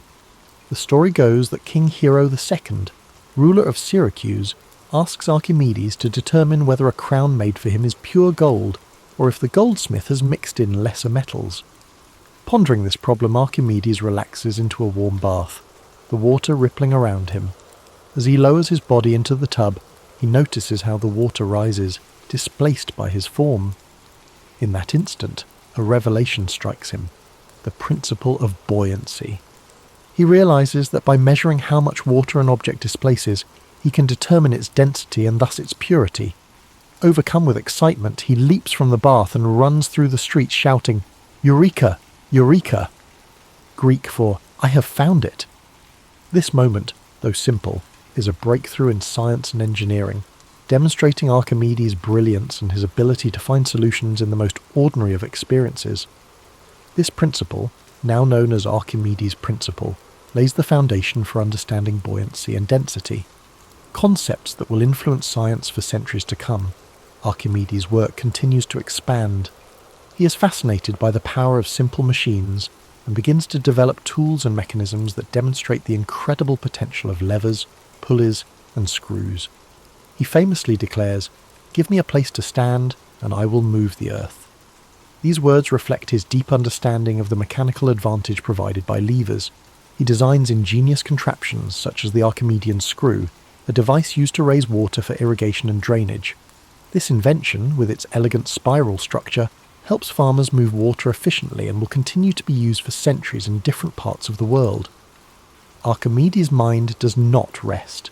He explores the mysteries of geometry, calculating areas, volumes and surfaces with astonishing precision. He develops formulas for the areas of circles, the volumes of spheres, and the properties of parabolas. His work on the mathematics of shapes lays the groundwork for calculus, a field that will not fully develop until many centuries later. In addition to his theoretical work, Archimedes applies his knowledge to practical problems. Syracuse faces threats from rival powers, and Archimedes' inventions become tools of defense. He designs war machines, catapults, cranes, and even rumoured death rays that use mirrors to focus sunlight and set enemy ships ablaze. These devices, products of his genius, help protect his city from invaders. Yet for all his achievements, Archimedes remains humble, his mind always focused on the pursuit of truth. His days are spent drawing diagrams in the sand, solving equations and pondering the mysteries of the universe. His joy lies not in the recognition of others, but in the quiet satisfaction of discovery. As you breathe deeply and slowly, imagine Archimedes in his study, the soft glow of an oil lamp illuminating the scrolls and diagrams spread before him. The gentle sound of waves drifts through an open window, a soothing rhythm that accompanies his thoughts. The air is filled with the faint scent of parchment and seawater. In this moment of stillness, there is a profound sense of peace, a quiet celebration of the mind's limitless potential. Archimedes' life, though dedicated to discovery, ends in a moment of tragic misunderstanding. During the siege of Syracuse by the Roman army, the city falls despite its defences. As the soldiers enter, Archimedes is engrossed in his work, drawing a mathematical diagram in the sand. A Roman soldier approaches him, but Archimedes, absorbed in his thoughts, asks the soldier not to disturb his circles. In a tragic instant, the soldier strikes him down, unaware of the brilliance of the man before him. But though his life is cut short, Archimedes' legacy endures. His discoveries, his inventions, and his insights into the world of mathematics and physics continue to inspire generations. His work becomes the foundation for future scientists, engineers, and thinkers, a testament to the enduring power of curiosity and intellect. As you drift further into sleep, let the story of Archimedes remind you of the beauty of exploration, the joy of discovery, and the quiet power of the mind. His life teaches us that the pursuit of knowledge, no matter how simple or complex, is a journey worth taking. Each question we ask, each problem we solve, brings us closer to understanding the wonders of the world. As you sink deeper into the gentle embrace of sleep, let the wisdom and wonder of Archimedes' life continue to guide your thoughts.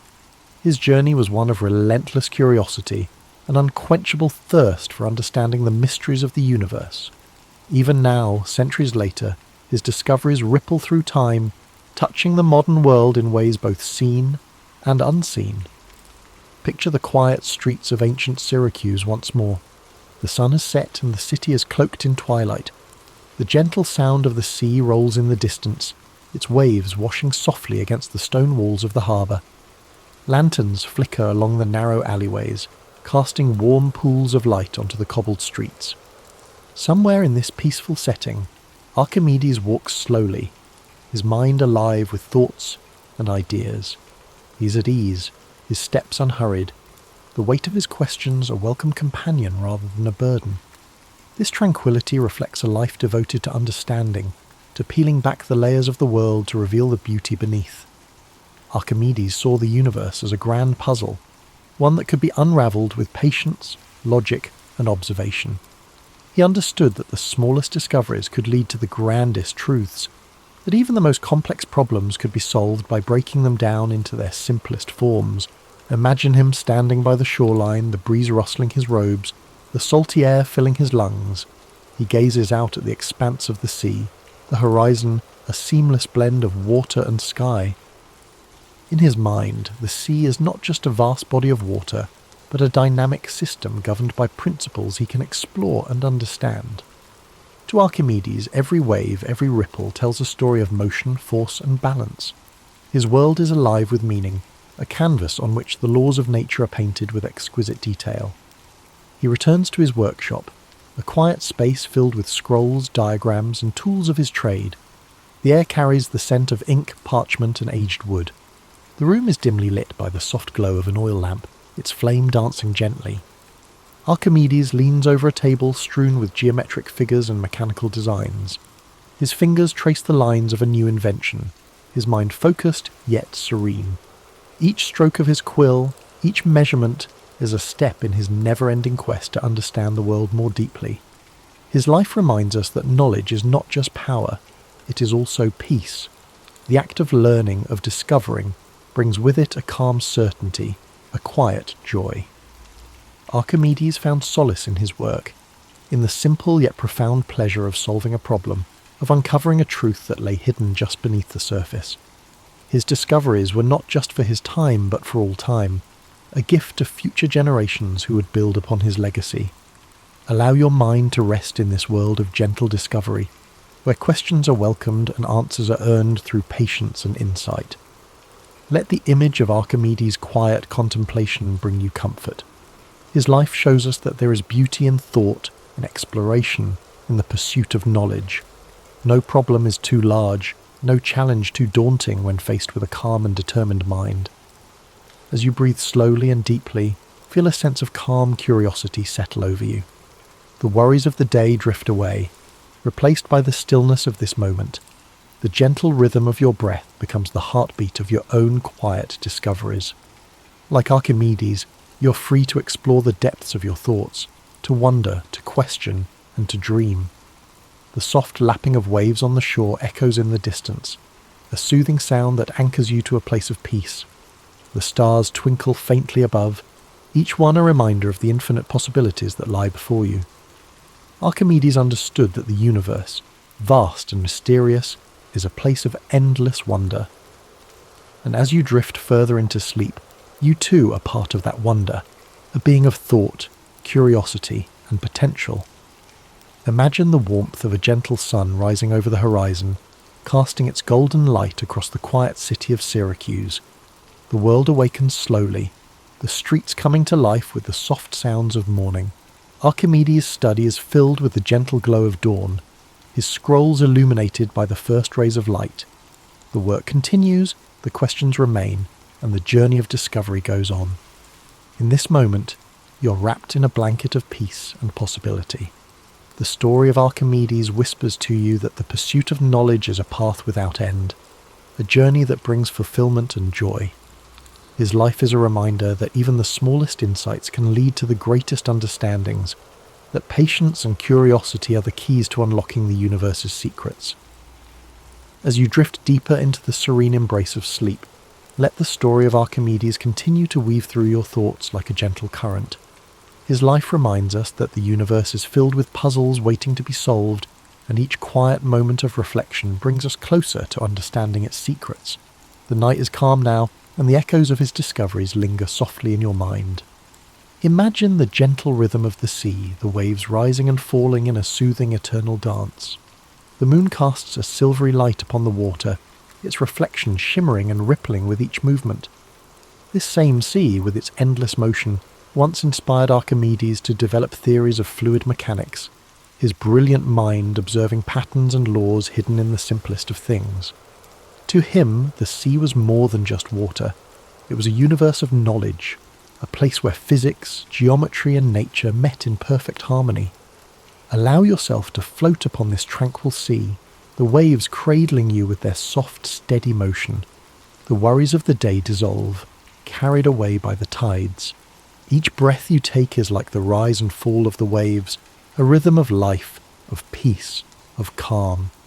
You're held safely in this space of quiet discovery, where the world's complexities fade into simplicity, and every thought leads you closer to rest.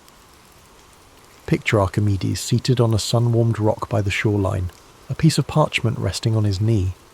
The wind tousles his hair as he sketches shapes and equations with a steady hand. His eyes are focused, yet there is a deep peace in his expression. The world is his canvas, and with every observation, every calculation, he adds a stroke to the masterpiece of human knowledge.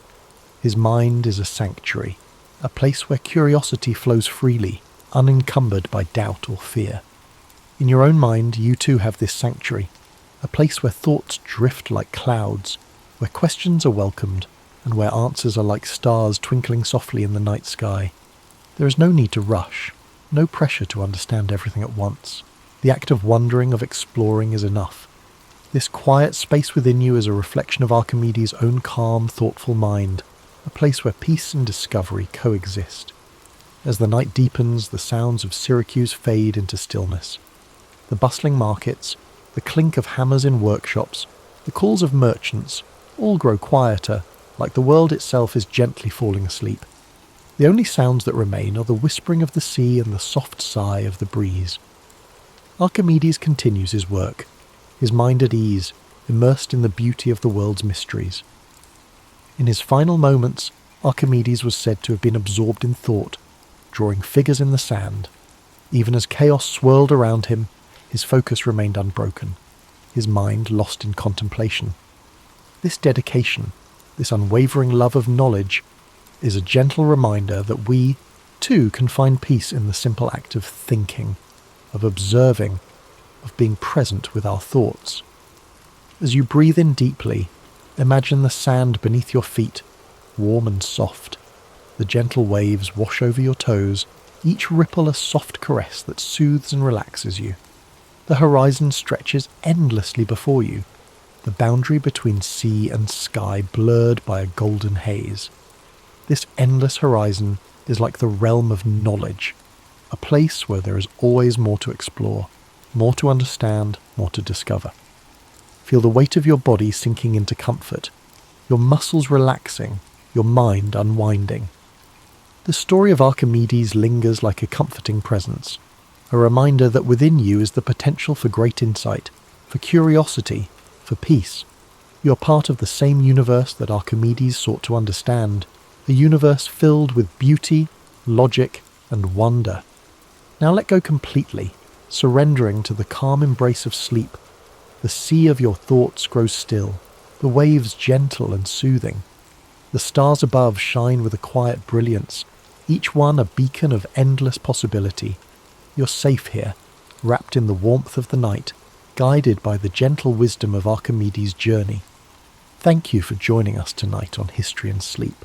May this story of discovery, resilience, and curiosity guide you into a deep, restful slumber. Let Archimedes' legacy remind you that every question, every thought, every moment of wonder is a step toward understanding the world around you. Sleep deeply, knowing that you are part of a grand, beautiful universe, and that peace and curiosity are always within your reach. In the year 742 CE, the prosperous city-state of Khorasan glittered under the noonday sun. A nexus for caravan routes feeding distant empires, Khorasan thrived on the exchange of saffron, silk, star charts, and rumours whispered behind curtained alcoves. At its centre loomed a grand marketplace whose vaulted roof trapped the daily bustle in a ceaseless echo. Traders from Byzantium, Tang China, the Abbasid Caliphate, and beyond mingled among stalls stacked high with lapis lazuli, dried fruit, and perfumed sandalwood. Some hailed it as a marvel of cosmopolitan life, where fortunes might pivot in a single conversation. Among the people navigating the throng was Karia bint Yazd, a travelling scholar whose lineage traced back to the once-renowned Zoroastrian priests of Persia. Her face betrayed concentration as she studied hieroglyphic notations in a weathered scroll. Unmarried and unconcerned with the expectations placed upon a woman of her station, she had roamed from one end of the Silk Road to the other, piecing together knowledge that seldom found its way into the official annals. The swirl of Khorasan's commerce did not distract her. She focused on a lead suggesting that rare manuscripts had surfaced in a private collection near the city's eastern quarter.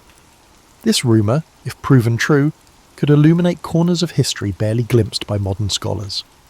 Korea pressed deeper into a labyrinth of narrow lanes behind the main bazaar, guided by a coded map etched into her memory. Eager boys offered to carry her satchels for a coin, and watchful guards in brass-trimmed uniforms eyed each passer-by. She brushed off all offers of help. Too many watchers, too many ears. At last, she arrived at a courtyard hidden behind a plain wooden door.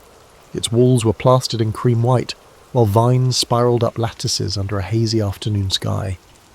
Within that secluded enclave stood an elderly bibliophile named Kazem al-Talibi, his hands trembling under the burden of a slender volume bound in jade-green leather. Their meeting was brief. Korea offered him carefully wrapped objects, fragments of ancient mathematics tablets uncovered near Samarkand, and, in exchange, Kazem relinquished the jade-bound text.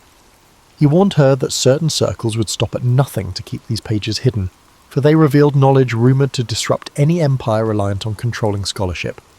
She nodded gravely, accustomed to the shadows that dogged rare manuscripts.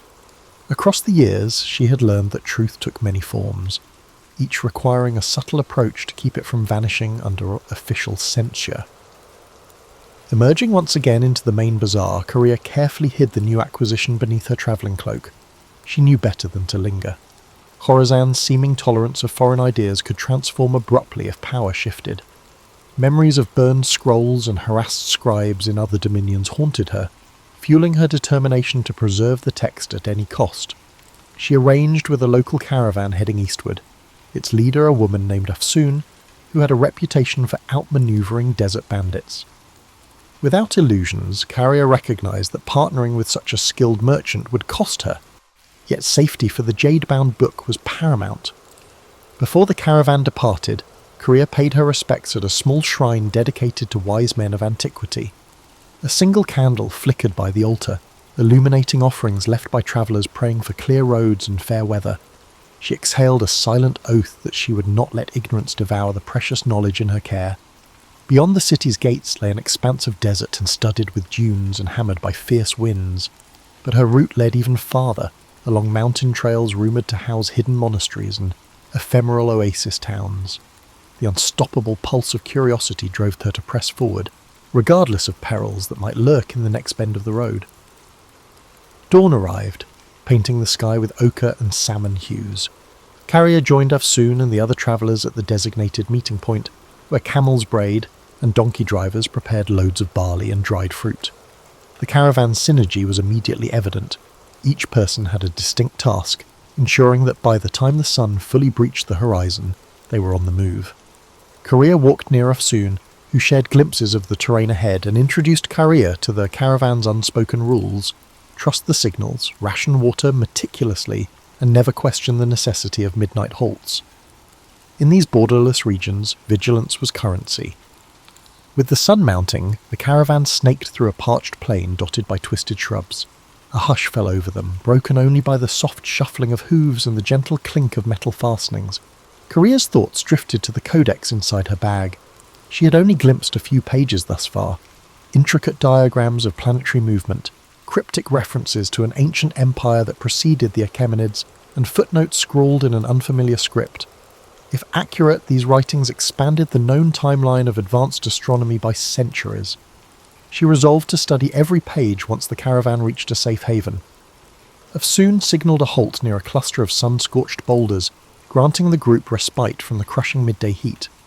While some dozed in makeshift shade, Korea took cautious sips from her water skin, feeling the dryness cling to her throat. A restlessness stirred within her, equal parts excitement and anxiety. She replayed Kazem al-Talabi's warning. Powerful figures had an interest in ensuring no one deciphered the text. For them, knowledge was a finite resource, best kept under strict watch. As a swirl of wind kicked sand across her path, Carrier gripped her satchel, silently vowing she would not be silenced. By twilight, the caravan approached a modest oasis, lined with date palms that cast long shadows across still water. Afsoon guided her camels into a semicircle, forming a protective barrier against stray wanderers.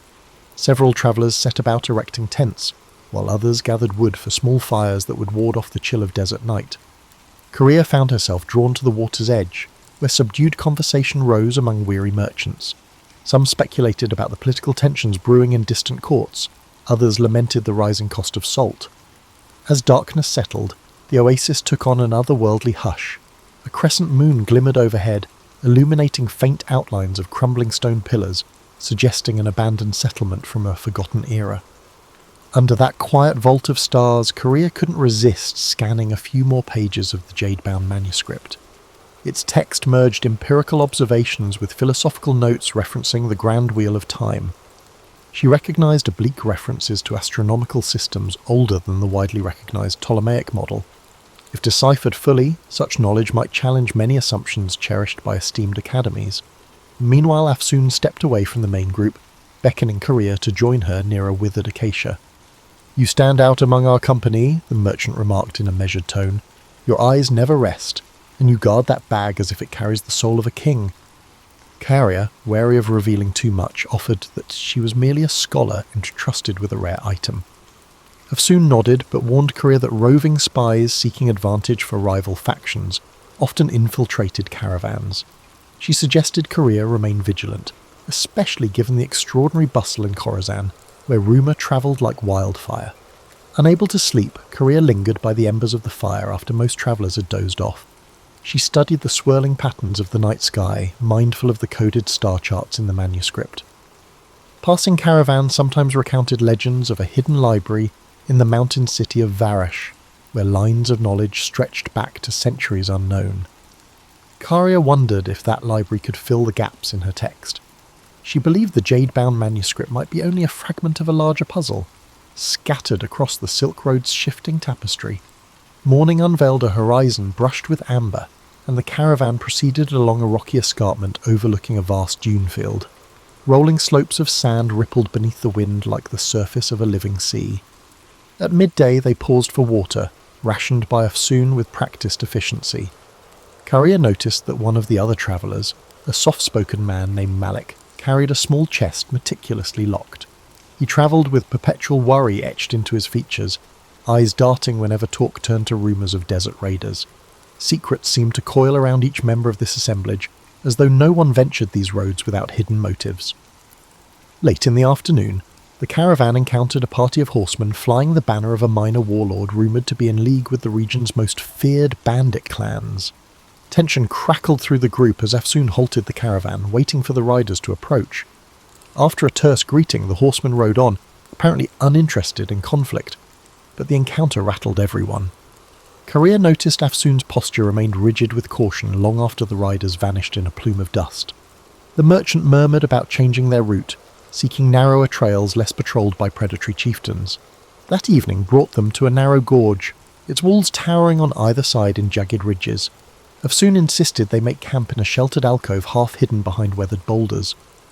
By the flicker of firelight, Korea finally delved into the central chapter of the manuscript.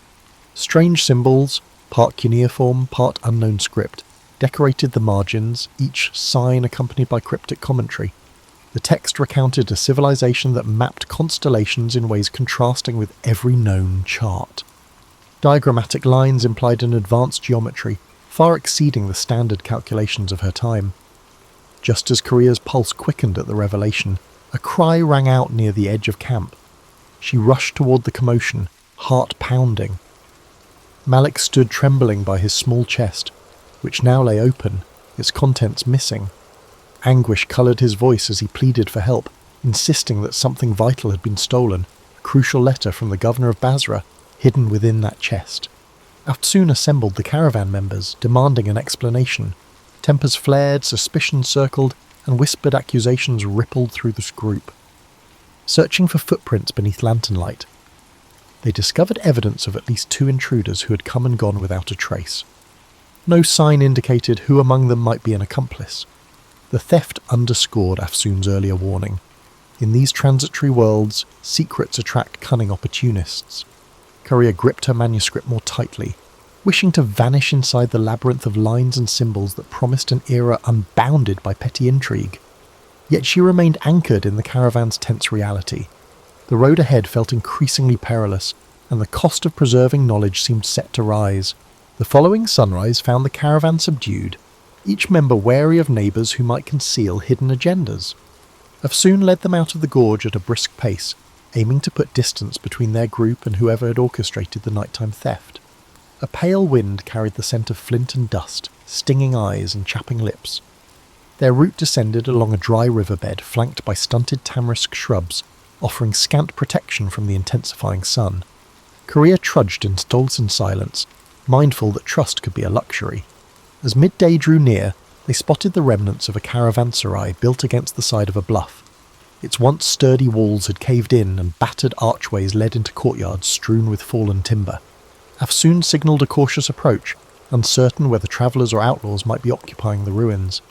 The group explored in pairs, stepping over cracked tiles littered with scorpion husks. No living presence emerged, though evidence of a hasty departure. Scattered coals, torn blankets, suggested someone had sheltered there not long before. Since water was available from a half-collapsed cistern, Afsoon decided they would rest under what remained of the caravanserai's roof. Malik hovered by his broken chest, sifting through remnants of cloth as though searching for any clue. Korea drifted away from the group, drawn to an overgrown courtyard where a dried fountain stood. Vines draped its cracked basin, trailing over carved motifs of intertwined serpents. Time and neglect had worn away the finer details, yet a mysterious energy lingered, as though the place once echoed with conversation about cosmic truths beyond mortal comprehension. She pulled out the jade-bound book to scrutinize a passage describing the 4 points beyond the boundary of earthly measure. The text postulated that certain alignment patterns, stars in specific conjunctions, allowed glimpses into knowledge unattainable through ordinary means. This notion was not entirely foreign, given that many mystical traditions in Persia and India spoke of cosmic gates. Still, the clarity of these instructions startled her. The manuscript seemed less a mere curiosity, and more a carefully constructed key. She wondered if others who sought it might comprehend its significance. Meanwhile, Afsoon prepared spiced lentils and shared them among the group, her gestures calm yet determined to maintain unity.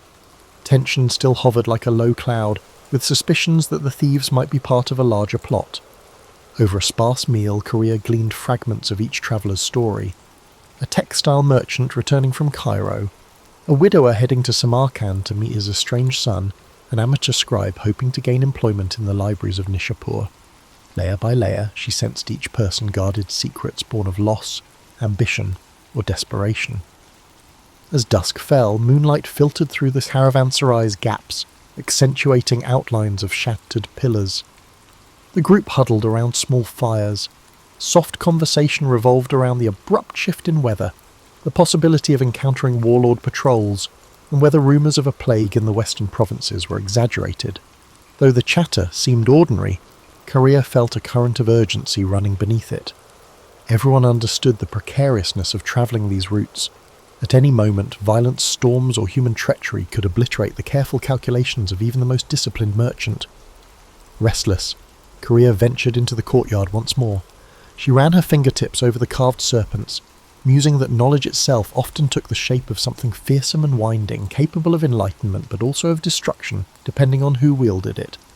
Before she could lose herself in speculation, a subtle motion in the archway drew her attention. She turned to see Malik shadowed in moonlight. His face still wore traces of anguish. He approached and, in hushed tones, apologized if his panic had disrupted the caravan's stability. Then he posed a startling question. "Is your book truly worth risking your life?" Korea hesitated, contemplating her answer. She confessed that its pages might safeguard insights from an older civilization, knowledge that could enrich the world if studied openly. Yet she recognized the hazards. No single text was worth a life, unless it also contained the means to prevent greater harm. Malik nodded, revealing that his lost letter held the potential to end a trade blockade strangling his hometown. Without it, he feared entire families would starve. They shared a poignant silence, realizing each bore a heavy burden for reasons that extended beyond self-interest. Their exchange was interrupted by a faint shout from Afsoon, who was patrolling the perimeter. A silhouette darted across the ruins, then vanished behind a crumbling wall. Alarmed, Carrier and Malik hurried back to the main courtyard, only to find the rest of the travellers on their feet. The intrusion lasted mere seconds, but it confirmed the presence of watchers trailing them. The memory of the stolen letter flared in every mind. Gathering her satchel close, Carrier recognised that pursuit was inevitable. She could only hope that what she carried would outlast the desert's shifting alliances and the relentless greed of unknown adversaries. Early the next day, Afsoon insisted they abandon the ruin before sunrise. Lanterns swinging from camel saddles cast flickering halos in the pre-dawn gloom. Korea walked at the caravan's rear, scanning the horizon for silhouettes.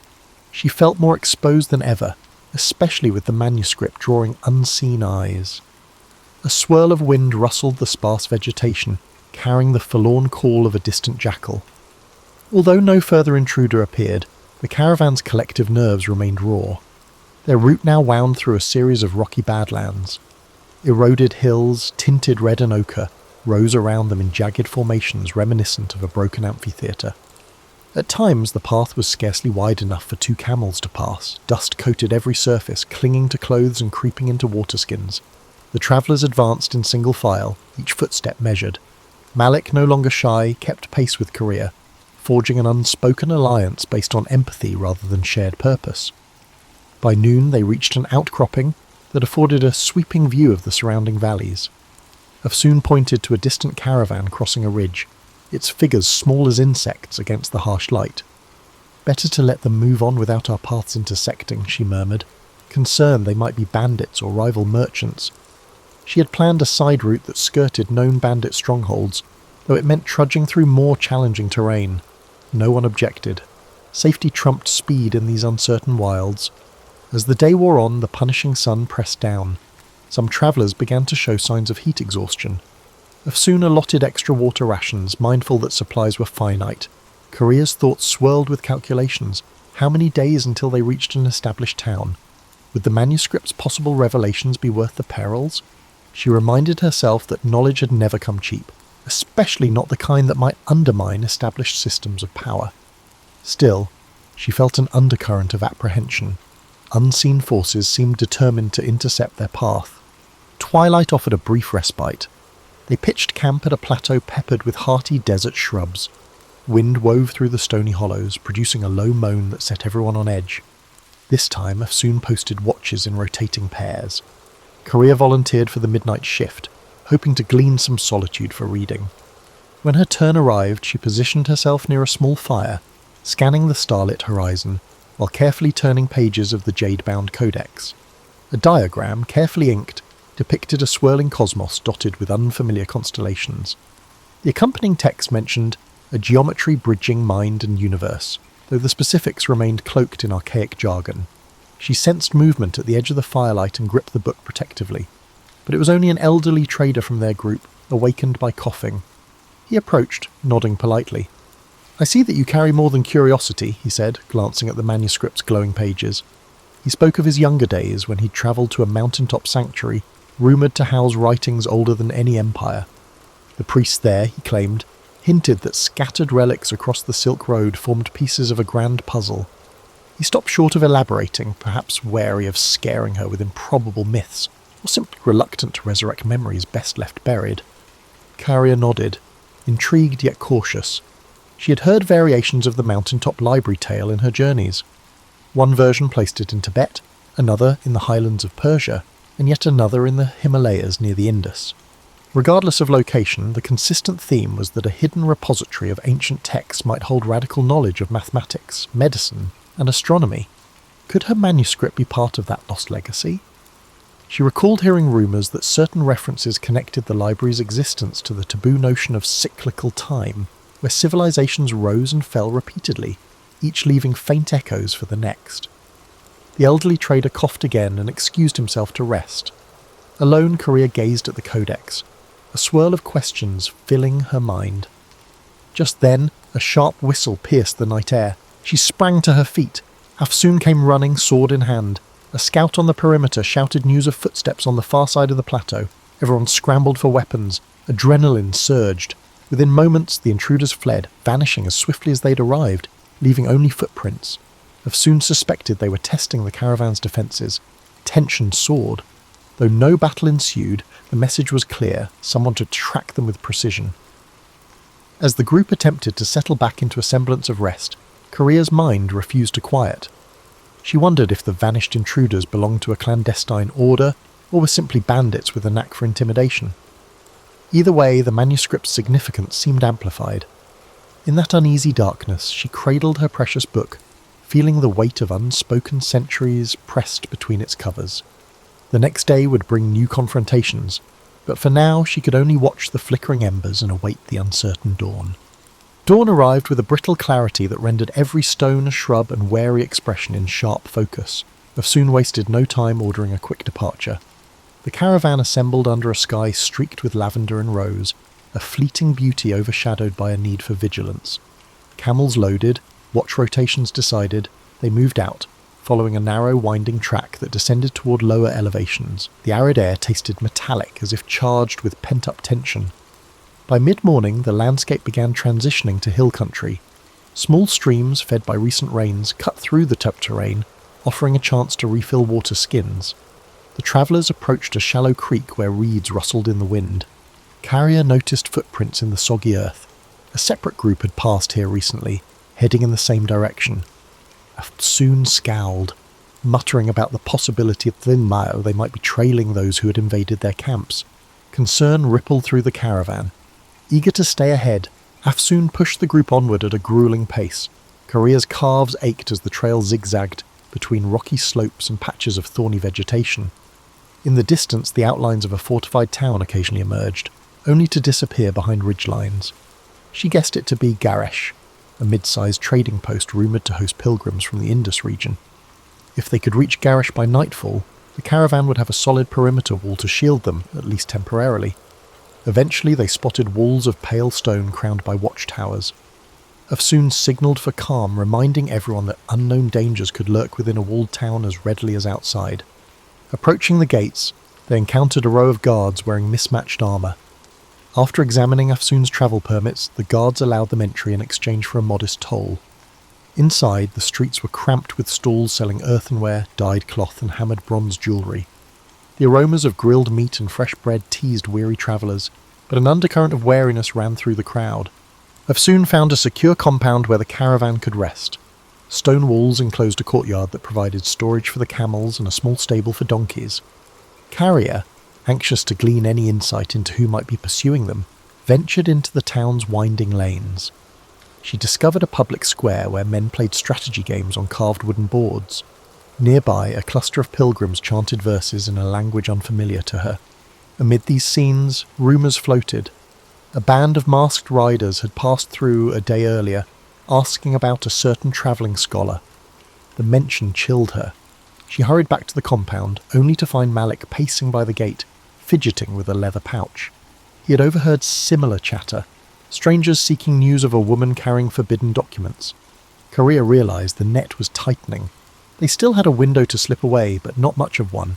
She conferred with Afsoon, who suggested leaving Koresh under cover of darkness, continuing east along seldom-used back roads. Although it entailed more risk, waiting might let their pursuers converge. After sunset, the caravan packed up stealthily. Torches were kept minimal, camels silenced with calm handling. A hush enveloped them as they slipped through Goresh's secondary gate, bribing a night watchman who scarcely looked at their faces. Outside the walls, moonlight glimmered on the grassland. Korea clutched the manuscript, absorbing the night's chill. She couldn't escape the conviction that her mission had become a race, one in which the cost of failure was irreparable loss, not just for her, but for an entire lineage of knowledge that might vanish again. Guided by Afsoon's careful planning, they pressed into a region of rolling hills shaped by centuries of flood and drought. Occasional clusters of cypress trees broke the monotony. Crickets chirped in the darkness. The group maintained strict silence, halting often to listen for sounds of pursuit. Each time the night breeze whispered through the brush, Korea braced for a distant hoofbeat or a flash of torchlight. Yet hours passed with no sign of the ambush. As the moon descended, they reached a shallow ravine dotted with smooth, ancient boulders. Afsoon called for a halt to rest the animals. Korea found a flat rock and sank onto it, physically spent but mentally alert. She glanced at Malik, whose eyes reflected the same exhaustion mixed with defiance. The sky above them showed the faint glow of approaching dawn. Tomorrow, or perhaps the next day, they would come upon the mountain routes leading to Varash, the rumoured city of hidden monasteries. If the caravan made it that far, the Jade manuscript might finally find a place where its arcane revelations could be deciphered without fear. But that hope remained fragile, like a candle flame in a gusty corridor. The first rays of morning lit the ravine, revealing dusty grass and scrub that offered little camouflage. Wearily the caravan assembled and continued, mindful that speed was their best defence. Over the next hours they traversed rolling slopes that ascended gradually into stony highlands. The trail grew hazardous, lined with loose gravel and sharp descents. Several times a misstep nearly sent a donkey tumbling into a gorge. The group's morale, though frayed, held steady under Afsoon's firm direction. Korea noticed the air thinning as they climbed, accompanied by a crisp coolness that sharpened her senses. Tiny alpine flowers clung to crevices, their vivid petals a welcome contrast to weeks of unrelenting dust. From a vantage point overlooking a sprawling valley, she glimpsed distant peaks wrapped in mysterious haze. Locals called these the 1,000-Year Mountains, rumoured to shelter monastic retreats older than recorded dynasties. The prospect of reaching them bolstered her spirit, even as her body complained of fatigue. Near midday, the caravan stopped by a rivulet trickling through a rocky defile. While watering the animals, Afsoon and Korea consulted a hand-sketched map that indicated Varash lay 2 more days beyond the far ridges.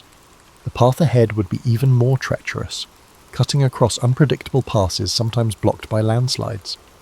Korea felt her heartbeat quicken, recalling rumours that entire caravans had been buried by sudden rockfalls in these mountains, yet the urgency to evade pursuers overshadowed every other fear.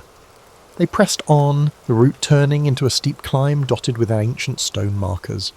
At each switchback, Korea saw inscriptions worn by centuries of weather. She paused to trace her fingers over a faint symbol, a stylized sun encompassed by the intersecting circles. Something about it resonated with the diagrams in her jade-bound codex. She made a mental note to compare them later, suspecting these markers might be vestiges of the same civilization described in the manuscript's cryptic pages. Whenever she glimpsed fresh inscriptions, her curiosity ignited anew. Late in the afternoon, the skies darkened ominously. Thunder rumbled among the peaks, and a biting wind heralded an approaching storm. Soon urged everyone to hurry. They located a natural overhang near a rocky ledge, providing partial shelter from the elements. Rain unleashed its fury soon after they took cover, slamming the landscape in waves.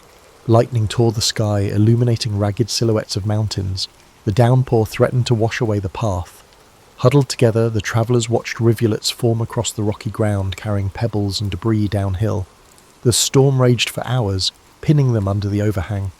Korea used the enforced pause to unwrap the codex, sheltering it beneath a canvas. She examined the sections she had not yet deciphered, focusing on references to a temple of horizons. The text included mathematical guidelines for charting star positions from an elevated vantage. With each flash of lightning, she glimpsed the manuscript's swirling lines and felt a peculiar kinship with those unknown scholars from centuries past. They had once braved the wilderness of ideas. Now, in a literal wilderness, she carried their legacy. Eventually, the worst of the storm passed, leaving dripping rocks and a deep chill in its wake. The group decided to remain under the overhang for the night, wary of slick trails and potential landslides. By flickering lamplight, Afsoon distributed dried figs and salted lamb. Conversation drifted from the challenges of the climb to more philosophical musings, the futility of borders in a land shaped by millennia, the intangible line between faith and science. Malik spoke quietly of his father, who had died under a tyrant's regime while trying to protect valuable manuscripts. Listening to him, Korea sensed that each traveller had been guided here by a longing for redemption or renewal. Sometime after midnight, Korea woke to the faint crackle of footsteps. She inched toward the edge of their makeshift shelter, heart pounding. Two figures, hunched low, hovered near the pack animals. She recognized them as strangers, not members of the caravan. Before she could raise an alarm, Afsoon emerged from the darkness like a phantom, sword drawn. A terse standoff ensued, broken by frantic whispers. The intruders fled once they saw they were outnumbered. The caravan's travellers, now fully awakened, spent the rest of the night in guarded watch, cold and uneasy. With dawn, they surveyed the sodden landscape. Landslides had ripped through parts of the trail, but it appeared passable with caution. Though the intruders had not returned, the sense of pursuit remained acute. Courier conferred with Afsoon, both concluding that time was running short. If Varash was within reach, they needed to seize the chance before more enemies closed in. Hoisting packs onto weary camels, the group set forth again. The distant peaks beckoned like salient witnesses, and Korea whispered a fervent hope that the city's rumoured monasteries could offer refuge, and perhaps reveal how to unlock the manuscript's deeper secrets. The final stretch to Varash proved gruelling. Narrow trails clung to mountain ridges overlooking mist-shrouded abysses. Each step required vigilance. At times, they paused to listen for rockfalls in the distance, markers of an unstable terrain. The air grew thinner, and breath came in short gasps. Yet beyond every precarious turn, a new vista opened. Crisp lakes reflecting the sky, hidden valleys studded with wildflowers, the occasional stone ruin perched on a ledge like an ancient sentinel. The extremes of this landscape both awed and unsettled the travellers. By late afternoon, the slopes relaxed into a wide plateau. Rising from the plateau's edge stood Varash, enclosed by a high stone rampart. At first glance, the city appeared carved from the mountain itself, its walls blending with the surrounding cliffs. Mist swirled around parapets, creating a dreamlike vision. According to legend, Varash was older than any recorded dynasty, built upon a site revered for its celestial alignments. A hush fell over the caravan as they approached the massive gates. Inside, the city's winding streets ascended in tiers. Houses with slate roofs leaned against sturdy ramparts, while cobblestone lanes converged on a central square. Steam rose from communal baths that tapped into natural hot springs. Monks in dark robes shuffled along the corridors, carrying scrolls tucked beneath their arms. Carrier's senses ignited at the first glimpse of this environment. She could feel an undercurrent of scholarship humming through the city like a subterranean river, a potent contrast to the chaotic markets of Khorasan. Afsoon guided the caravan to a spacious courtyard inn used by trade emissaries. Soon after settling, Korea excused herself and ventured into the city's upper levels, following directions gleaned from a scribe at the inn. She was searching for a specific monastery library, rumoured to house ancient manuscripts paralleling her jade-bound text. Crossing a series of stone bridges that arched over narrow gulches, she noticed the architecture displayed recurring motifs, spiral carvings, geometric borders reminiscent of the codex's marginal designs. At last, she arrived at a massive carved door flanked by statues of robed figures. A discreet sign identified it as the Library of High Windows. Inside, the atmosphere was reverential. Golden light filtered through stained glass windows, illuminating shelves stacked from floor to ceiling with scrolls, codices, and tablets. Monks, novices, and a few learned travellers from distant lands moved quietly between reading alcoves. Carrier approached a tall, bearded monk who introduced himself as Brother Callan. With measured politeness, he asked her purpose. Carrier revealed her codex, explaining in hushed tones that she believed it referenced an advanced astronomy predating recognized schools of thought. Intrigued, Brother Callan led her to a private study chamber lit by oil lamps. There he produced a set of meticulously preserved star charts inscribed on leather. To Carrier's amazement, certain passages aligned closely with the diagrams in her manuscript. Upon closer inspection, they found near-identical glyphs representing cardinal points beyond normal mapping. Brother Callan's eyes glimmered with excitement. These references appear in only our oldest records, believed to have been copied from texts salvaged millennia ago. As the evening deepened, they pieced together parallel lines of text, cross-referencing them with genealogies, sterolters, and cryptic commentaries. The synergy suggested that the jade-bound book might indeed be part of a nearly lost tradition. However, a vital section remained missing. It was rumoured that a sister manuscript lay in a monastery farther east, high in a remote range where few ventured. Carrier's heart sank, knowing the road ahead might hold even greater dangers. Yet she also felt invigorated. The puzzle had grown more intricate, weaving her fate with ancient legacies that demanded guardianship.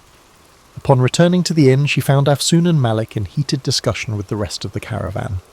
News had arrived that unidentified riders were poking around Varash's gates, questioning travellers about a woman scholar and her prized artefact. Their arrival here was no secret. For the moment, the city's laws prevented open aggression, but no one believed that protection would last indefinitely. Afsoon proposed they break the caravan into smaller groups for anonymity. Malik pledged to stand by Carrier, recognising that her success might ripple far beyond personal gain. Under the inn's lantern glow, Carrier shared what she and Brother Callan had uncovered. The group listened in solemn silence, understanding the gravity of her discovery. Perhaps it offered a new perspective on the cosmos, or perhaps it threatened structures built on carefully managed knowledge. Either way, their pursuers would not relent. Still, Carrier felt a renewed determination. The tapestry of centuries had woven her path into this moment. With the city of Varash as an unlikely refuge, she now held a clearer vision of the manuscript's purpose. Dawn would bring decisions, whether to remain, to search for the sister text, or to brave unknown dangers. In that flickering moment of possibility, each traveller realised they had become part of a tale larger than themselves, a saga carried along by caravans, forged in hidden libraries, and destined to echo across the shifting dunes and precarious peaks of time.